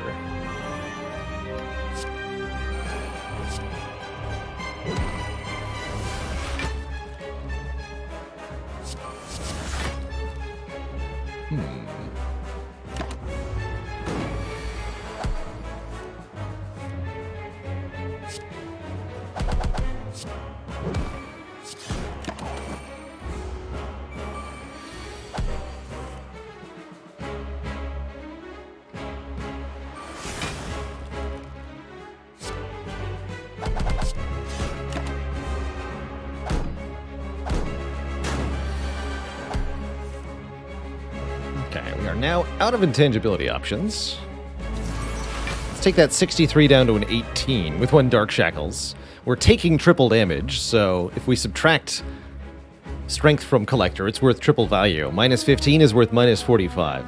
Easy.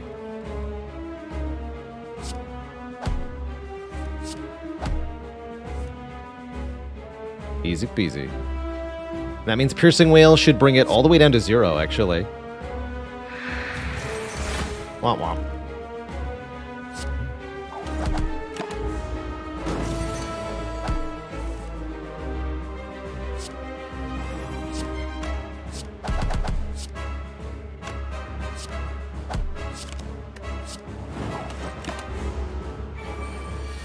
all over for you.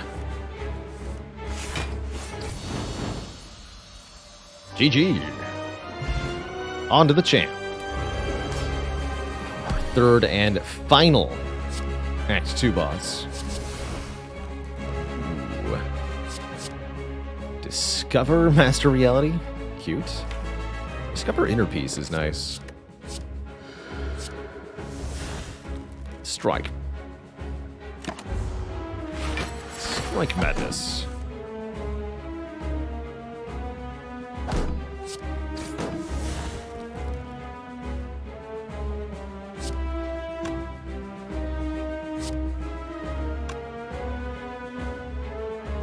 Sticking one is fine.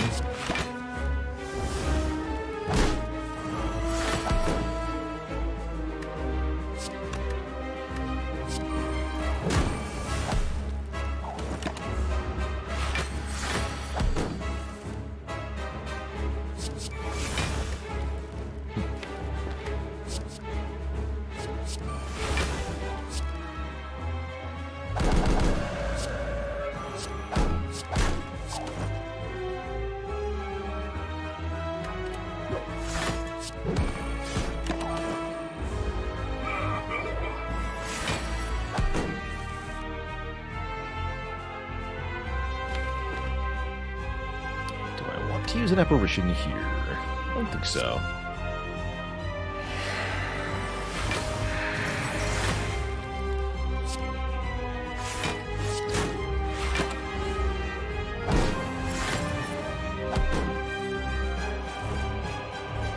What about here? I think I have to here.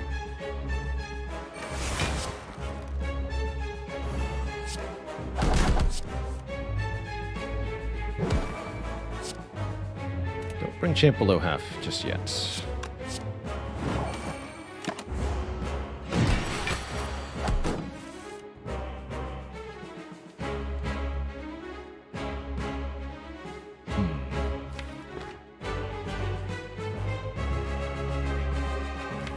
I think next turn's gonna be our chance.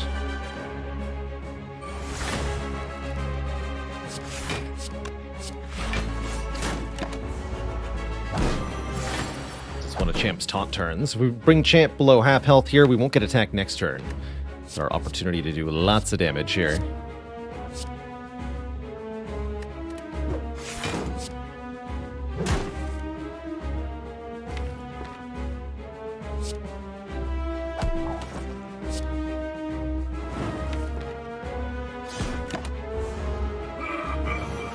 Come at me, he says. Don't worry, I intend to. Blam.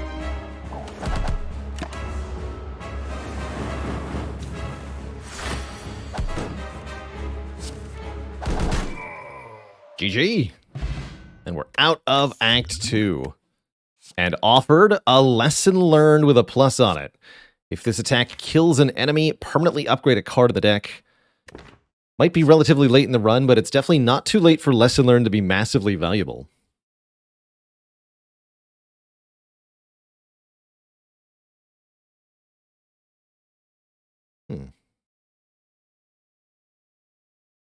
Machine Learning and Mayhem, definitely too unreliable. Do not take Mayhem with Apparitions or Conclude, especially not with both of them. Good lord.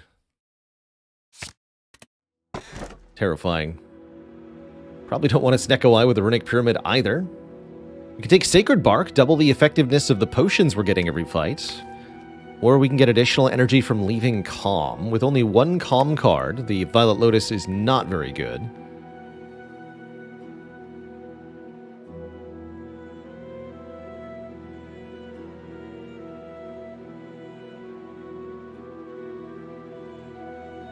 Typeful, thank you so much for the $20 tip and the happy birthday wish, by the way. Let's see, has anybody else done that today? No. Good. Thank you, Typeful, so much for that tip. For my birthday this year, I was gifted a bottle of one of my favorite liqueurs, Drambuie. Some good stuff. Let's take the bark.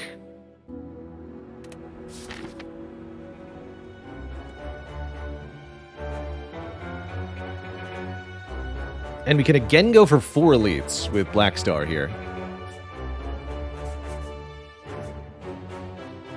Or wait, is that 4? Yes, that is 4, but again, that's no shop. Sounds like Future Baylor's problem.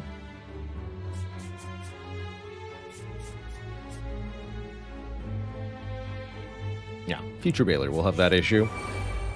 We have a courier anyway, so no biggie.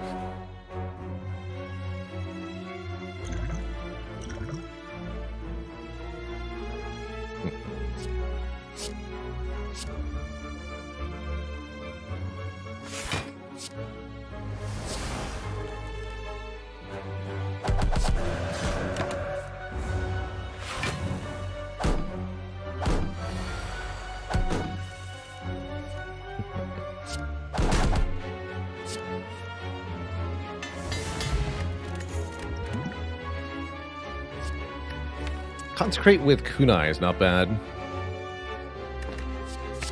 Same with the Steam Barrier, actually.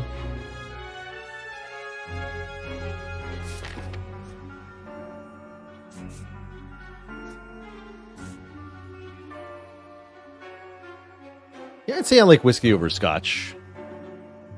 All the hard liquors, other than gin, are pretty palatable to me. Bite.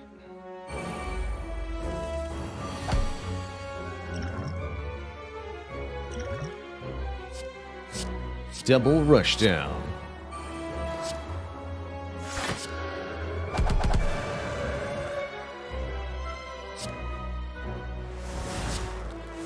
Or when you want to drink trees, it's gin.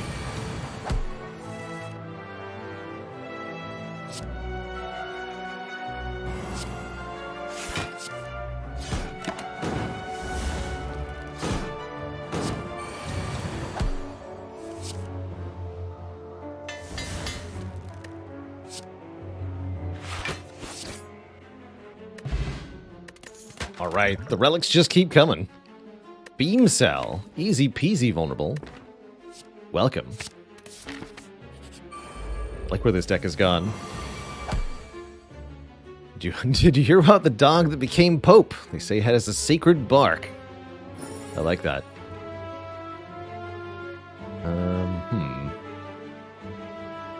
This is a bit of a... Actually, this is not a problem at all, now that I think about it. Everything is fine.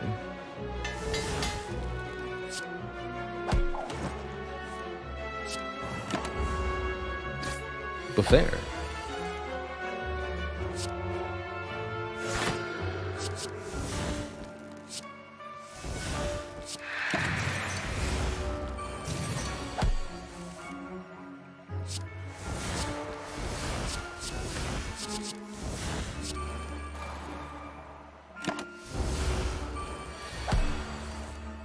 Good.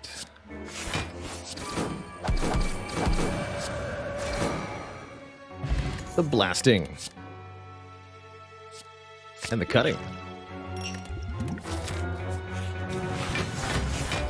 Dr. Leo Spaceman, thanks for 10 months of support. Now, the Sacred Bark doesn't have an audio effect to it. Cannot be played with the number keys. We'll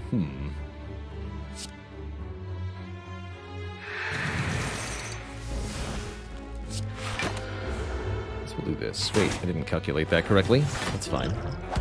Let's use our regen potion.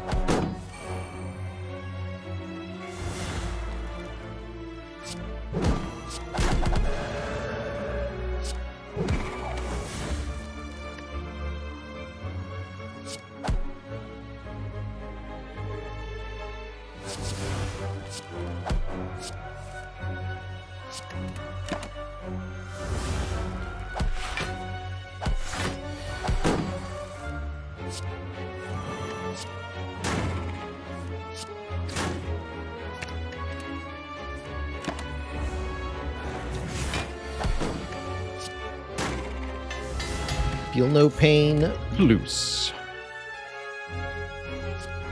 Feel no evil either. For No Evil, providing a way to get back into calm while also being an attack is pretty good. Go for the eyes, also not bad, with the kunai, the nunchaku, and the pyramid here. I think I'd rather have the calm card. Alright, elite number 1 of 4 this act will be the Nemesis. Nemesis-suspicious. Ooh, free devil form. Why, thank you, Transmutation. How helpful.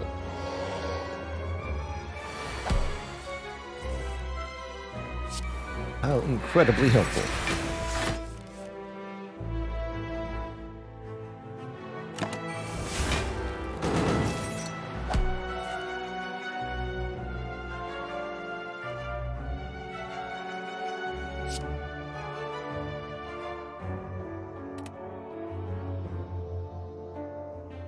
How do I want this to go?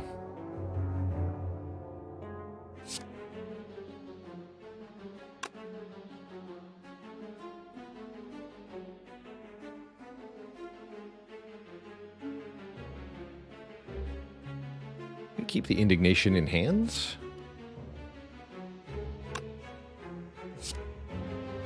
Intimidate here.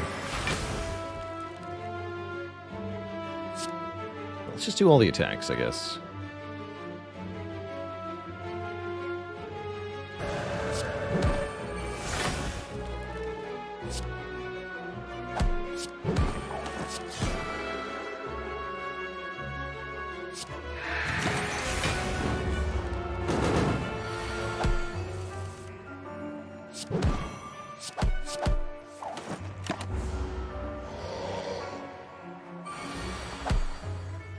Very gentle Nemesis.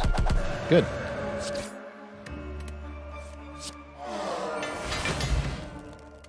Get the pair. 10 more max HP up to 55 now.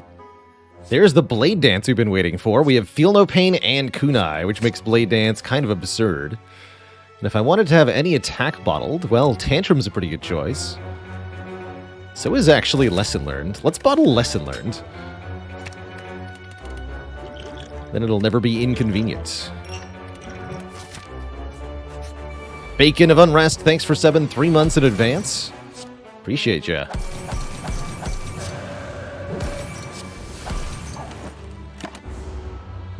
I rather doubt we can Lesson Learn Transient, but we're gonna do our best, dang it.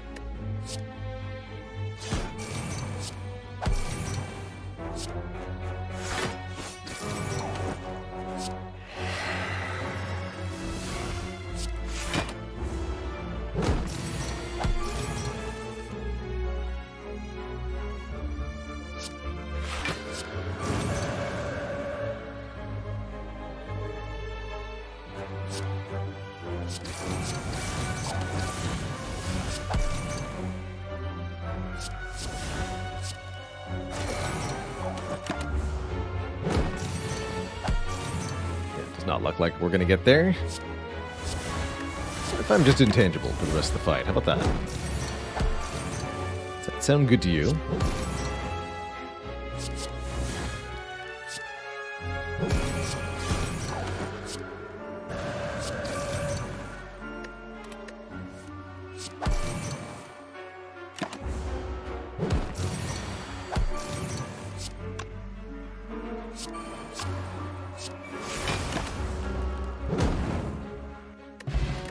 Talk. Adrenaline. Happy to take an adrenaline. Very happy to take an adrenaline. How do we feel about a speed potion? I have a core surge, so it's amazing. Excellent. We'll take that to the heart, probably. Hey. You can't do that, sir. My buffer. No respect these days.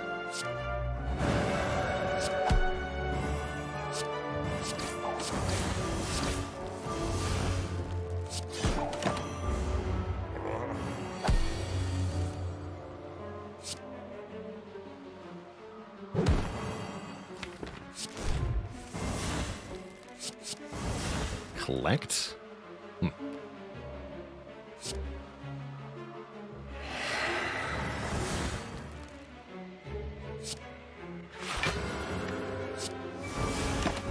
try it. Buy me a bit more energy here. Good with Feel No Pain, too.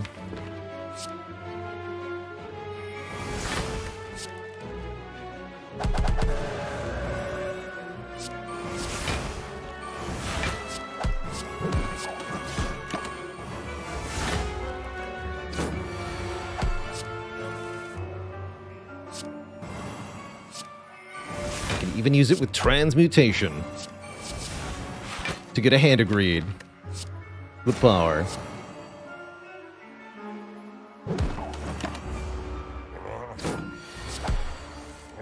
Of course, I do want upgrades, not money. And upgrades I get 3 upgrades from this fight, thanks to the War Paint, including Adrenaline, an Empty Fist, or a Headbutt. Let's go with neither. Spoon would be kind of good. Kind of. Kind of.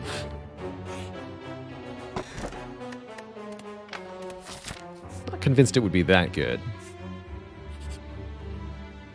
An extra upgrade, sure.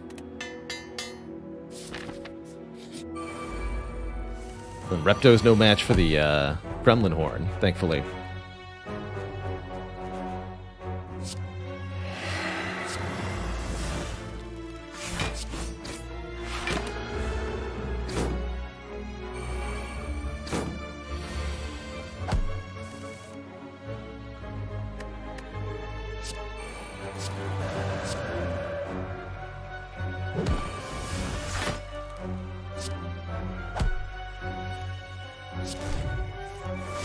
Beautiful.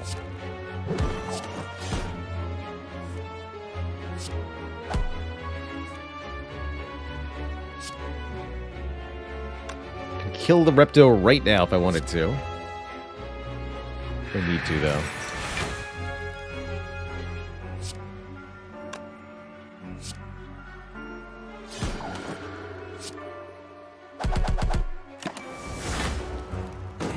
Well, that went well. Maybe too well.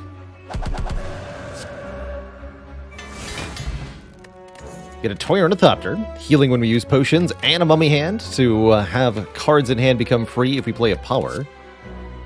And a Pommel Strike for card draw. Yes, please. Alright, with Courier, I think we just hoard the money. And Mob Bank too, so let's avoid the shop. This is going very well.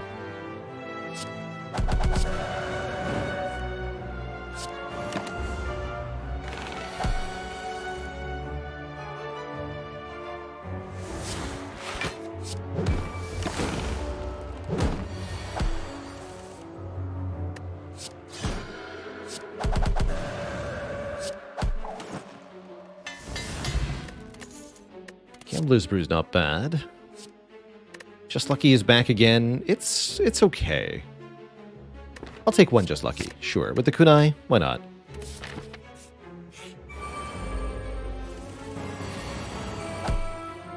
Four foes are before us.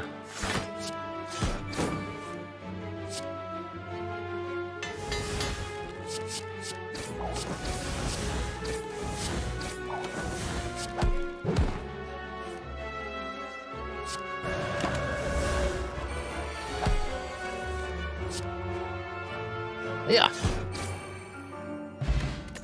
Second speed potion. We could use them both. We could use them both. Let's take 2 max health.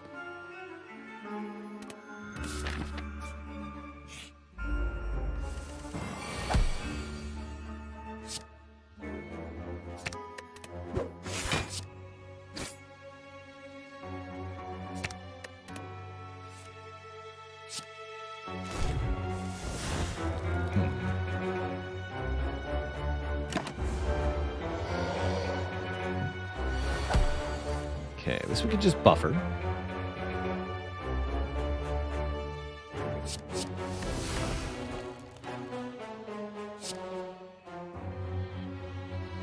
Guess I'll enter Calm then.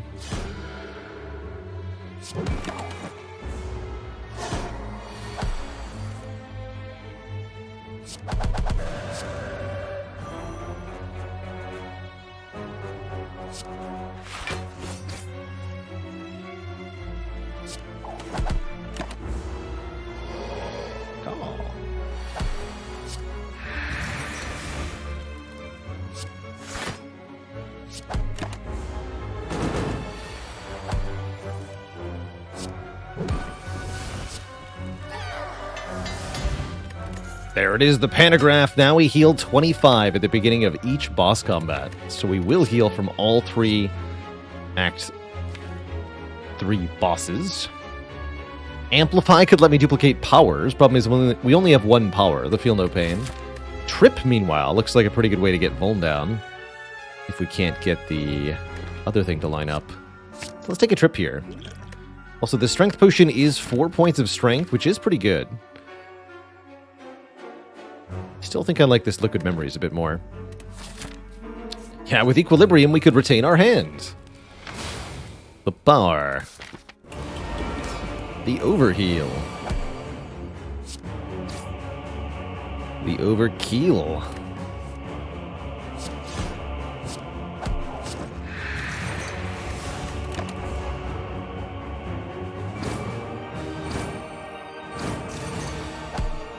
Take a birthday trip, that's right.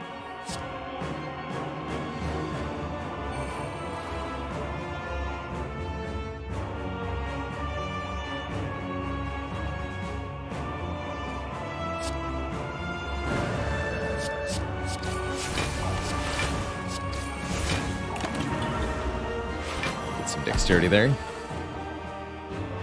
Easy peasy.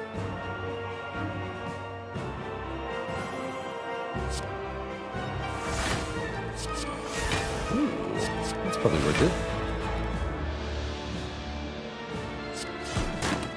Nah. Keep forgetting about Nunchaku with Conclude. Kind of embarrassing, really.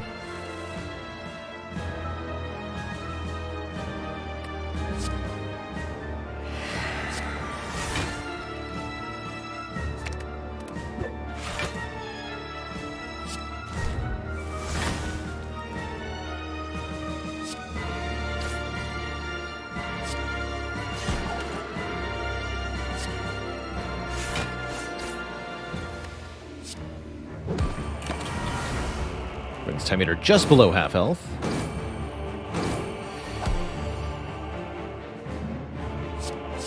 Perfect time to cast Beta.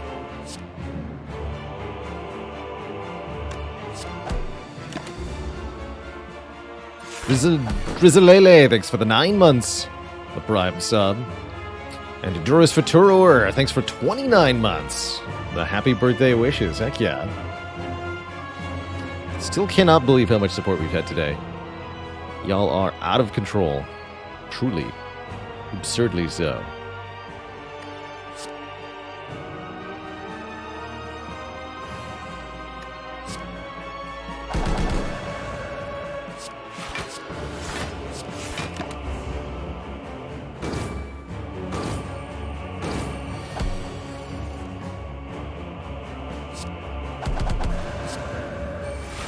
And Kerblap.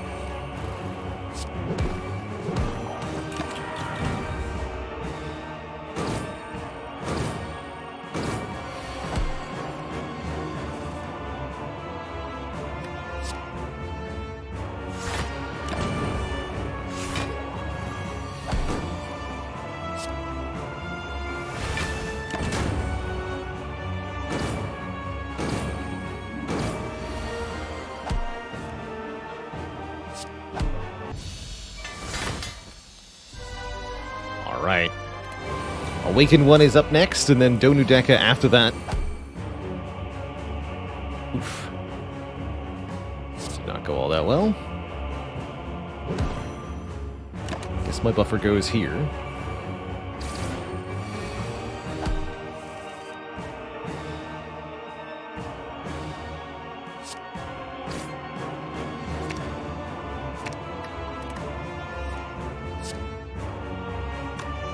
Does 19.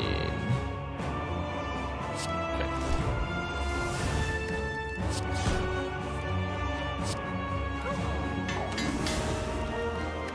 Perfect.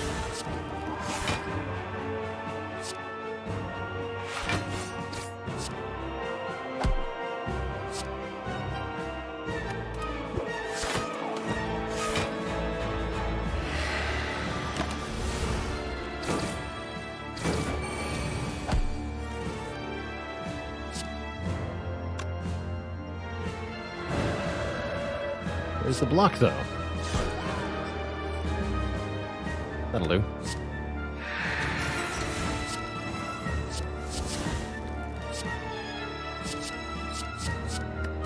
Easy.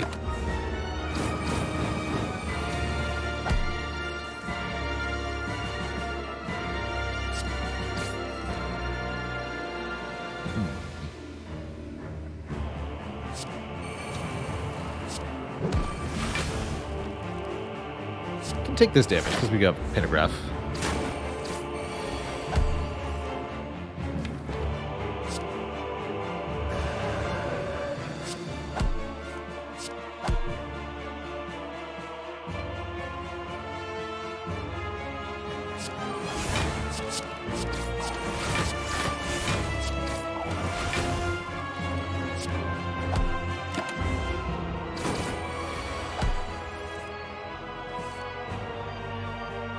Yeah.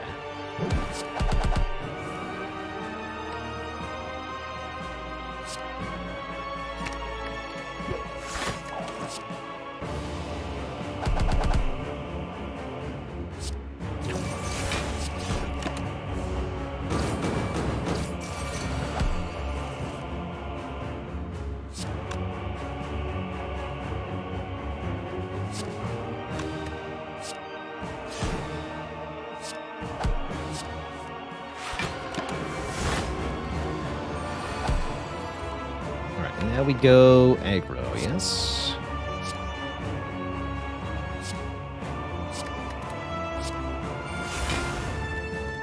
Wait, I was not meant to put tension on the bottom. Yeah.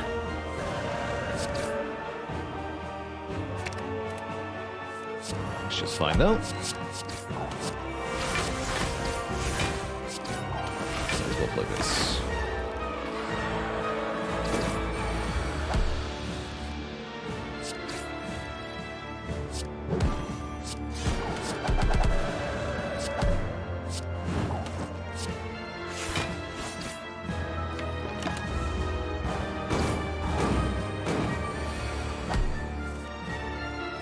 Time to get hexed, Nerdbird. GG. Alright. Lastly but not leastly, Donu and Deka take the field here. Bit of an interesting turn one. Transmutation says it's tripping time. I guess.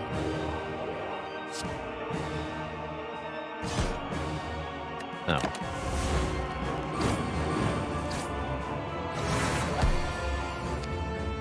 Three boss. 1, 2, 3. We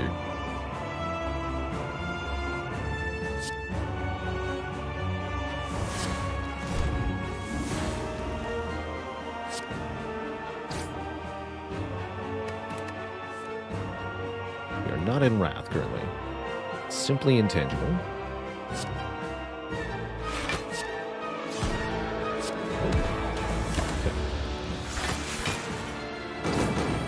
I maybe wanted to purity a strike or two there. Don't think so.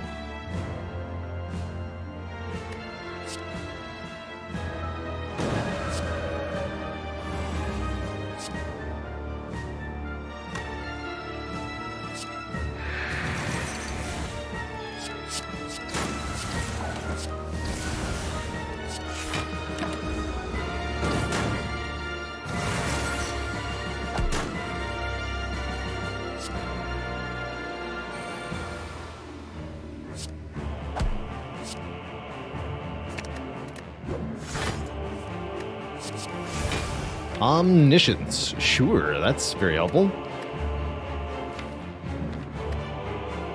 Yeah, I'm going to be intangible for 2 turns. Thanks. for that.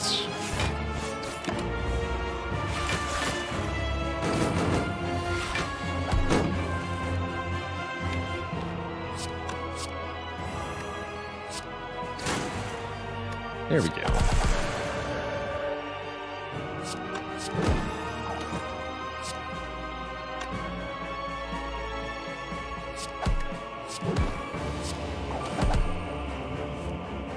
Easy peasy.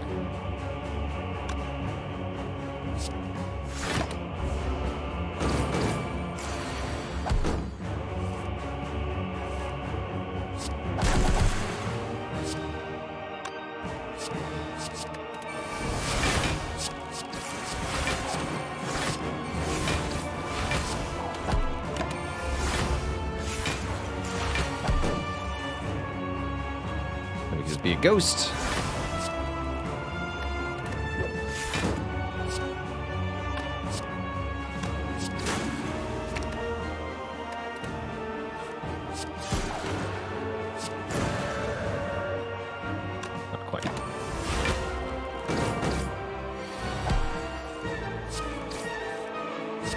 And upgrade.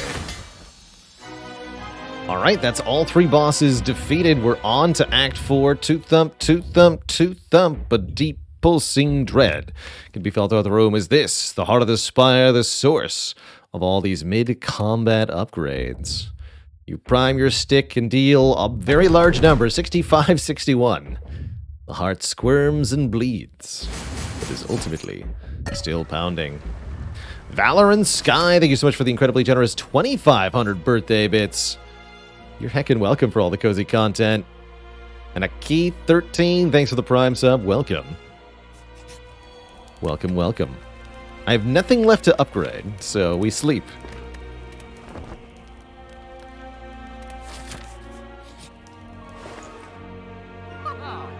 Perchance to dream? Some very good things here. Master of Strategy, Waffle, Double Strength Potions. I could buy 10 max HP instead of the Liquid Memories, and then even replenish. Duality is pretty hilarious. Dex for each attack. Reach Heaven gives us a little bit of damage. We are hurting for damage a little bit. Just a little bit, though.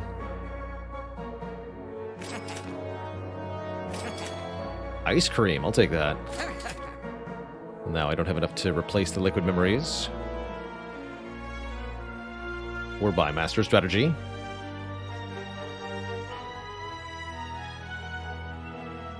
Could swap the Liquid Memories for the Ancient Potion, though. Alt is definitely very good, actually. Yeah, Halt is obscenely good. Let's do this, then. Halt. Ancient Potion. Let the nonsense commence.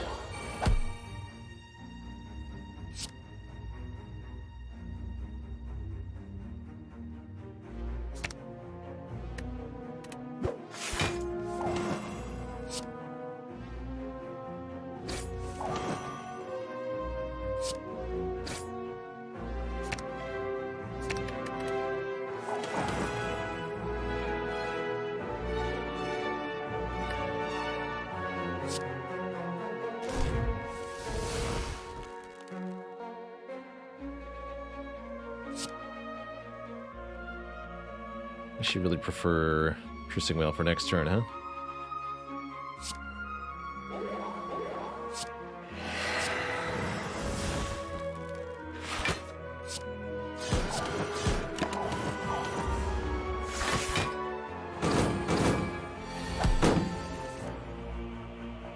Even better. Although we are still taking a little damage here. That's fine, because of Pantograph.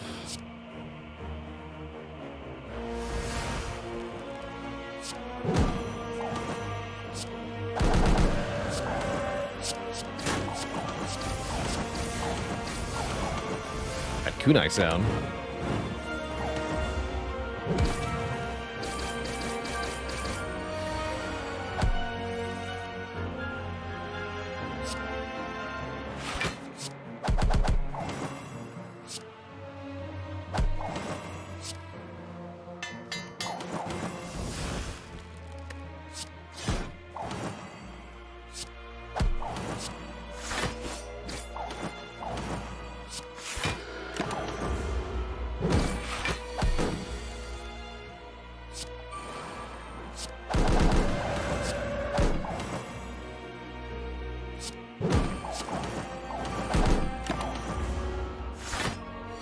Too much block.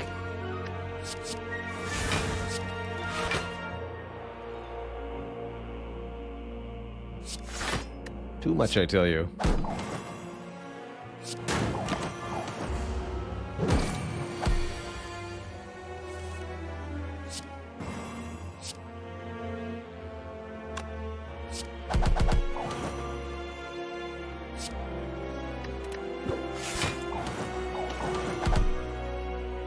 Beautiful.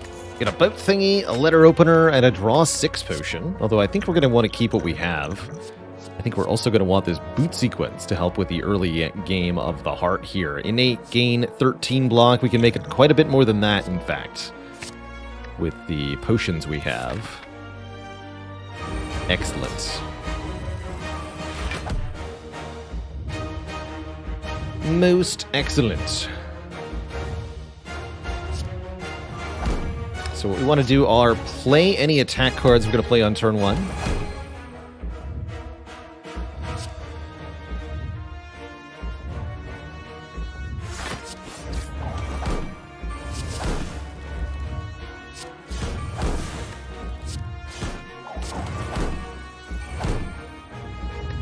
Which is quite a few of them, apparently.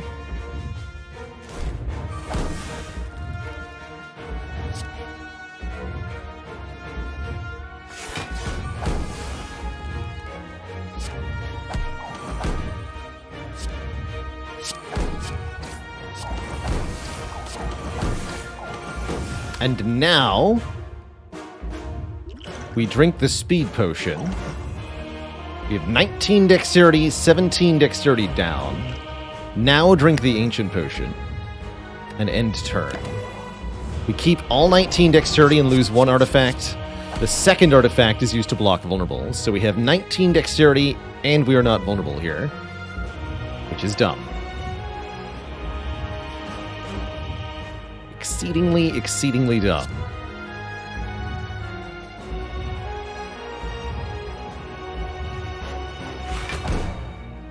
Feels like cheating.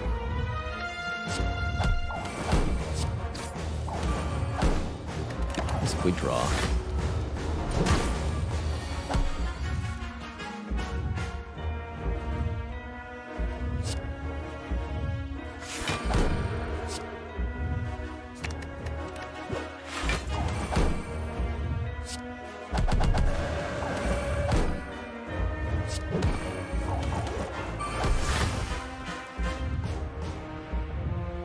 Cute.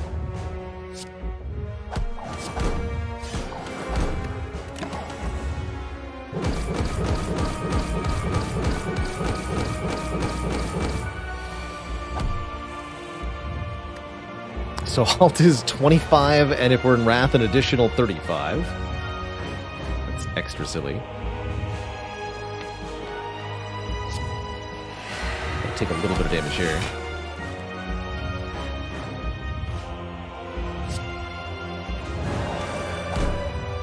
So we can rebound the halts.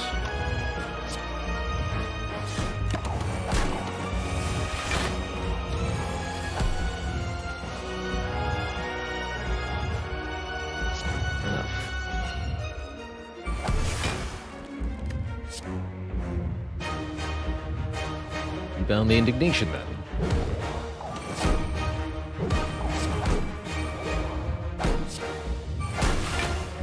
Play again.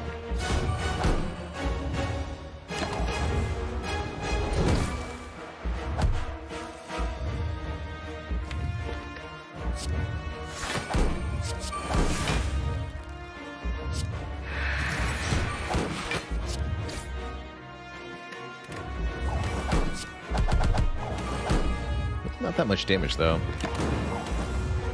We have such good defenses, I don't think it barely matters.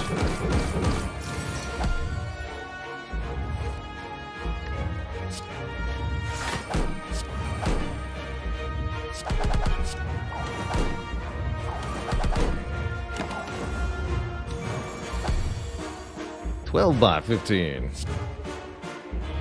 How about nothing?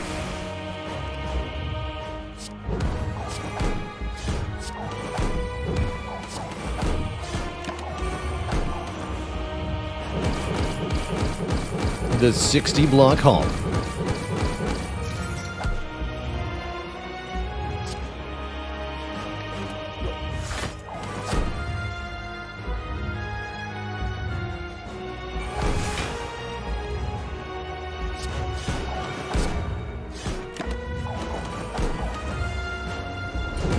We don't have any lessons to learn, but I want to anyway. GG.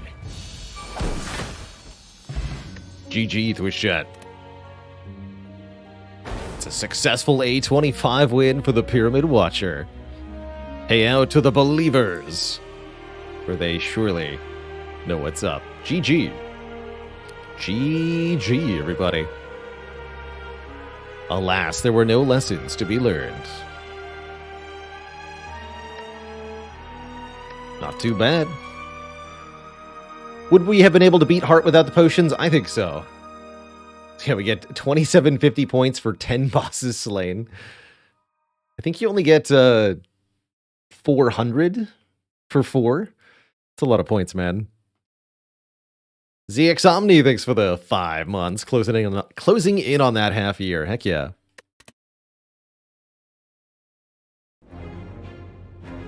Heck yeah, Twitch chat. What a good time. What a good time. Now, what has it been done? The Spire sleepeth, and so shall I. So shall my birthday. GG. These were definitely some very fun runs. Suitably unique. I like it. I like it. That is going to be the conclusion of our Spire content today, but not the stream. I've still got some more birthday time to spend with you all. I'm thinking we should kick things on over to Brotato for a little bit. See where that takes us. Have some fun shooting, slapping, item collecting, and Tato building. I can resolve that prediction, sure.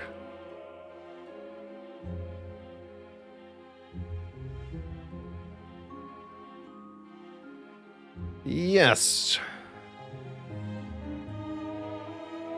Congratulations to the believers. Well done. Well done. Birthday Brotato.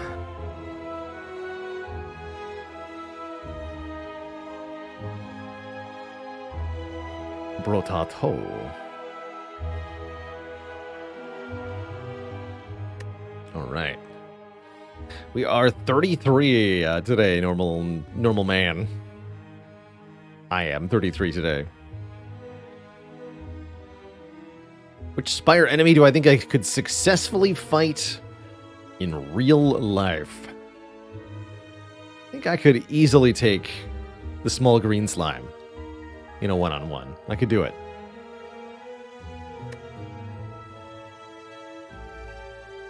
I went with Apple Crisp this year, Typhul. Very tasty.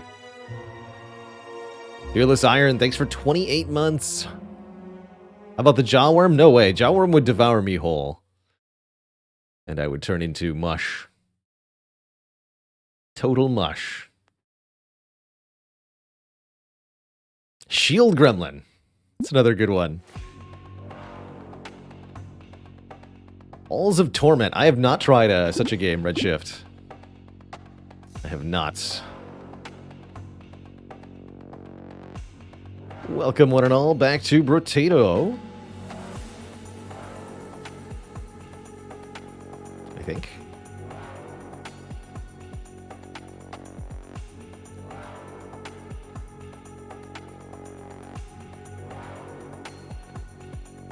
Ah, there we go. Would I rather fight one giant head-sized slime or 10 slime-sized giant heads? Wouldn't they just be regular-sized heads at that point? 10 regular heads. I want to play a run as Lucky, my favorite character in this game. Lucky starts with way more luck, which is a stat that increases your chance to find good items, as well as having a chance to Deal damage to a random enemy whenever they pick up a material. So the idea with this character is you kill a few enemies with your starting weapons, although you have dramatically reduced attack speed, and then once a few enemies are dead, you just pick up the materials to start a chain reaction of enemies dying. So, beautiful. Elemental damage. Lucky doesn't have a lot of use for this yet. Certainly we want more luck. Sticks. Sticks seem like they're okay. Each stick does more damage for additional sticks having. You know what? Hatchet's actually okay because it's a fairly rapid attacking weapon too. Is that a dead branch weapon? Yeah, basically. Not as strong as the dead branch, but it sure looks like it. I'll take the stick.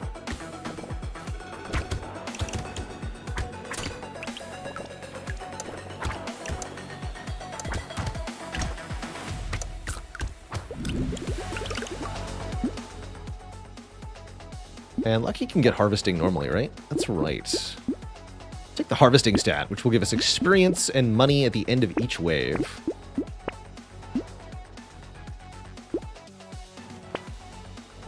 Stick 2. Double stick power. I'll take a weird food, because just Lucky finds a lot of health ups on the ground.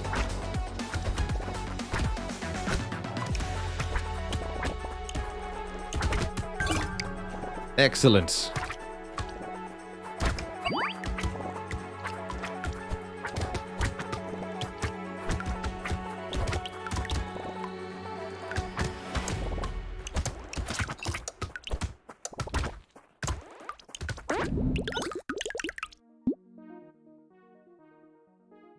Sure, I'll take a small damage up.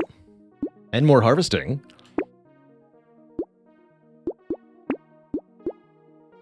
We'll even take the recycling machine. Since this character's fairly lucky to find crates, fairly likely to find crates, having those crates be worth more is quite nice. Blippity blappity. Stick it to the man. That's right, you just gotta pick a build and stick to it.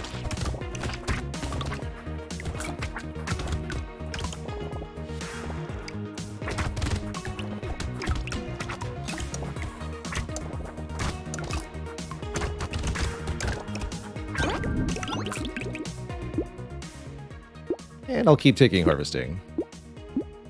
A purple perk, chest 3. 3 points of armor makes us significantly more durable.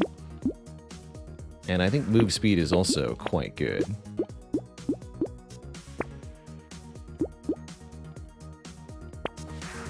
What's the difference between the two currencies? The top money indicated by the green coin is the amount of materials that we actually have. We get that by picking up materials off the ground. And the number below it is the number of sort of materials in reserve. These are materials that we did not pick up at the end of last wave. Those materials, instead of being lost outright, are redistributed to the player in the form of double value material drops. When a double value material drops from an enemy, that's 1 new currency and 1 reserved currency from your previous wave. So that the money you missed is slowly trickled back to you. Then at the end of the wave, any money you didn't pick up goes back to that bottom number, the reserve currency there. You don't actually get anything until you pick it up off the ground.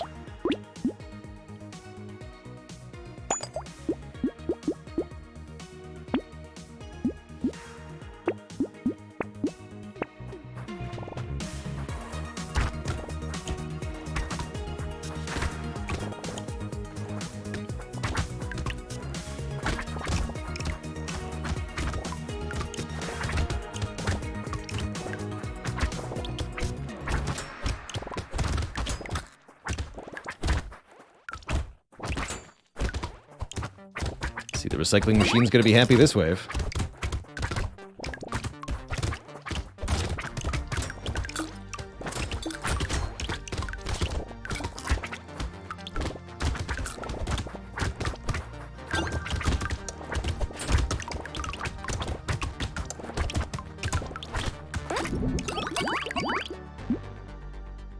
Engineering's no use.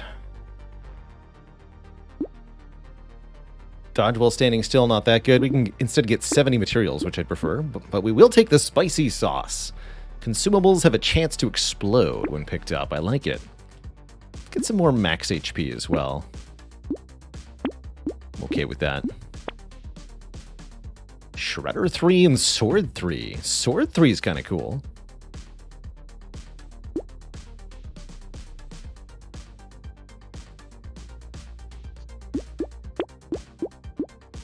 Let's take a Sword 3.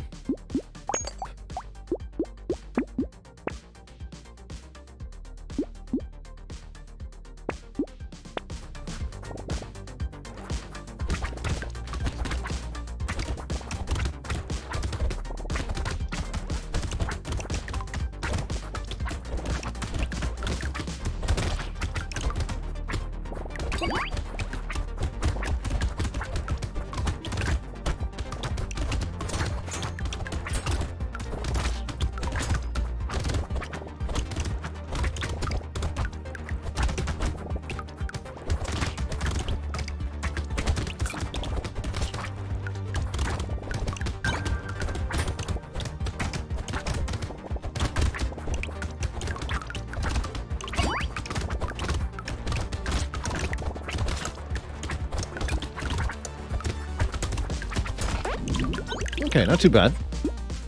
Glass cannon. Trade our armor for damage. Percent damage is very valuable on this character because it affects the damage we deal when picking up a material. So I am going to take this. And I am going to take Tardigrade, which will block the first instance of damage we take. And I am also going to take an attack speed up because this character has very negative attack speed, and that will help a lot. Hopefully those three things combined ought to do a decent enough job. Baby with a beard. When bullet dealing 2 damage is fired from an enemy corpse when they die. I kind of like it. Let's do it. It's only 2 damage for now, but we can get that up a lot higher.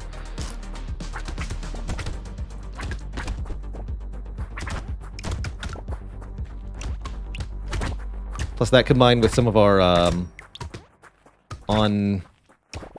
on pickup or on kill effects can really start to get out of control.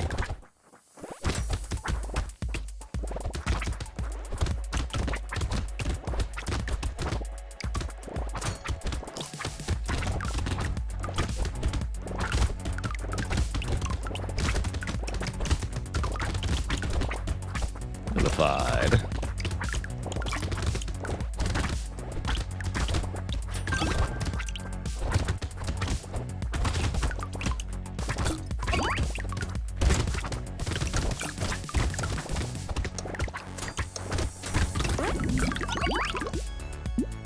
Vigilante Ring gives us damage up at the end of each wave and is very early on. We'll grab it happily, and we'll grab more percent damage as well.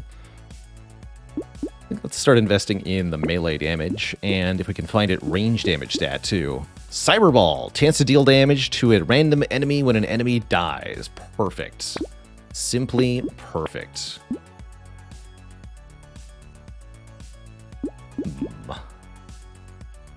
More minus range. It's a pretty good stick. How's it going, taters? Yes, this game is definitely inspired by The Binding of Isaac, K-Dot. The stat system at its core is very Binding of Isaac styled. So the way that you kind of create a build by combining stat ups and stat downs from different items is very much Binding of Isaac.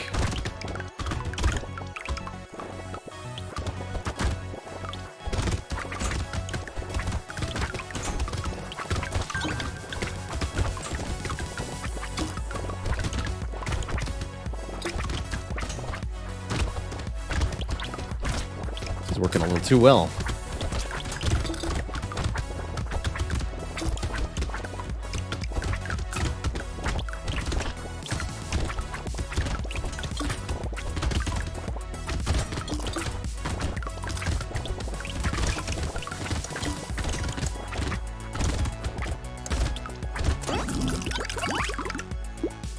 Beautiful. More percent damage. And I'd love to find range damage, actually. 3 range damage, you got it. Most definitely haven't.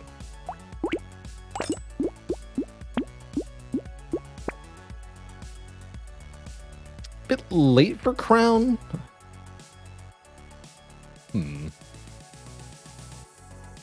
Crown would be 8% of 30. It's like 2 or 3 harvesting per wave. That's not very good. Alloy's pretty good, though. 3 melee damage and range damage. Those are things that we definitely want.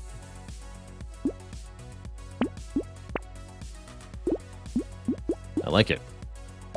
So now the baby with the beard is doing 10 damage, not 2 damage. That's much better. How many waves are there? 20 waves in a game of Brotato.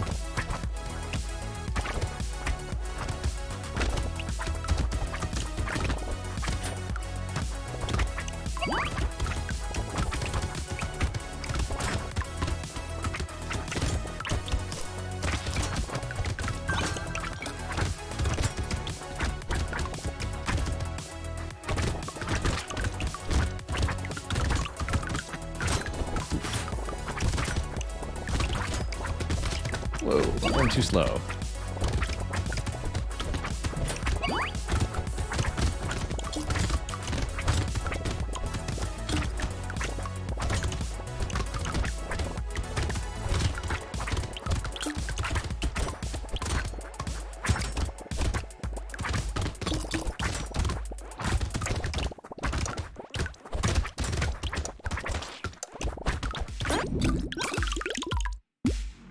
Okay, that'll help our speed problem. That'll be the opposite of helping our speed problem, but does help the survivability problem, so I'll still take it. This does not help me at all. More armor, please. Cacti Club's actually kind of cool with what we're doing. As we are scaling both melee and ranged, sure. Let's kick a Cacti Club, why not? Get some lifesteal. I should have taken pickup range. Thunder Sword! Skills with melee damage and elemental damage. Hitting an enemy spawns 2 projectiles. Interesting. I kind of like it.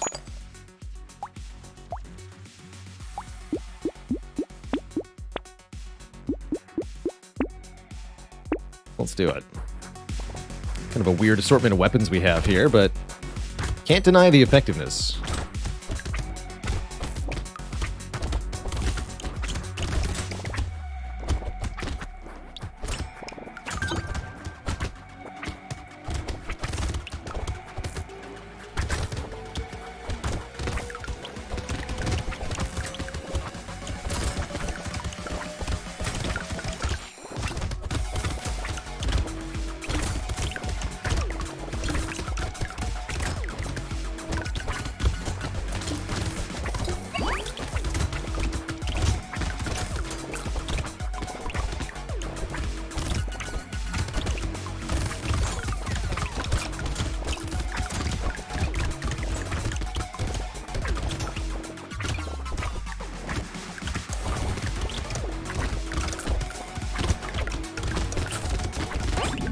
Beautiful.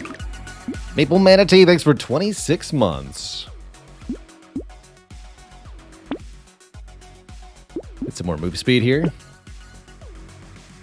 Damage up every 5 seconds until the end of the wave. It's not bad. Sure, I'll take wisdom.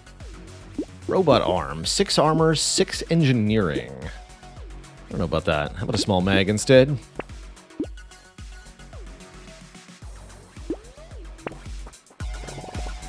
We're not doing any explosions currently, so explosion damage won't help.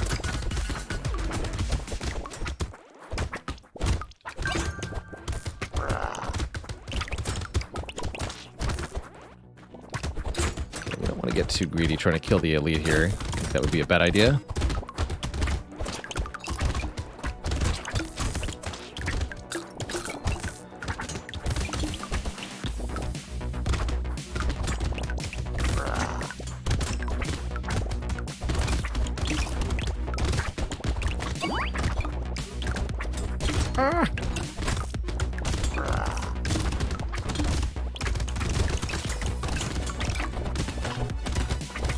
Terrifying.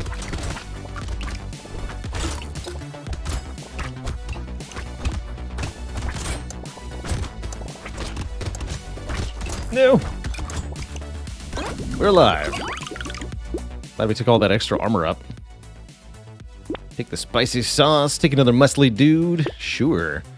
And how about 20 attack speed to get us almost into the positives there? Perfect. Take life steal and slow down. And range. Also going to lock the triangle of power as we're not getting hit all that often.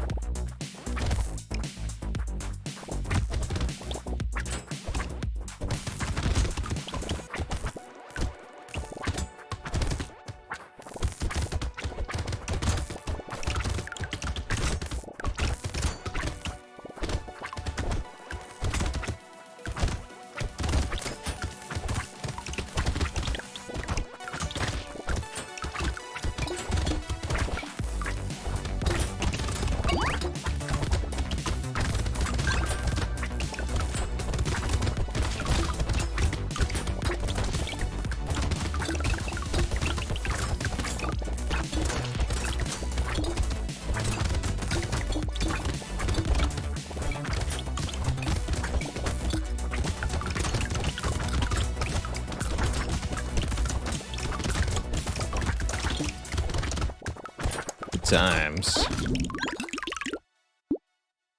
More damage.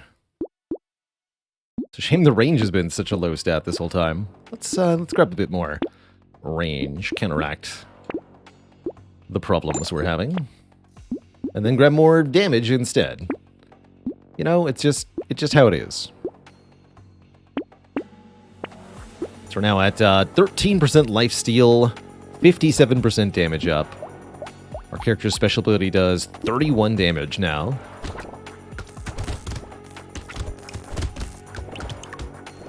And the baby with the beard is doing 18, looks like. Something like that.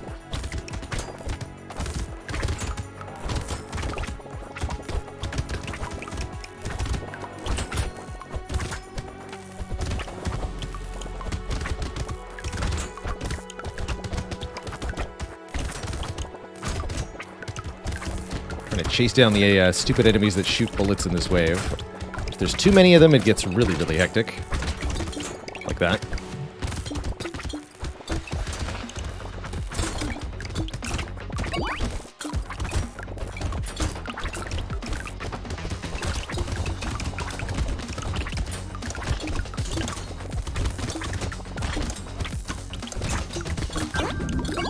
Alright, that was not bad. Lose range damage to gain melee. I don't think I'm going to do that. I like our range damage stat. Let's take some luck.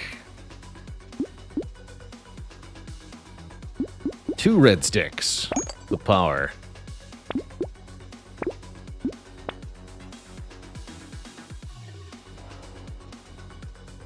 Baby elephant is excellent. Chance to deal damage when we pick up a material. Wheat's okay. Yeah, wheat is okay. Is it a bad indication if you can't kill the elites? Elites are pretty tough to kill. It's a good indication if you can't kill them, but simply being able to survive them is the goal.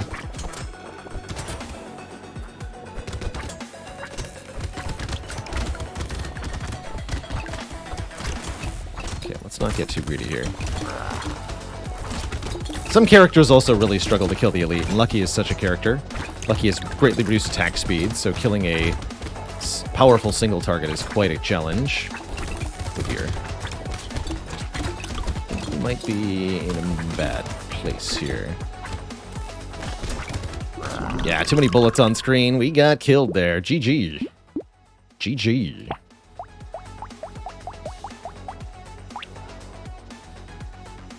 Gonna do Chunky? Does character change again? Less dodge, less regen, no lifesteal. No changes to speed. It gets more health from consumables. And more damage based on their max health. Interesting. Let's try Chunky with a Ghost Scepter. That ought to be suitably entertaining. Hey, glad to hear it, Peace Man. So the Ghost Scepter gives you more max health for killing a certain number of enemies with it. It's a pretty bad weapon damage-wise. But Chunky can take advantage.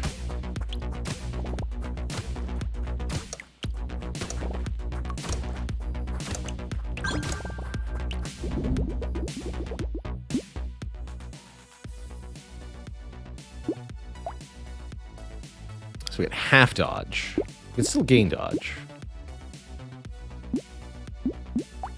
And half regen? That's right. Let's still grab 2 HP regen here.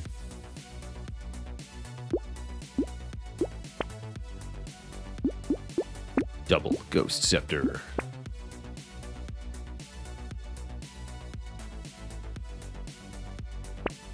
Triple Ghost Scepter. Let's go. This is the build.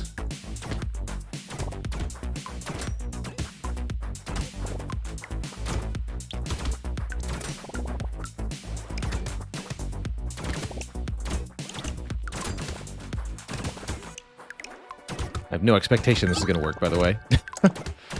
Only hopes.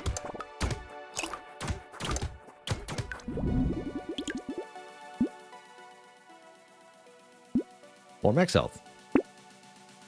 More scepters.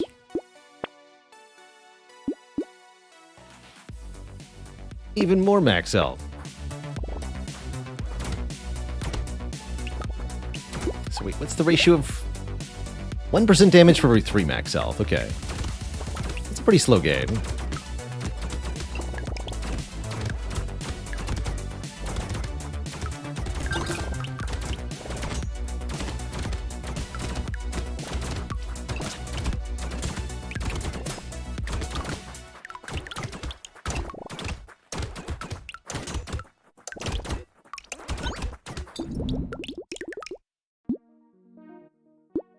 Some more damage output if we want anything to happen here. Character cannot modify speed, so that makes bag okay. Since there is no downside.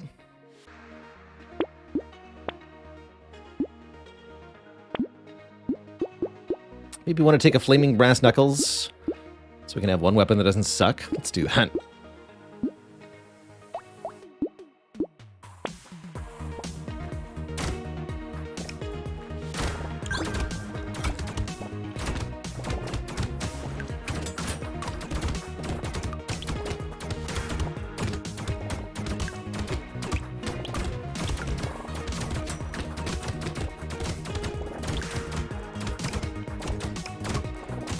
The enemies no longer die in one hit.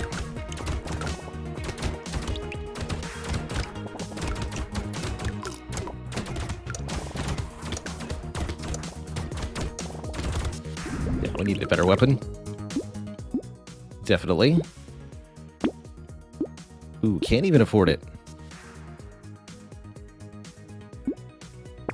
It's not good.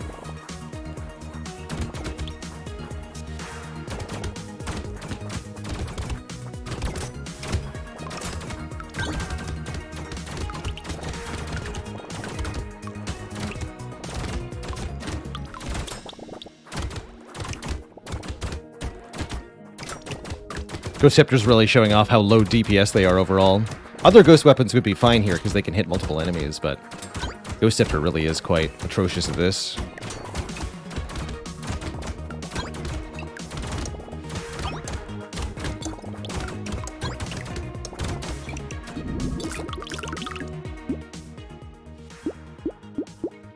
Alright, plus 2 range damage will help. And yeah, we should probably combine them. On some level here. Let's try this.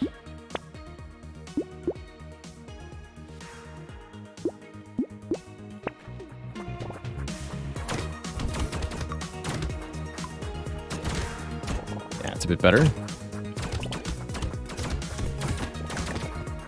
They'll need less kills to get a stat up now as well.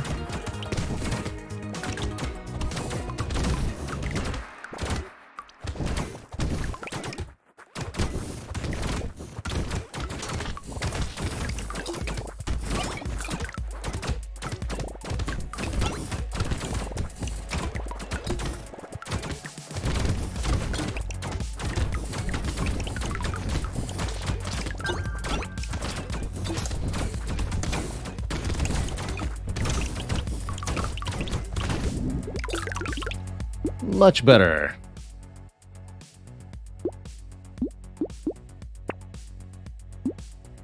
Take some armor.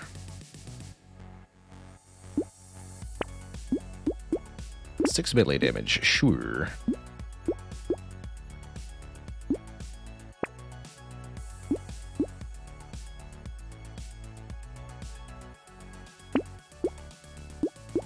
This is just +1 armor.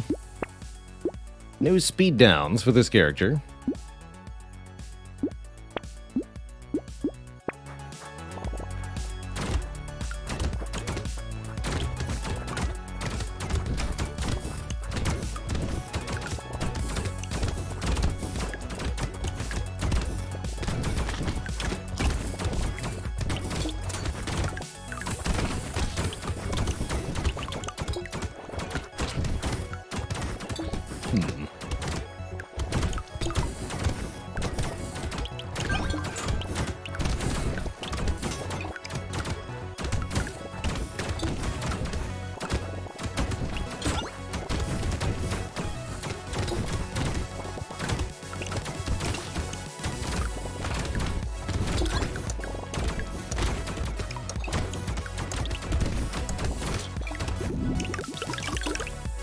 Wouldn't exactly say this is working. Stuff is happening, though. I think I'd better grab a plank. Just so we have a decent weapon. Chance to explode weapon is going to help a lot, I think. I'd love a bowler hat, but that's the opposite of what we need.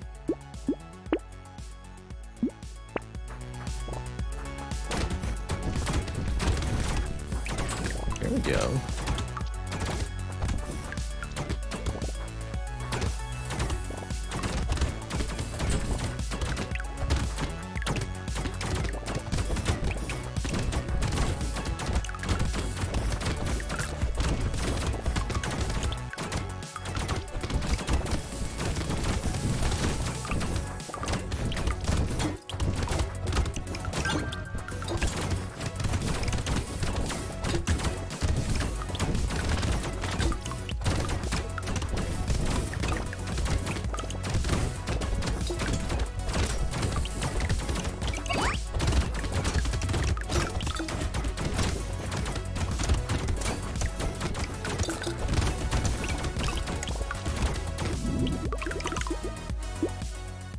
Explosion damage works with our plank.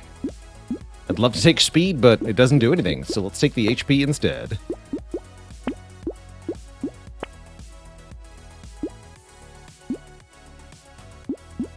Max HP based on our materials. That'd be interesting.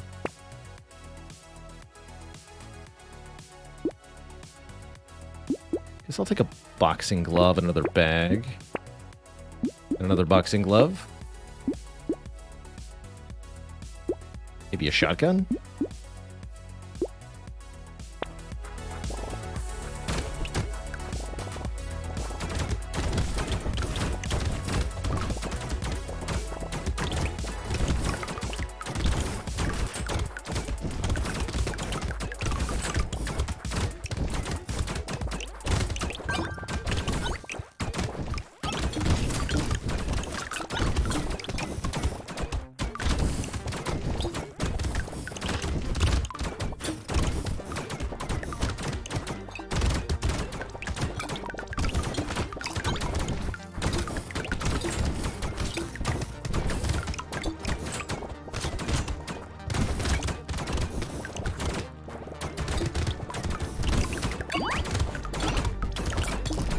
So slow.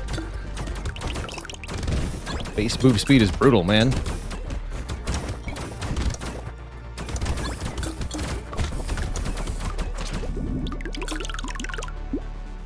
Acceptable, though.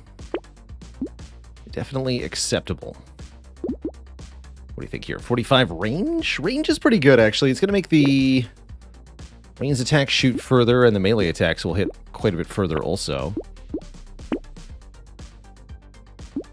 Statue. Bonus attack speed while standing still with literally no downside. There is no speed penalty to this because our character can't take speed penalties, so I think that's actually pretty good. More health from consumables, also very good. We can't have negative dodge anyway. Makes Little Frog decent also, sure.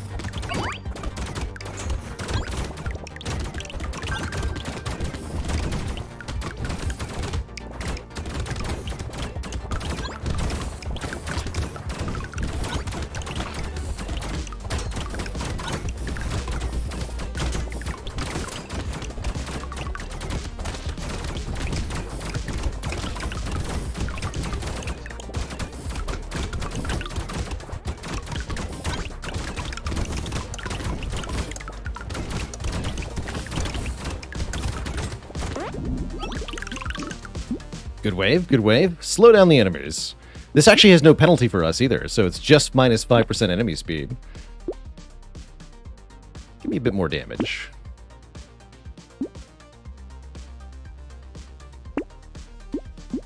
Mutation is 1 point of range damage essentially for free. I don't think that's worth the ratio though.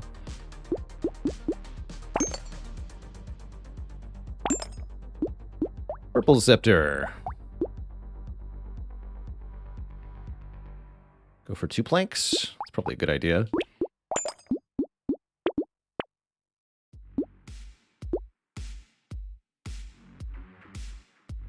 Upgrade the flaming brass knuckles, sure.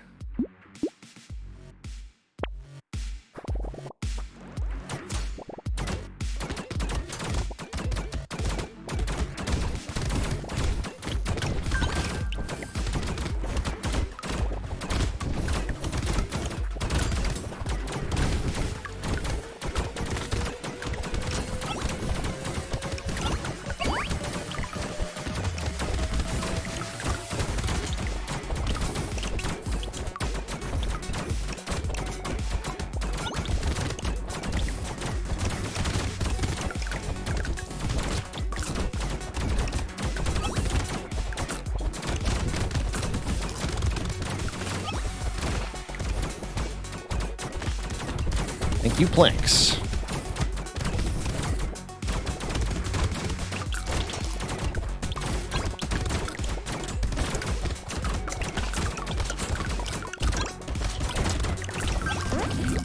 Beautiful.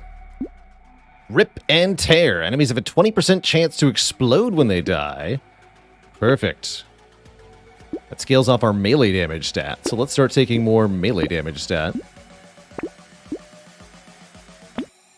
Warrior helmet's amazing here.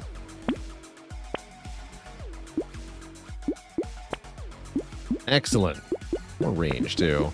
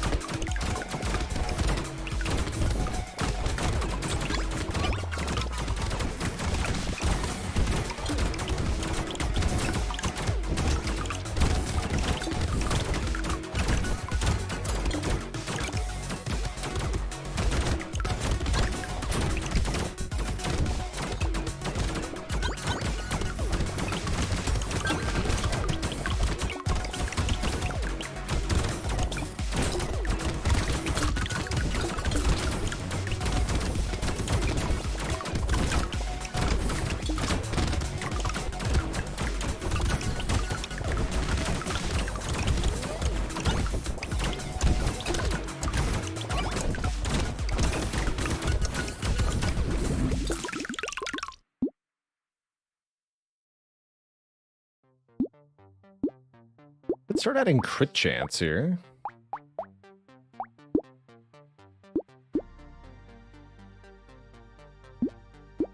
Sure, let's take 7 crit. Plus 1 damage for every 1 speed I have. Interesting. Baby with a beard does 11 damage. Alright, sure. Sure.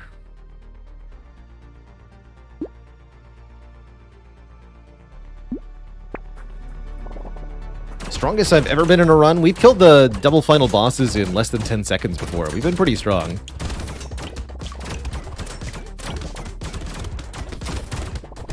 Definitely hit some crazy runs in this game.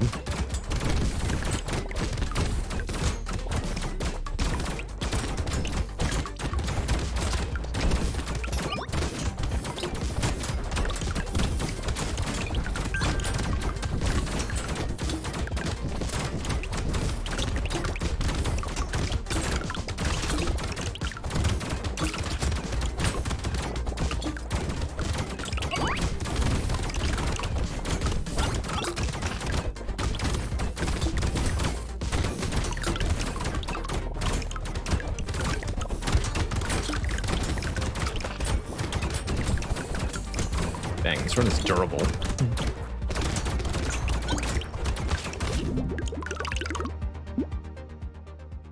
Free range damage, alright. And I guess we'll just take some more max health. Max health is damage. These warrior helmets are the best. 3 armor, 5 max HP. No penalty. Likewise, Bean Teacher, no penalty, because this character has no lifesteal. Same with Banner. Effectively, no penalty. That's great. We're going for a full economy build with daggers. I have not tried the thief daggers only strat. Seems like it could work, although you'd be really ineffective at killing things.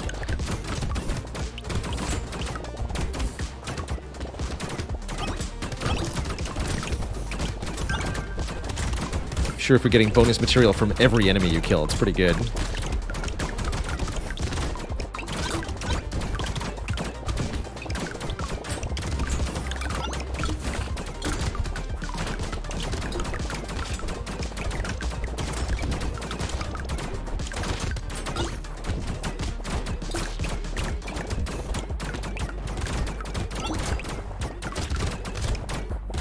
Plank explosions, though, man.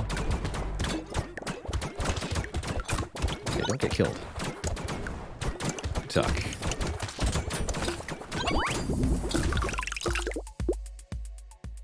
Your max HP is capped. No way. Get out of here. Unacceptable. Give me attack speed instead. And another warrior helmet. The power. The sheer power.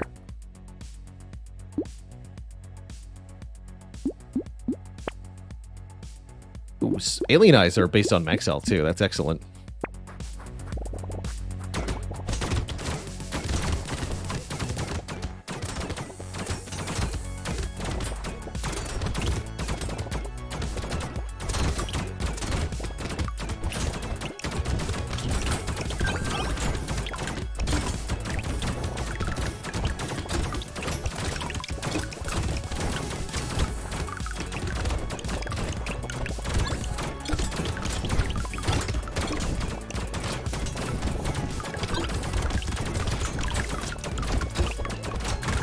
Points.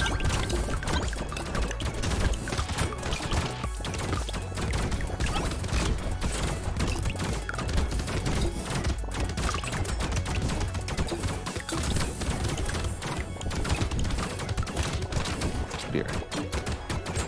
Wish they wouldn't all shoot lasers at me in the same direction.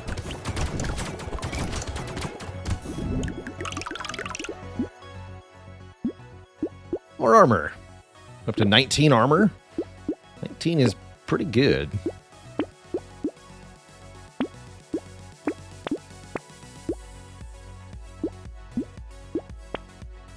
Another Rip and Tear. And perhaps better yet, an Obliterator. A ranged weapon that shoots in a line and does absolutely enormous damage. I think we're going to like that quite a bit.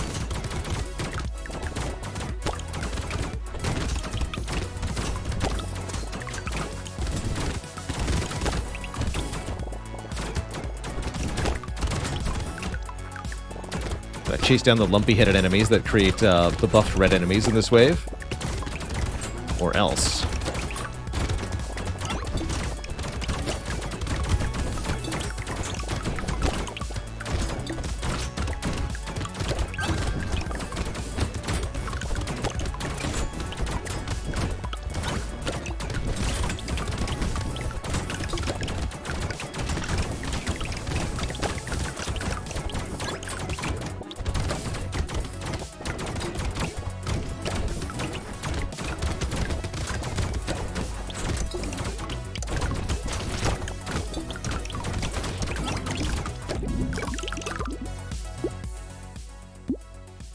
some more max health.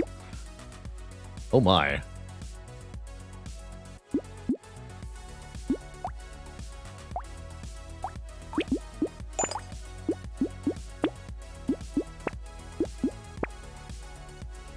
Cool.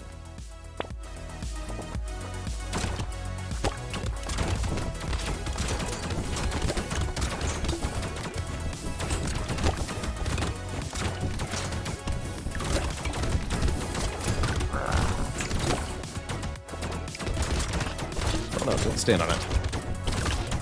Terrible idea.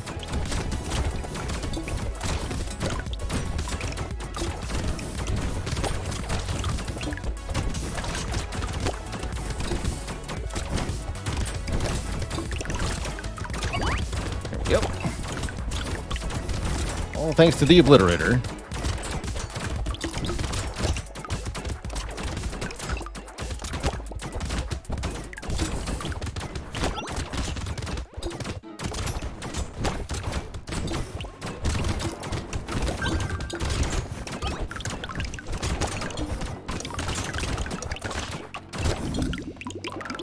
Voice of Moses, thanks for the 37 months. Appreciate those. Happy birthday. I'll take a regen pot. Give me some actual regen then. Sure.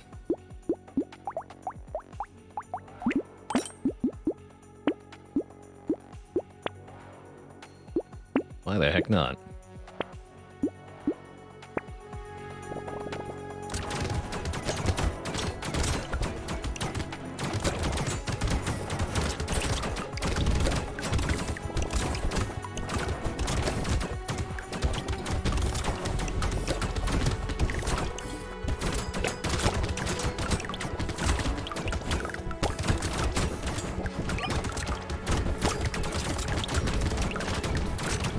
All coming together now.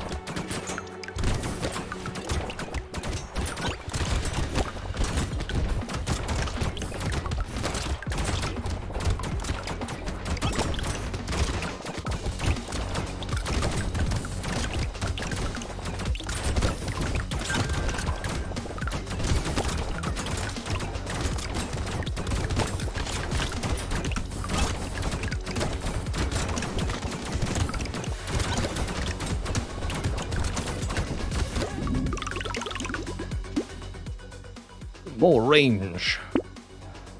Let's see. We have 63% damage up based on our max health. That's pretty good. Don't think this character wants Triangle of Power. Lemonade's good, though.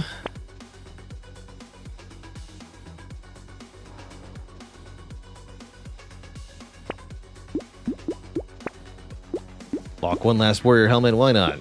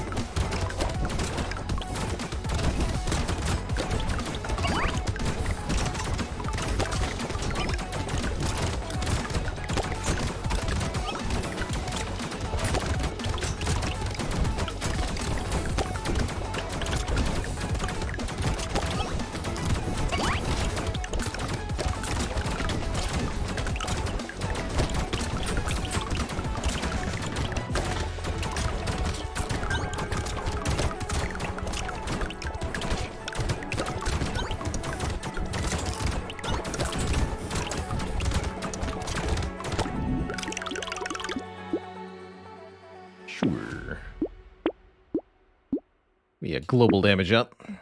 Warrior helmet, not a weird ghost. Do not take weird ghost here. Let's swap one ghost scepter for a laser gun. This pistol is almost better than the ghost scepter 4, almost. Hammer, 114. I'll buy the hammer. And a Cyclops worm. Okay. This versus the bosses. Let's go. Take 700 damage from my Obliterator.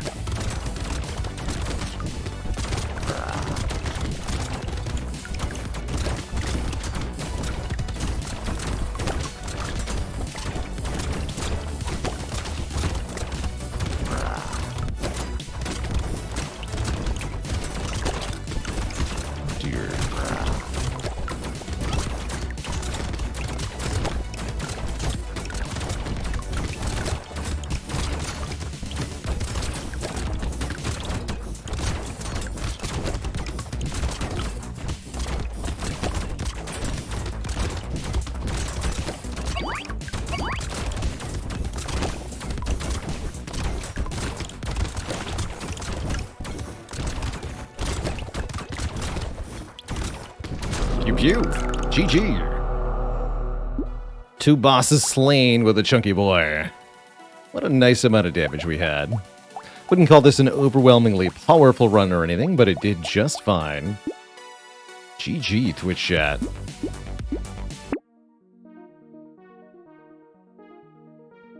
Well, I see we're about 6 hours into the broadcast here. I am not going to end stream yet. What I am going to do, though, is take a nice break, refill the water, stretch the legs. And in a couple of minutes, I'll be back to play a bit more Brotato, my dear Twitch chat. Don't go nowhere, folks. I will be right back.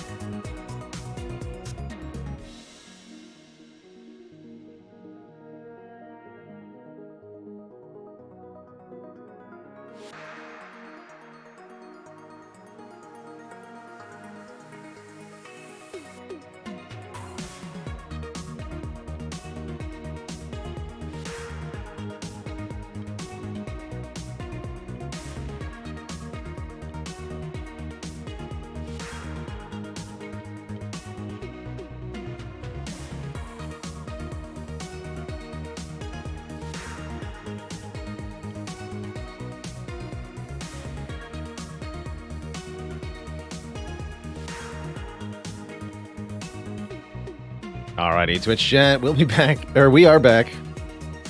No, we are done with Spire for the day, but it will be back tomorrow. Probably some more modded Spire tomorrow in celebration of hitting our sub goal. Thanks to our birthday generosity. We're basically at that goal, so seems I owe some special celebrations tomorrow.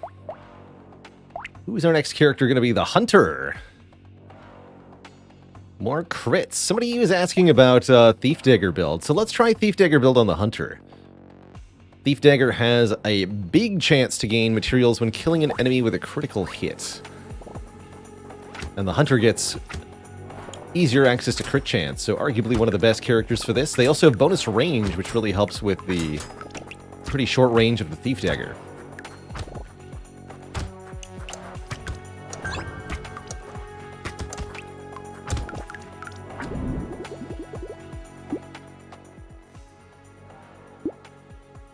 Some early move speed here.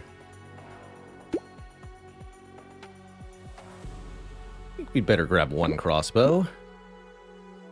Tempting to grab a Lost Dock or an early Tooth early. I think we need to be rerolling for more weapons, though. Specifically more Thief Daggers. Lock this Shuriken also. Hedgehog's too expensive.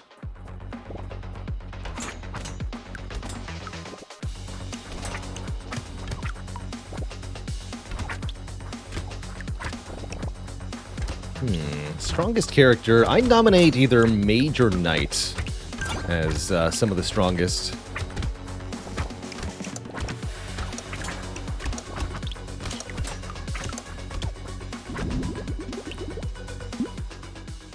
Crit chance.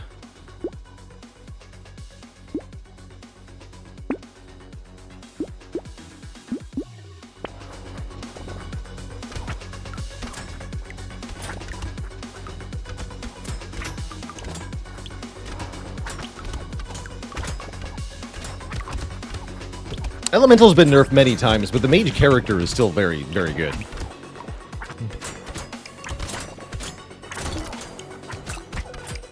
Loud is also very good, with their big damage up and more enemies to get more levels.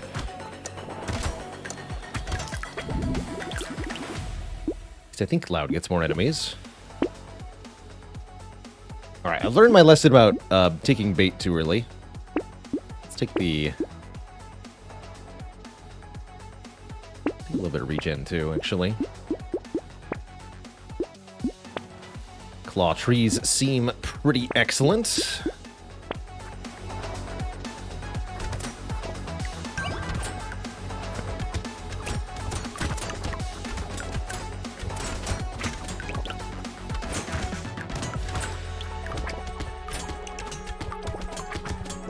Bit of a glass cannon at the moment. We'd like to get some survivability, but I don't get one shot later on.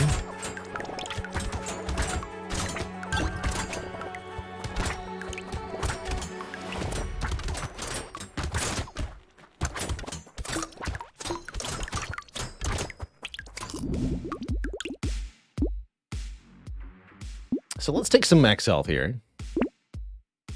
And more crit chance. We're up to 32% crit. Which means we're already at 50% chance for the Thief Daggers to crit. And that's before I buy this crossbow and this claw tree. Now we're at 60% chance. Excellent. Range is good on this character, right? 1% damage for every 10 range. So this is 20 range, 2% damage. Good. Great, even.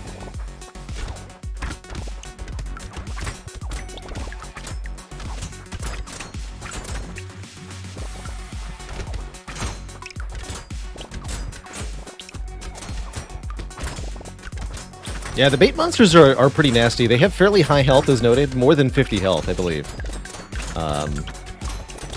Which means it's quite difficult to kill them quickly. And they shoot range attacks in, like, crazy directions while charging at you, making it very difficult to avoid them.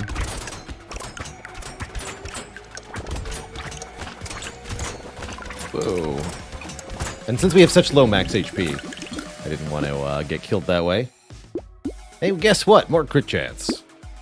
Easy peasy. Do we want a rocket launcher? Interesting offer. I don't hate that.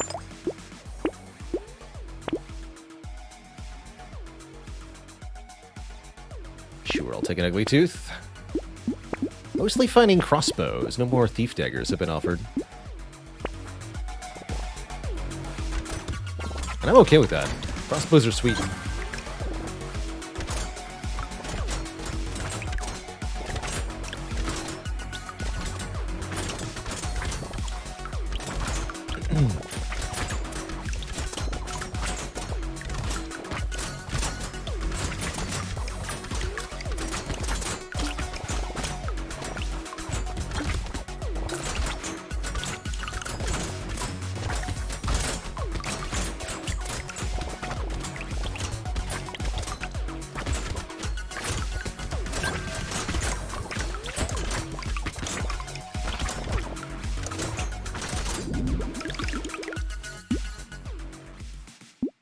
Give me some more range.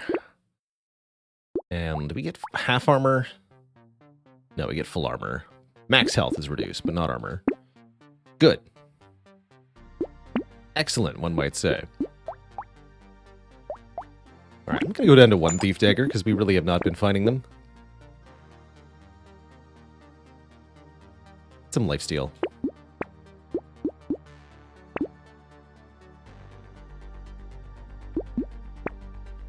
Lock a mushroom too.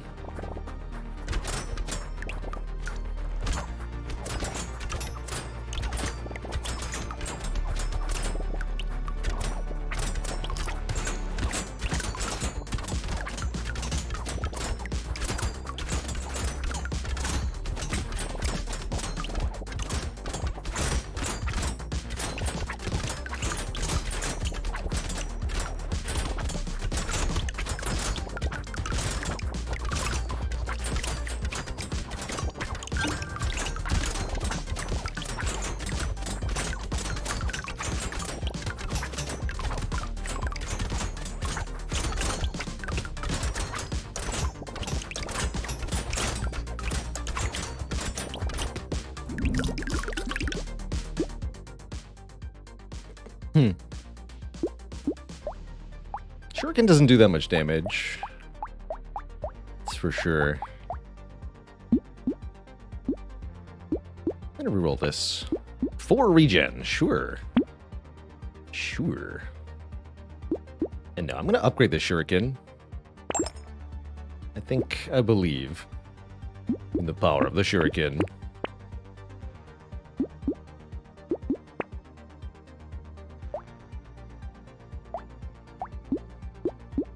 See, Cyclops Worm is definitely worse than usual.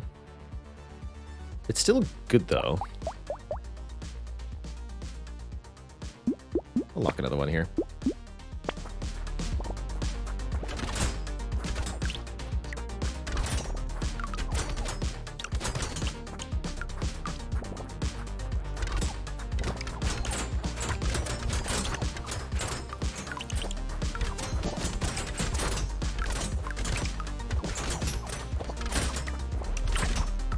Feels like attack speed's probably the next thing we really want.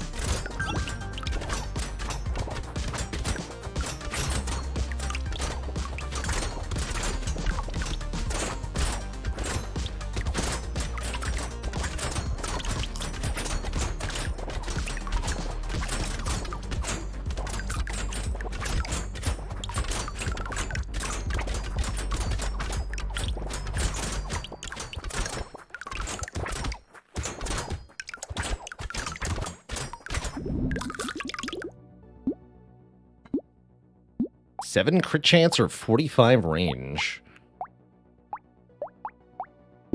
Let's really lock in that crit chance.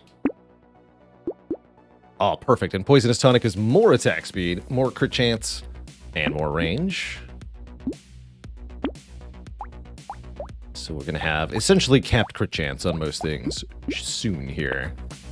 Let's start focusing on other stats.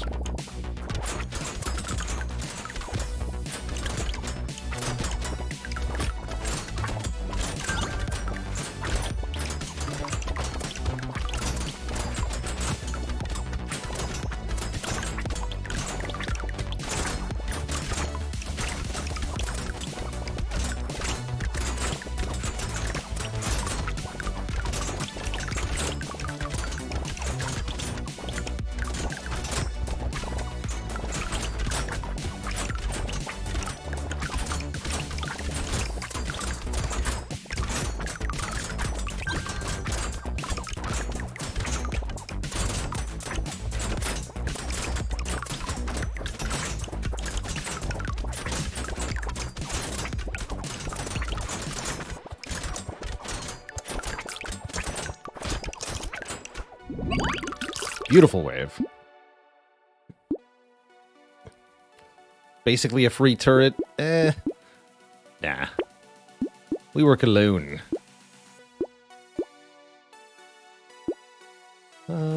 Could take melee or range damage. Melee with damage would improve the shuriken a lot. I guess it's only 34%. Yeah, reroll it. Take 10 attack speed. Perfect. And 2 more armor. Good.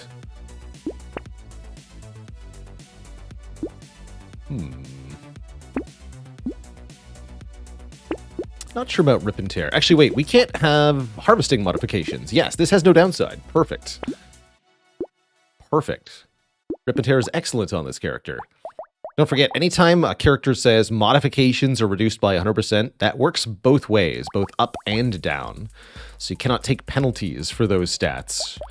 Meaning any item with a penalty is usually worthwhile.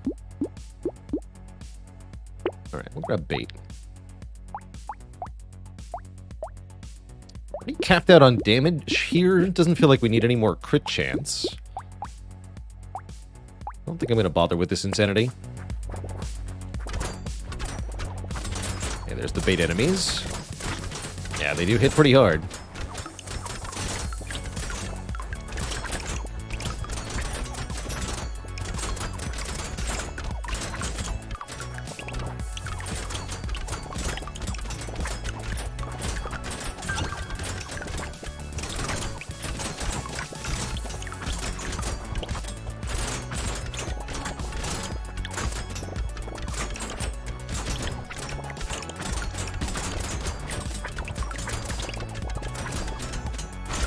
Oh. That was almost bad.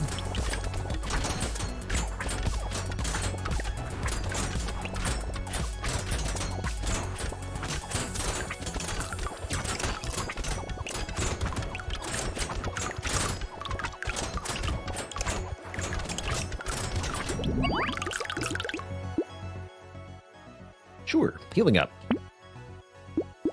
And more attack speed. Actually, let's take a bit of health. Sif's Relic. 100% chance to instantly attract all materials that drop. That's kind of neat. Sure, I'll pay for that. Why not? Now I don't even need to move around, really.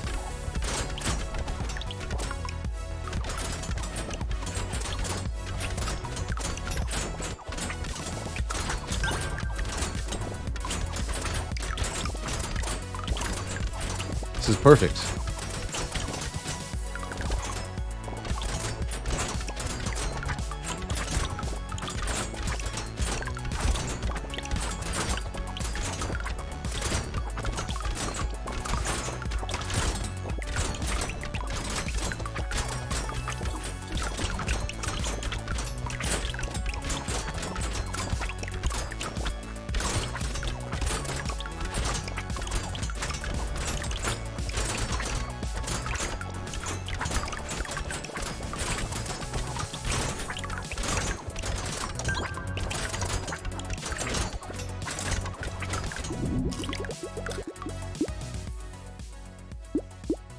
Could take a luck up, but it seems a little late. I don't think we're going to need it much. Oof. These are not good stat ups. Let's get some more lifesteal. And a hunting trophy. Chance to gain material when killing an enemy with a critical hit. Also a piggy bank. Let's go ahead and use those two things together to break the game.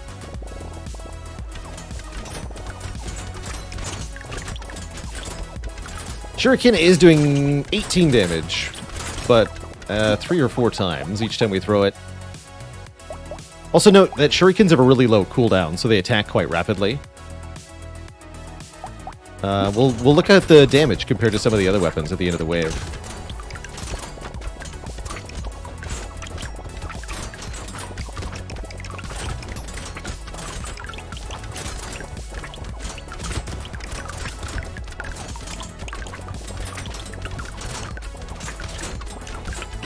Assuming we live to the end of the wave.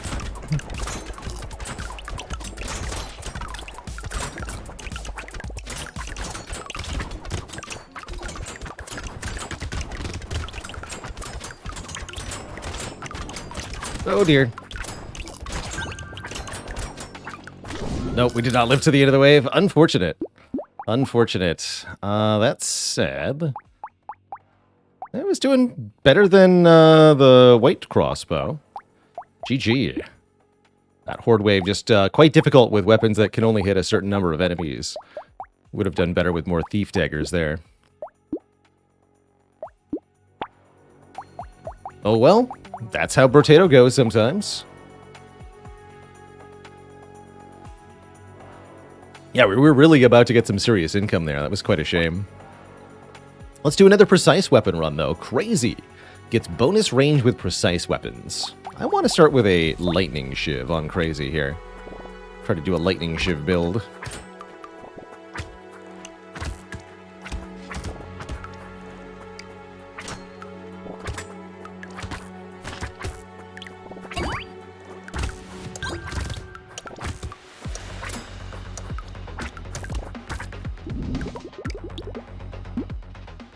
Sure, I'll take a weird ghost this early.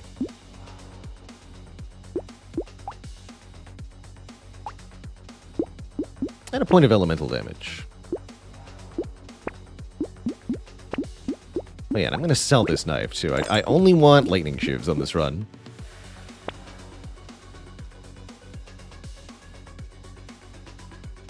What about thief daggers? Sure, lightning shivs and thief daggers. Deal.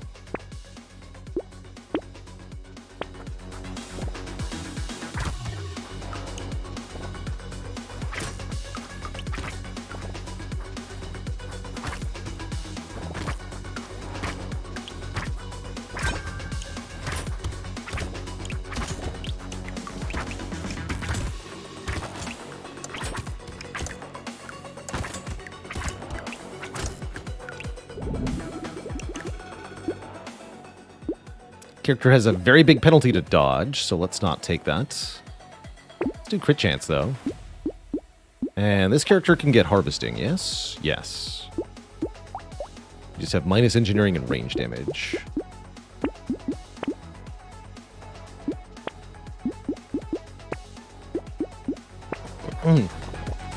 Zeration, thanks for the Prime sub.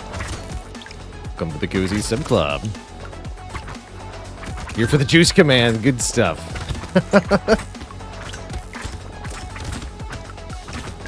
The juice is loose.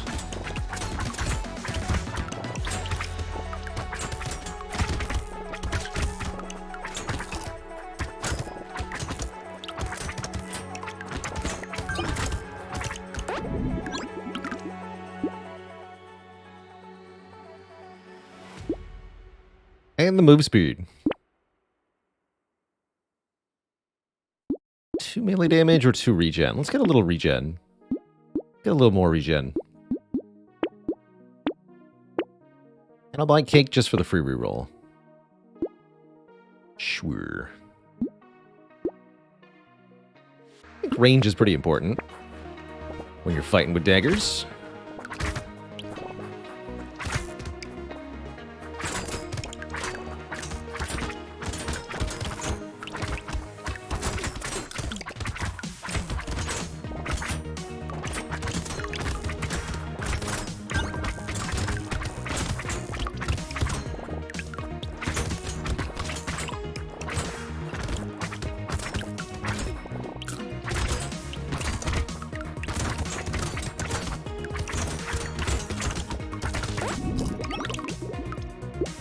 Definitely need some melee damage, though.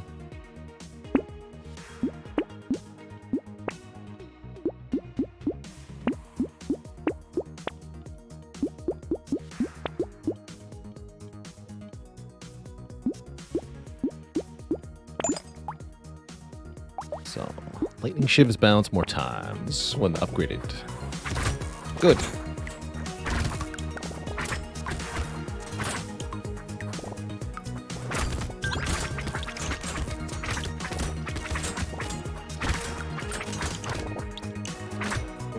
What does this character do? This character has more range with knife weapons. And more attack speed? That's right. So they're a knife specialist.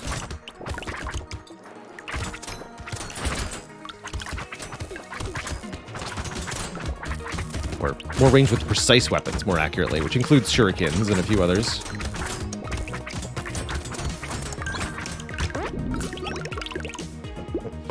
Padding, get out of here. Padding slows us down, unacceptably so.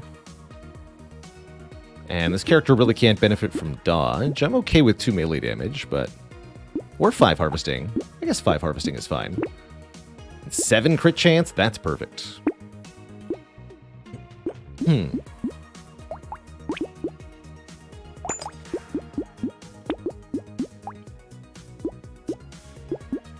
these thief daggers only have half melee damage scaling, too. No gardens for me. Ugly Tooth really good with how fast we attack.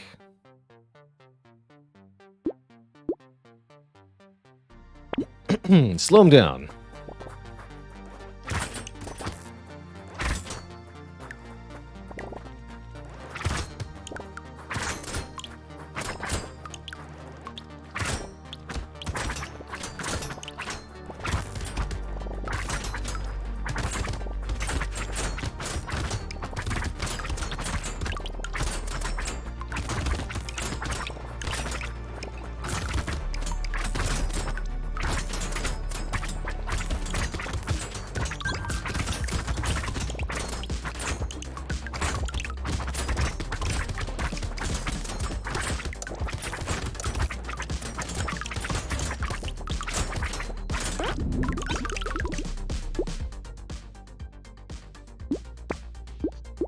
Eight more harvesting.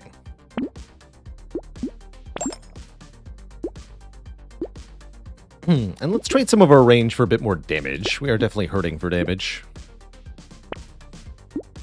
Mastery now, that's mid damage. 6 melee damage. Perfect.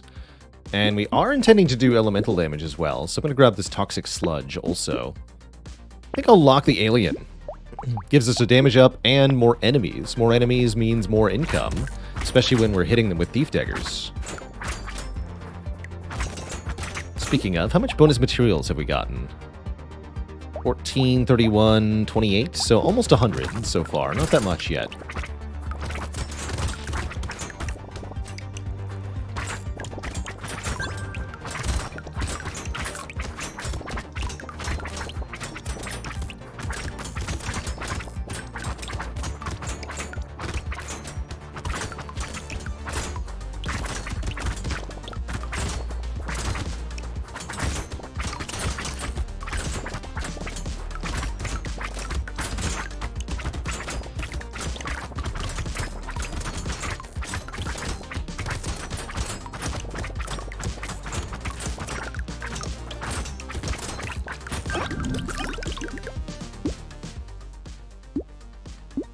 Some more range.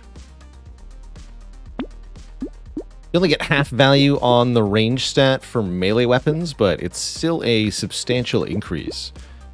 Especially when your weapons have short range to begin with. Only 150 on these daggers. This is our level 10 perk, so we can reroll if we want. We'll still be offered purple perks here. What do I want most? Attack speed?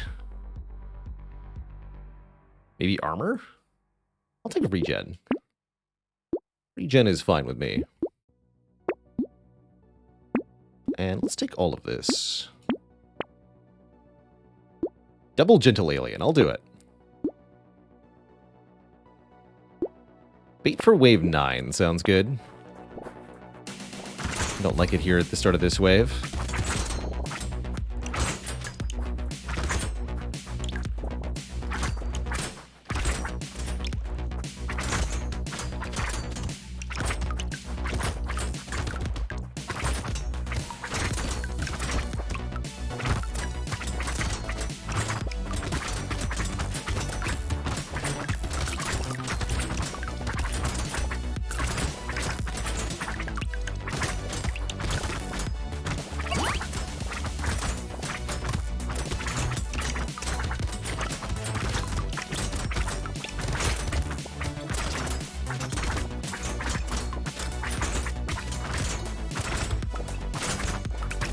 Definitely appreciating the extra range on the daggers right now.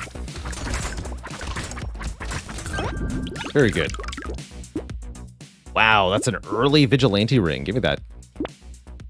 And we lose crit chance to pick this up, but we gain just about everything else. Health, damage, armor, speed. These are all good. I'll take the medal. Do we want some luck? Yeah, I think we'd like the luck stat to be positive. I think that would help a bit. Go to Purple Lightning Shiv. Offered an Obliterator. Don't think so. Campfire could trade some of our speed for elemental damage and regen, which we do appreciate both of. You know what? Sure. Normally I don't like Campfire. This seems like a good character for it.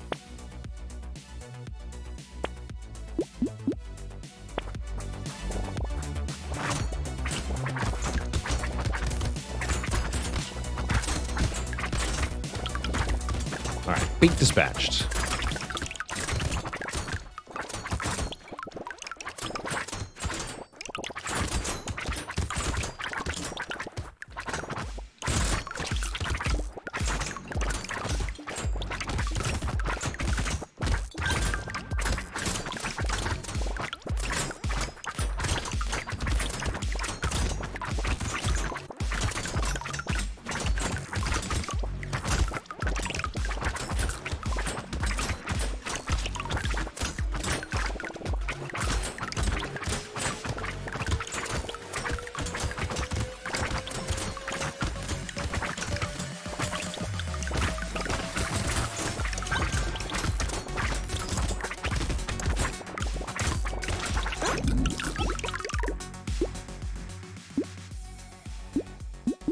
Sure, max health.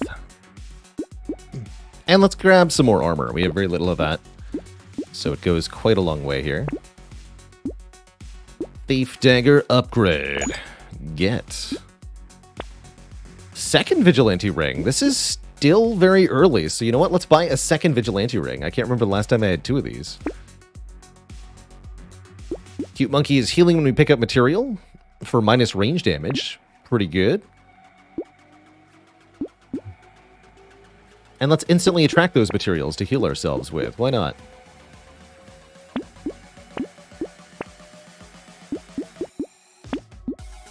Excellent. Can I handle a weird ghost? Let's find out.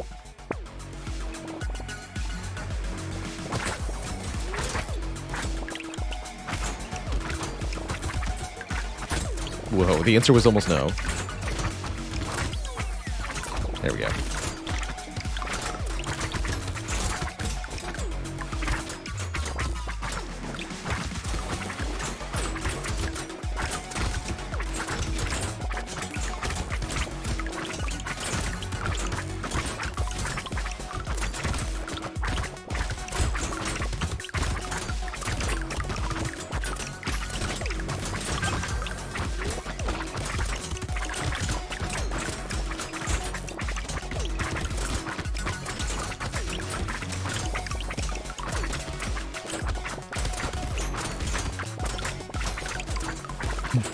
That3S, thanks for the Prime sub and the 2 months of support. Appreciate you keeping it cozy. Cozy 2, get. Minus dodge, no problem.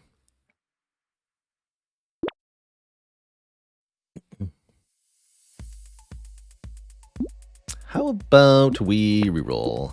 Ooh. One more time. 6 melee damage. Alright. Projectiles pierce through 1 extra target. My understanding is that this is going to work with the Lightning Shiv projectiles, so I am super clicking on that. And we're going to see what happens.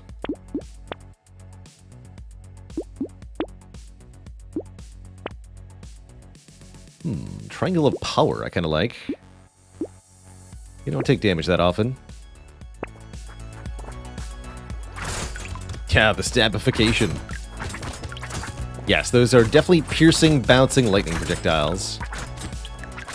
Although it's pierce then bounce, right? So it's actually kind of bad.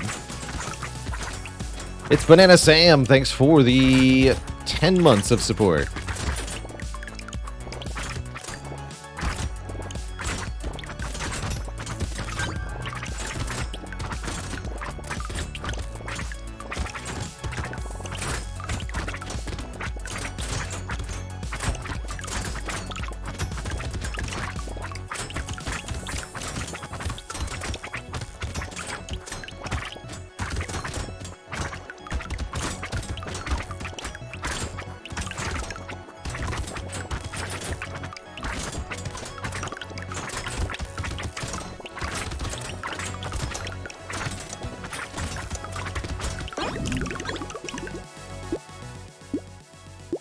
I'll take 50 attack speed.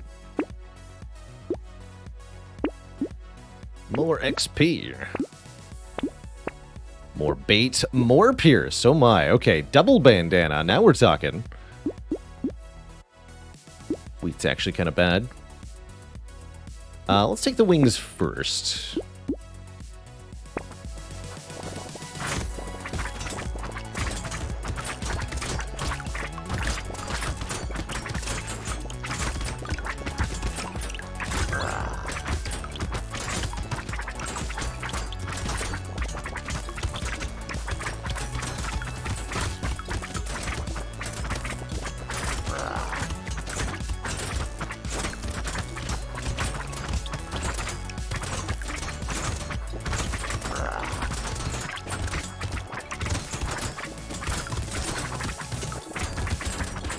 Stabby.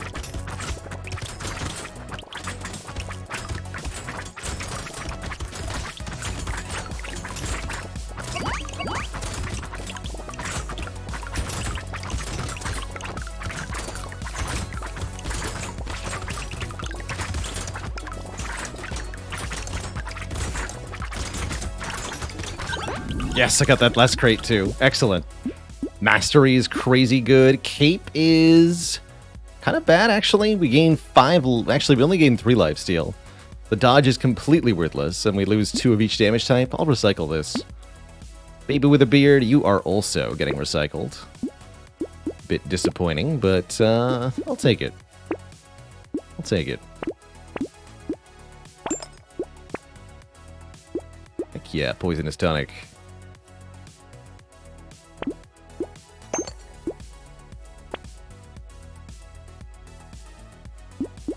So now I have 3 purple lightning shivs. Bounce 3 times, pierce 2 times. I would agree, Carissa. My understanding is that the secondary projectiles like that can't activate the burn from the sausage. So, for example, the extra projectiles from the Cactus Club don't activate Scared Sausage. So I would think the lightning shiv projectiles would similarly not work. But that's only my assumption. It could be different.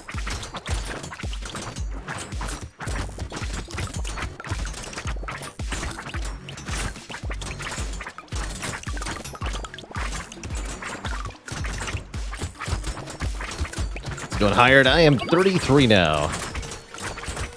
With many more years to come, I hope. Thought burning worked with everything. So did I, but it definitely does not, in my experience.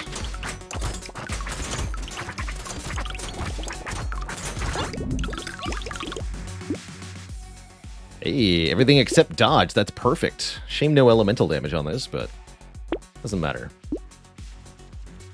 And I'm going to take some more regen. Plasma Sledge. Interesting. That is not normally a weapon Crazy would want, but is kind of spectacular here.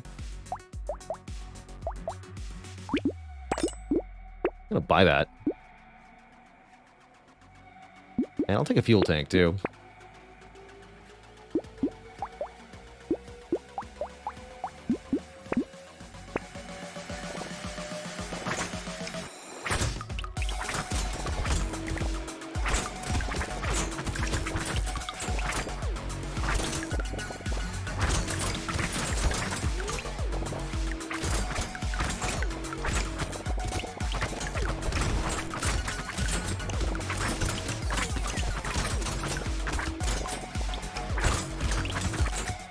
Wow, those lightning bounces.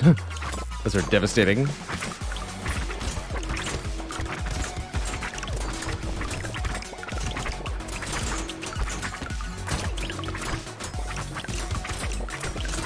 Hey, Dead Teddy. Thank you.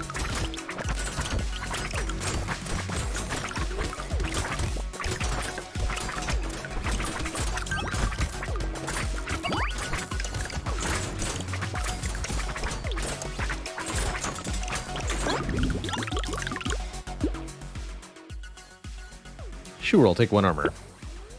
And I'll definitely take a bunch of attack speed.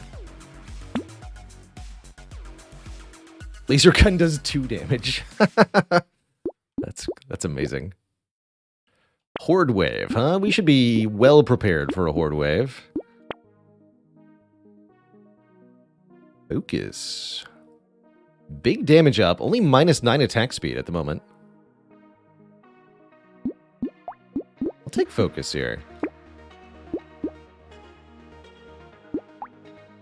Make this into a red thief dagger.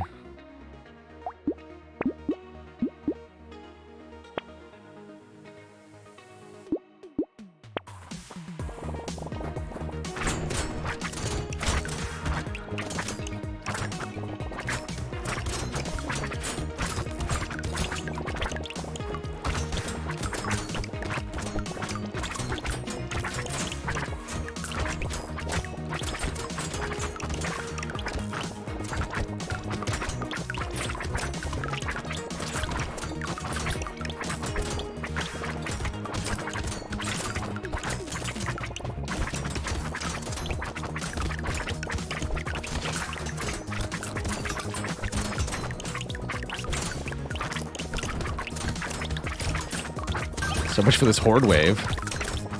Just farming it. Good Lord.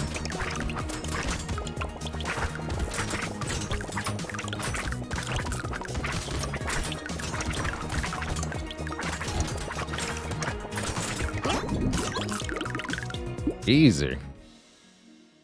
Let's go even more range. Who needs move speed when I can just attack from further away?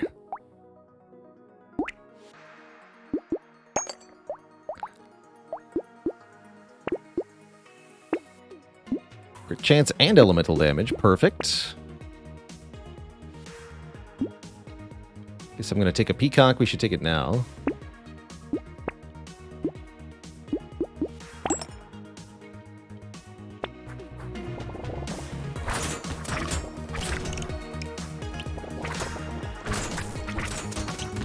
Hey, Hired, you keep watching, I'll keep streaming. That's the deal. Keeping a regularly occurring stream is one of my main goals here on the platform. I really love doing what I do here, and I'm immensely grateful that I'm able to support myself full-time off of the stream income and the YouTube income. So as long as I can keep this working for me, I'm going to keep doing it. Do my best to avoid burnout by deliberately not tryharding the stream in various ways. Things like, 60 of stream hours a week or 12-hour streams can be exciting, but they're kind of hard to do for years on end.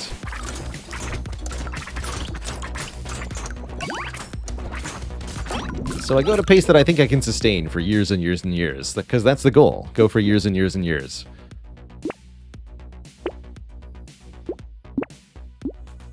Crit chance. Yes, please. Give me all of that.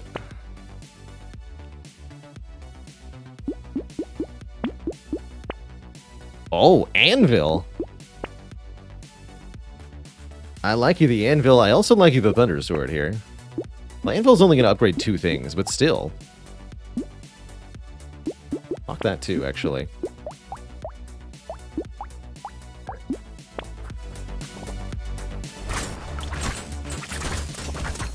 This guy is so dead.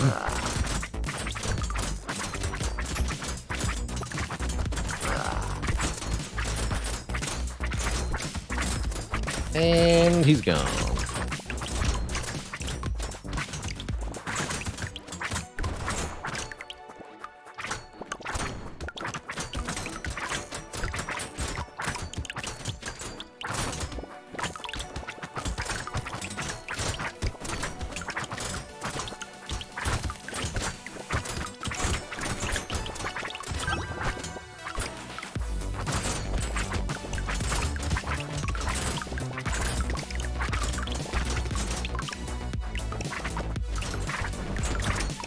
And yeah, we're going to replace that thief dagger so the anvil doesn't upgrade it. That's right.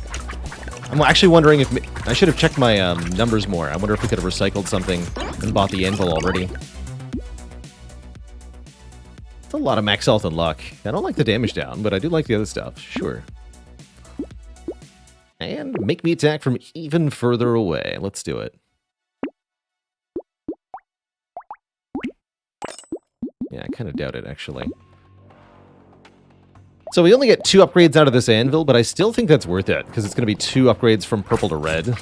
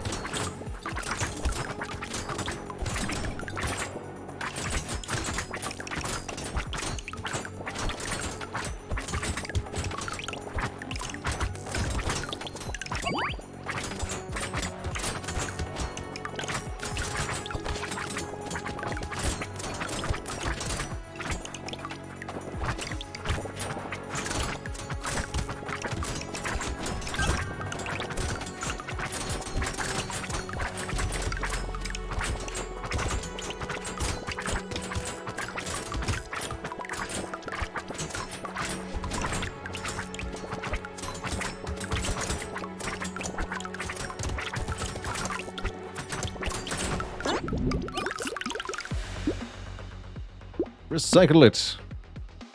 Take it. And we'll grab some more speed. Sure. Alright, so one of our lightning shivs got upgraded. Sure, sure.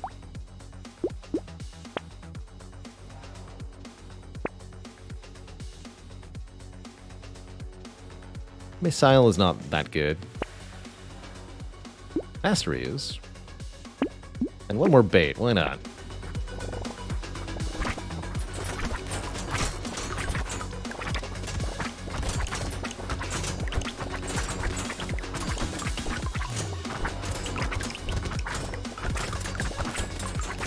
All this beautiful bouncing lightning.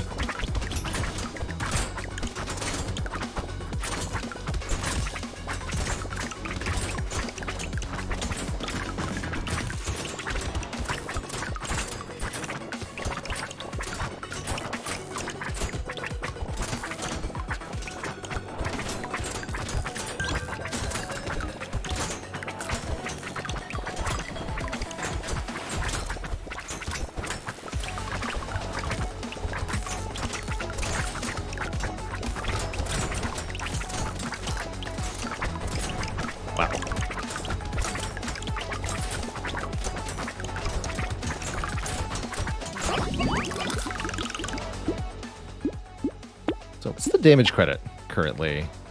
5,000 for the hammer, 7,500 for the thief dagger. That's just because that has more range. 25,000 for lightning shiv. Both the blue and the purple, and then both the red and the purple. It's oddly enough, this red one has less damage.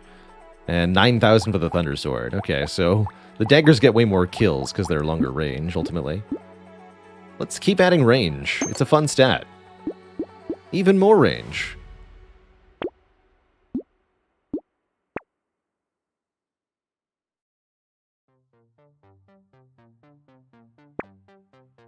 And we upgraded the other lightning shiv. Good, I really wanted lightning shiv build, so it's happened. Here we go. Lightning shivs do 111 damage. Beautiful. That's true, the hammer also has a lower crit multiplier. Yeah, we gotta be careful here. We're not actually that good at the Null not dying bit.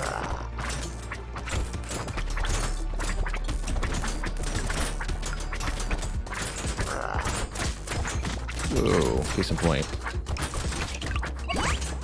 Whew. Almost died there. But we didn't. We won. GG. Get stabbed. What a cool elemental build. Thunder sword, plasma, sledgehammer, lightning shiv. Very neat. Alright, Twitch chat, I got one more in me. So let's see. I'm in the mood to play a one-armed run. There's one-armed. Aren't you... this one? No, that's multitasker. Where's one-armed? There. One-armed only gets one weapon. But it's a weapon with triple attack speed.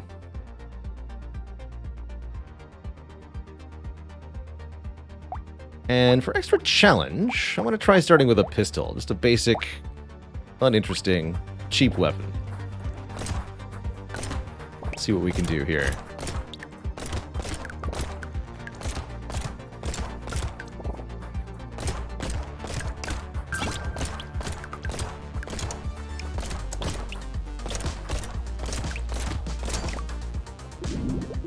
Wow, 62 materials, wave 1. That's a lot.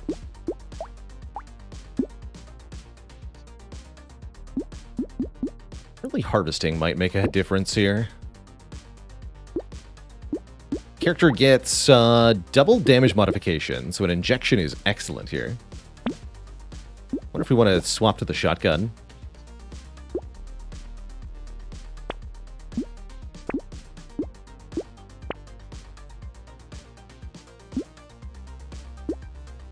Alien worm. Kind of the benefit of this character, in addition to their triple attack speed, since you can only equip one weapon, you only have to spend money on one weapon, which is more money to spend on passive items. Not enough to make up for the one gun, though, really.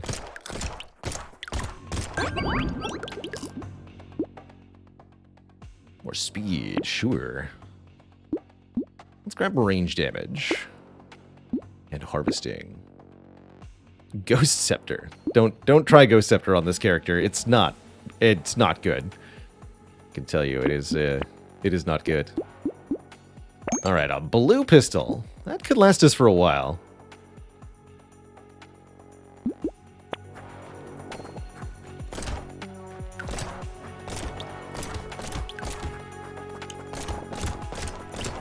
I think that's Exploding Man? Is that how your username is pronounced? Happy birthday, thank you. For the 2 months.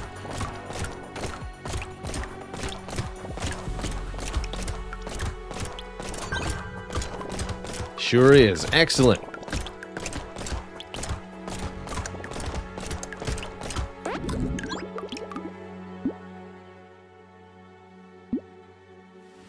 %10 damage up.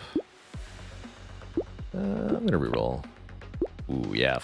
Harvesting or more range damage? It's so early. Let's grab Harvesting. Harvesting this early is a big deal. I don't think Gentle Alien is a good idea for this character. This character already gets overwhelmed by any decent number of enemies. Shuriken can be good for this character.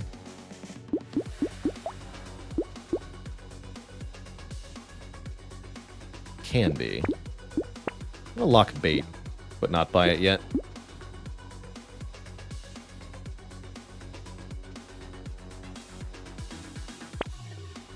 Harvesting. Here we go. Wow, this guy looks strung out.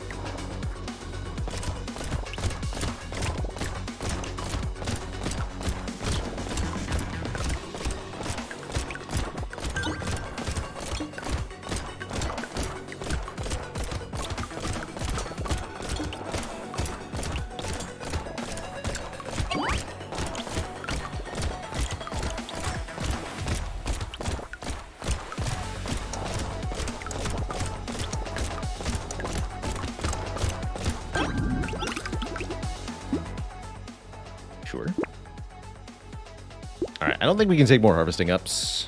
I think we need to start taking damage ups. Grab 16% damage and 4 range damage. Now I feel like we can take bait. Lumberjack shirt while we're at it. Oh my, hold on. I've been taking range damage so far, but Lightning Shiv 3 is good enough to swap to, I think.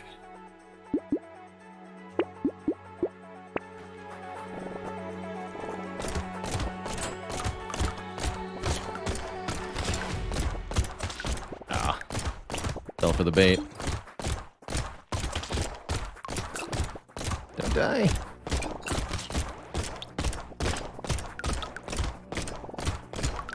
Should not have taken the bait.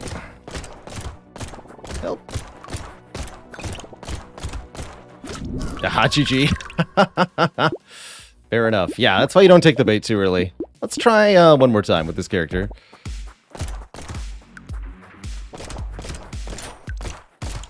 One-armed is always a struggle. I really would have liked to see how that lightning shift performed.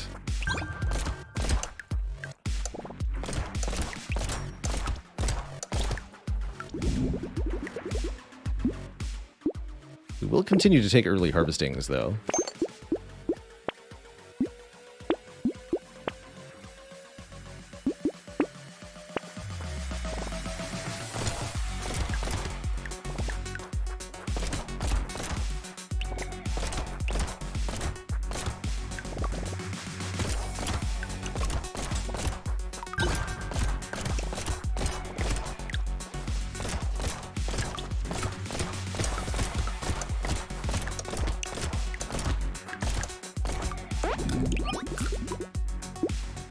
More harvesting. Slingshot's okay.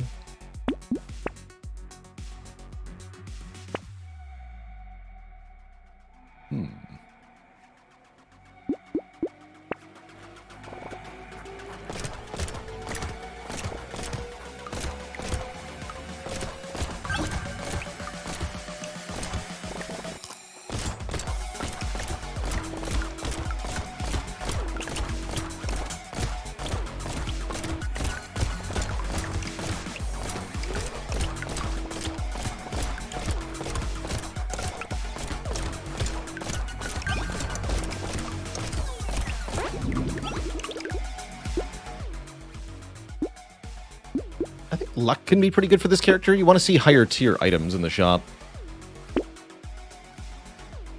Ooh, alien eyes. Interesting with this character. That could help a lot. That's essentially non-weapon damage.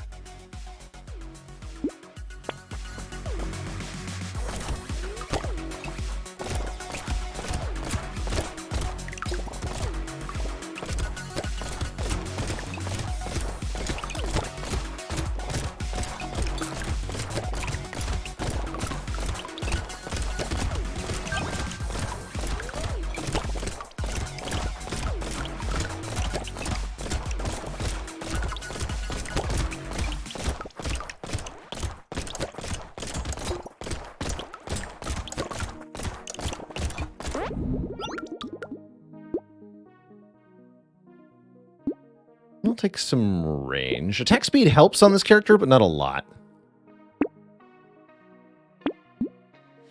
She probably shouldn't take coffee. Wonder if white flag is good. Let's try it.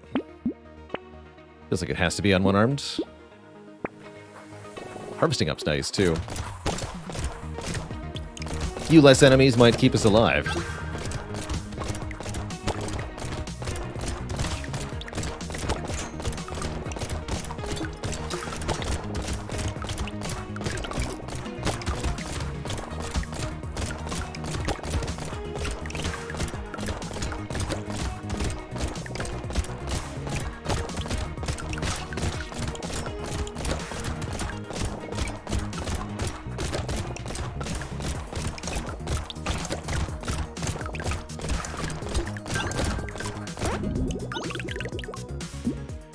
Yeah, it's not like you ever really run out of things to shoot at, indeed.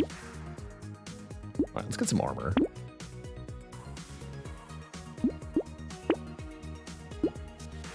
One-armed laser gun doesn't seem very good. You just don't fire off it enough. Crossbow also doesn't seem very good.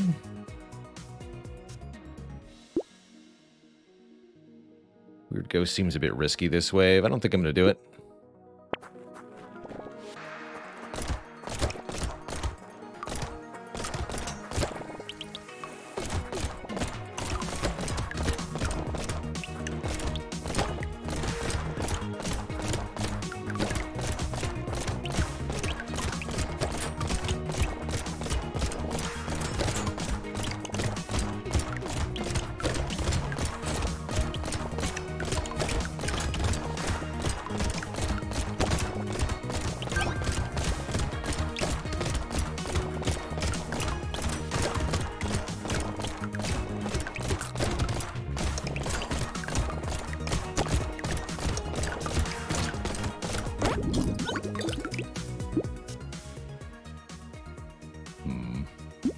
could take 10% damage up. Let's take 4 more range damage. Flamethrower.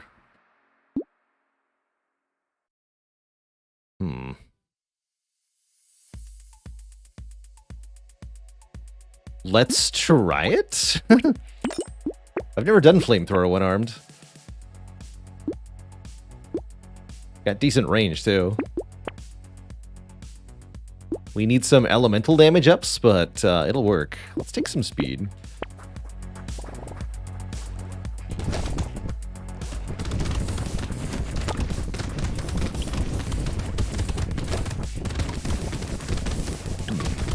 I almost want to use the manual aim mode for this.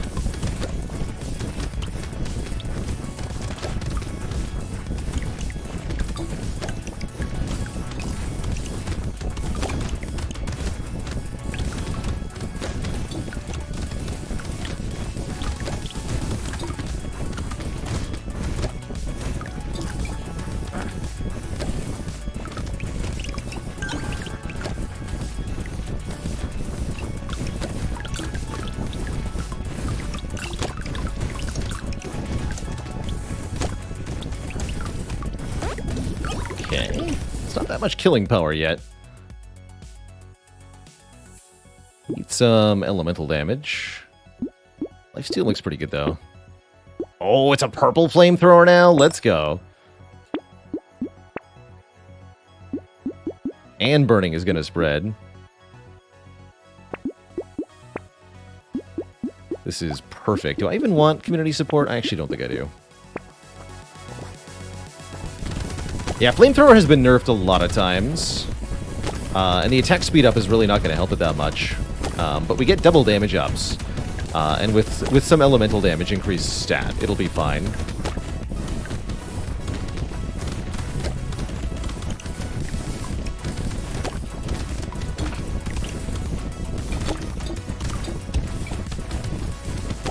What makes it particularly good for a one-armed run is that it can engage essentially any number of targets at the same time.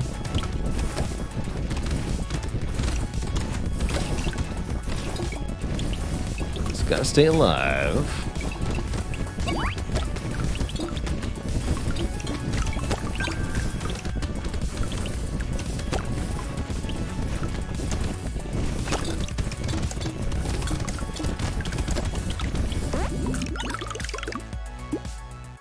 Sure, I'll take a garden. Alright, here we want elemental damage as a stat, if we can find it.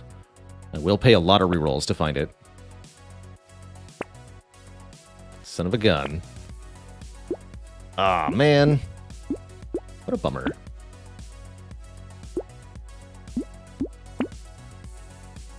Does range damage work for it too? No, only the elemental damage stat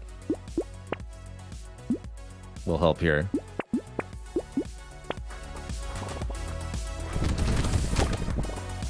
It's a real bummer that we didn't get any there. At least this wave's not too bad.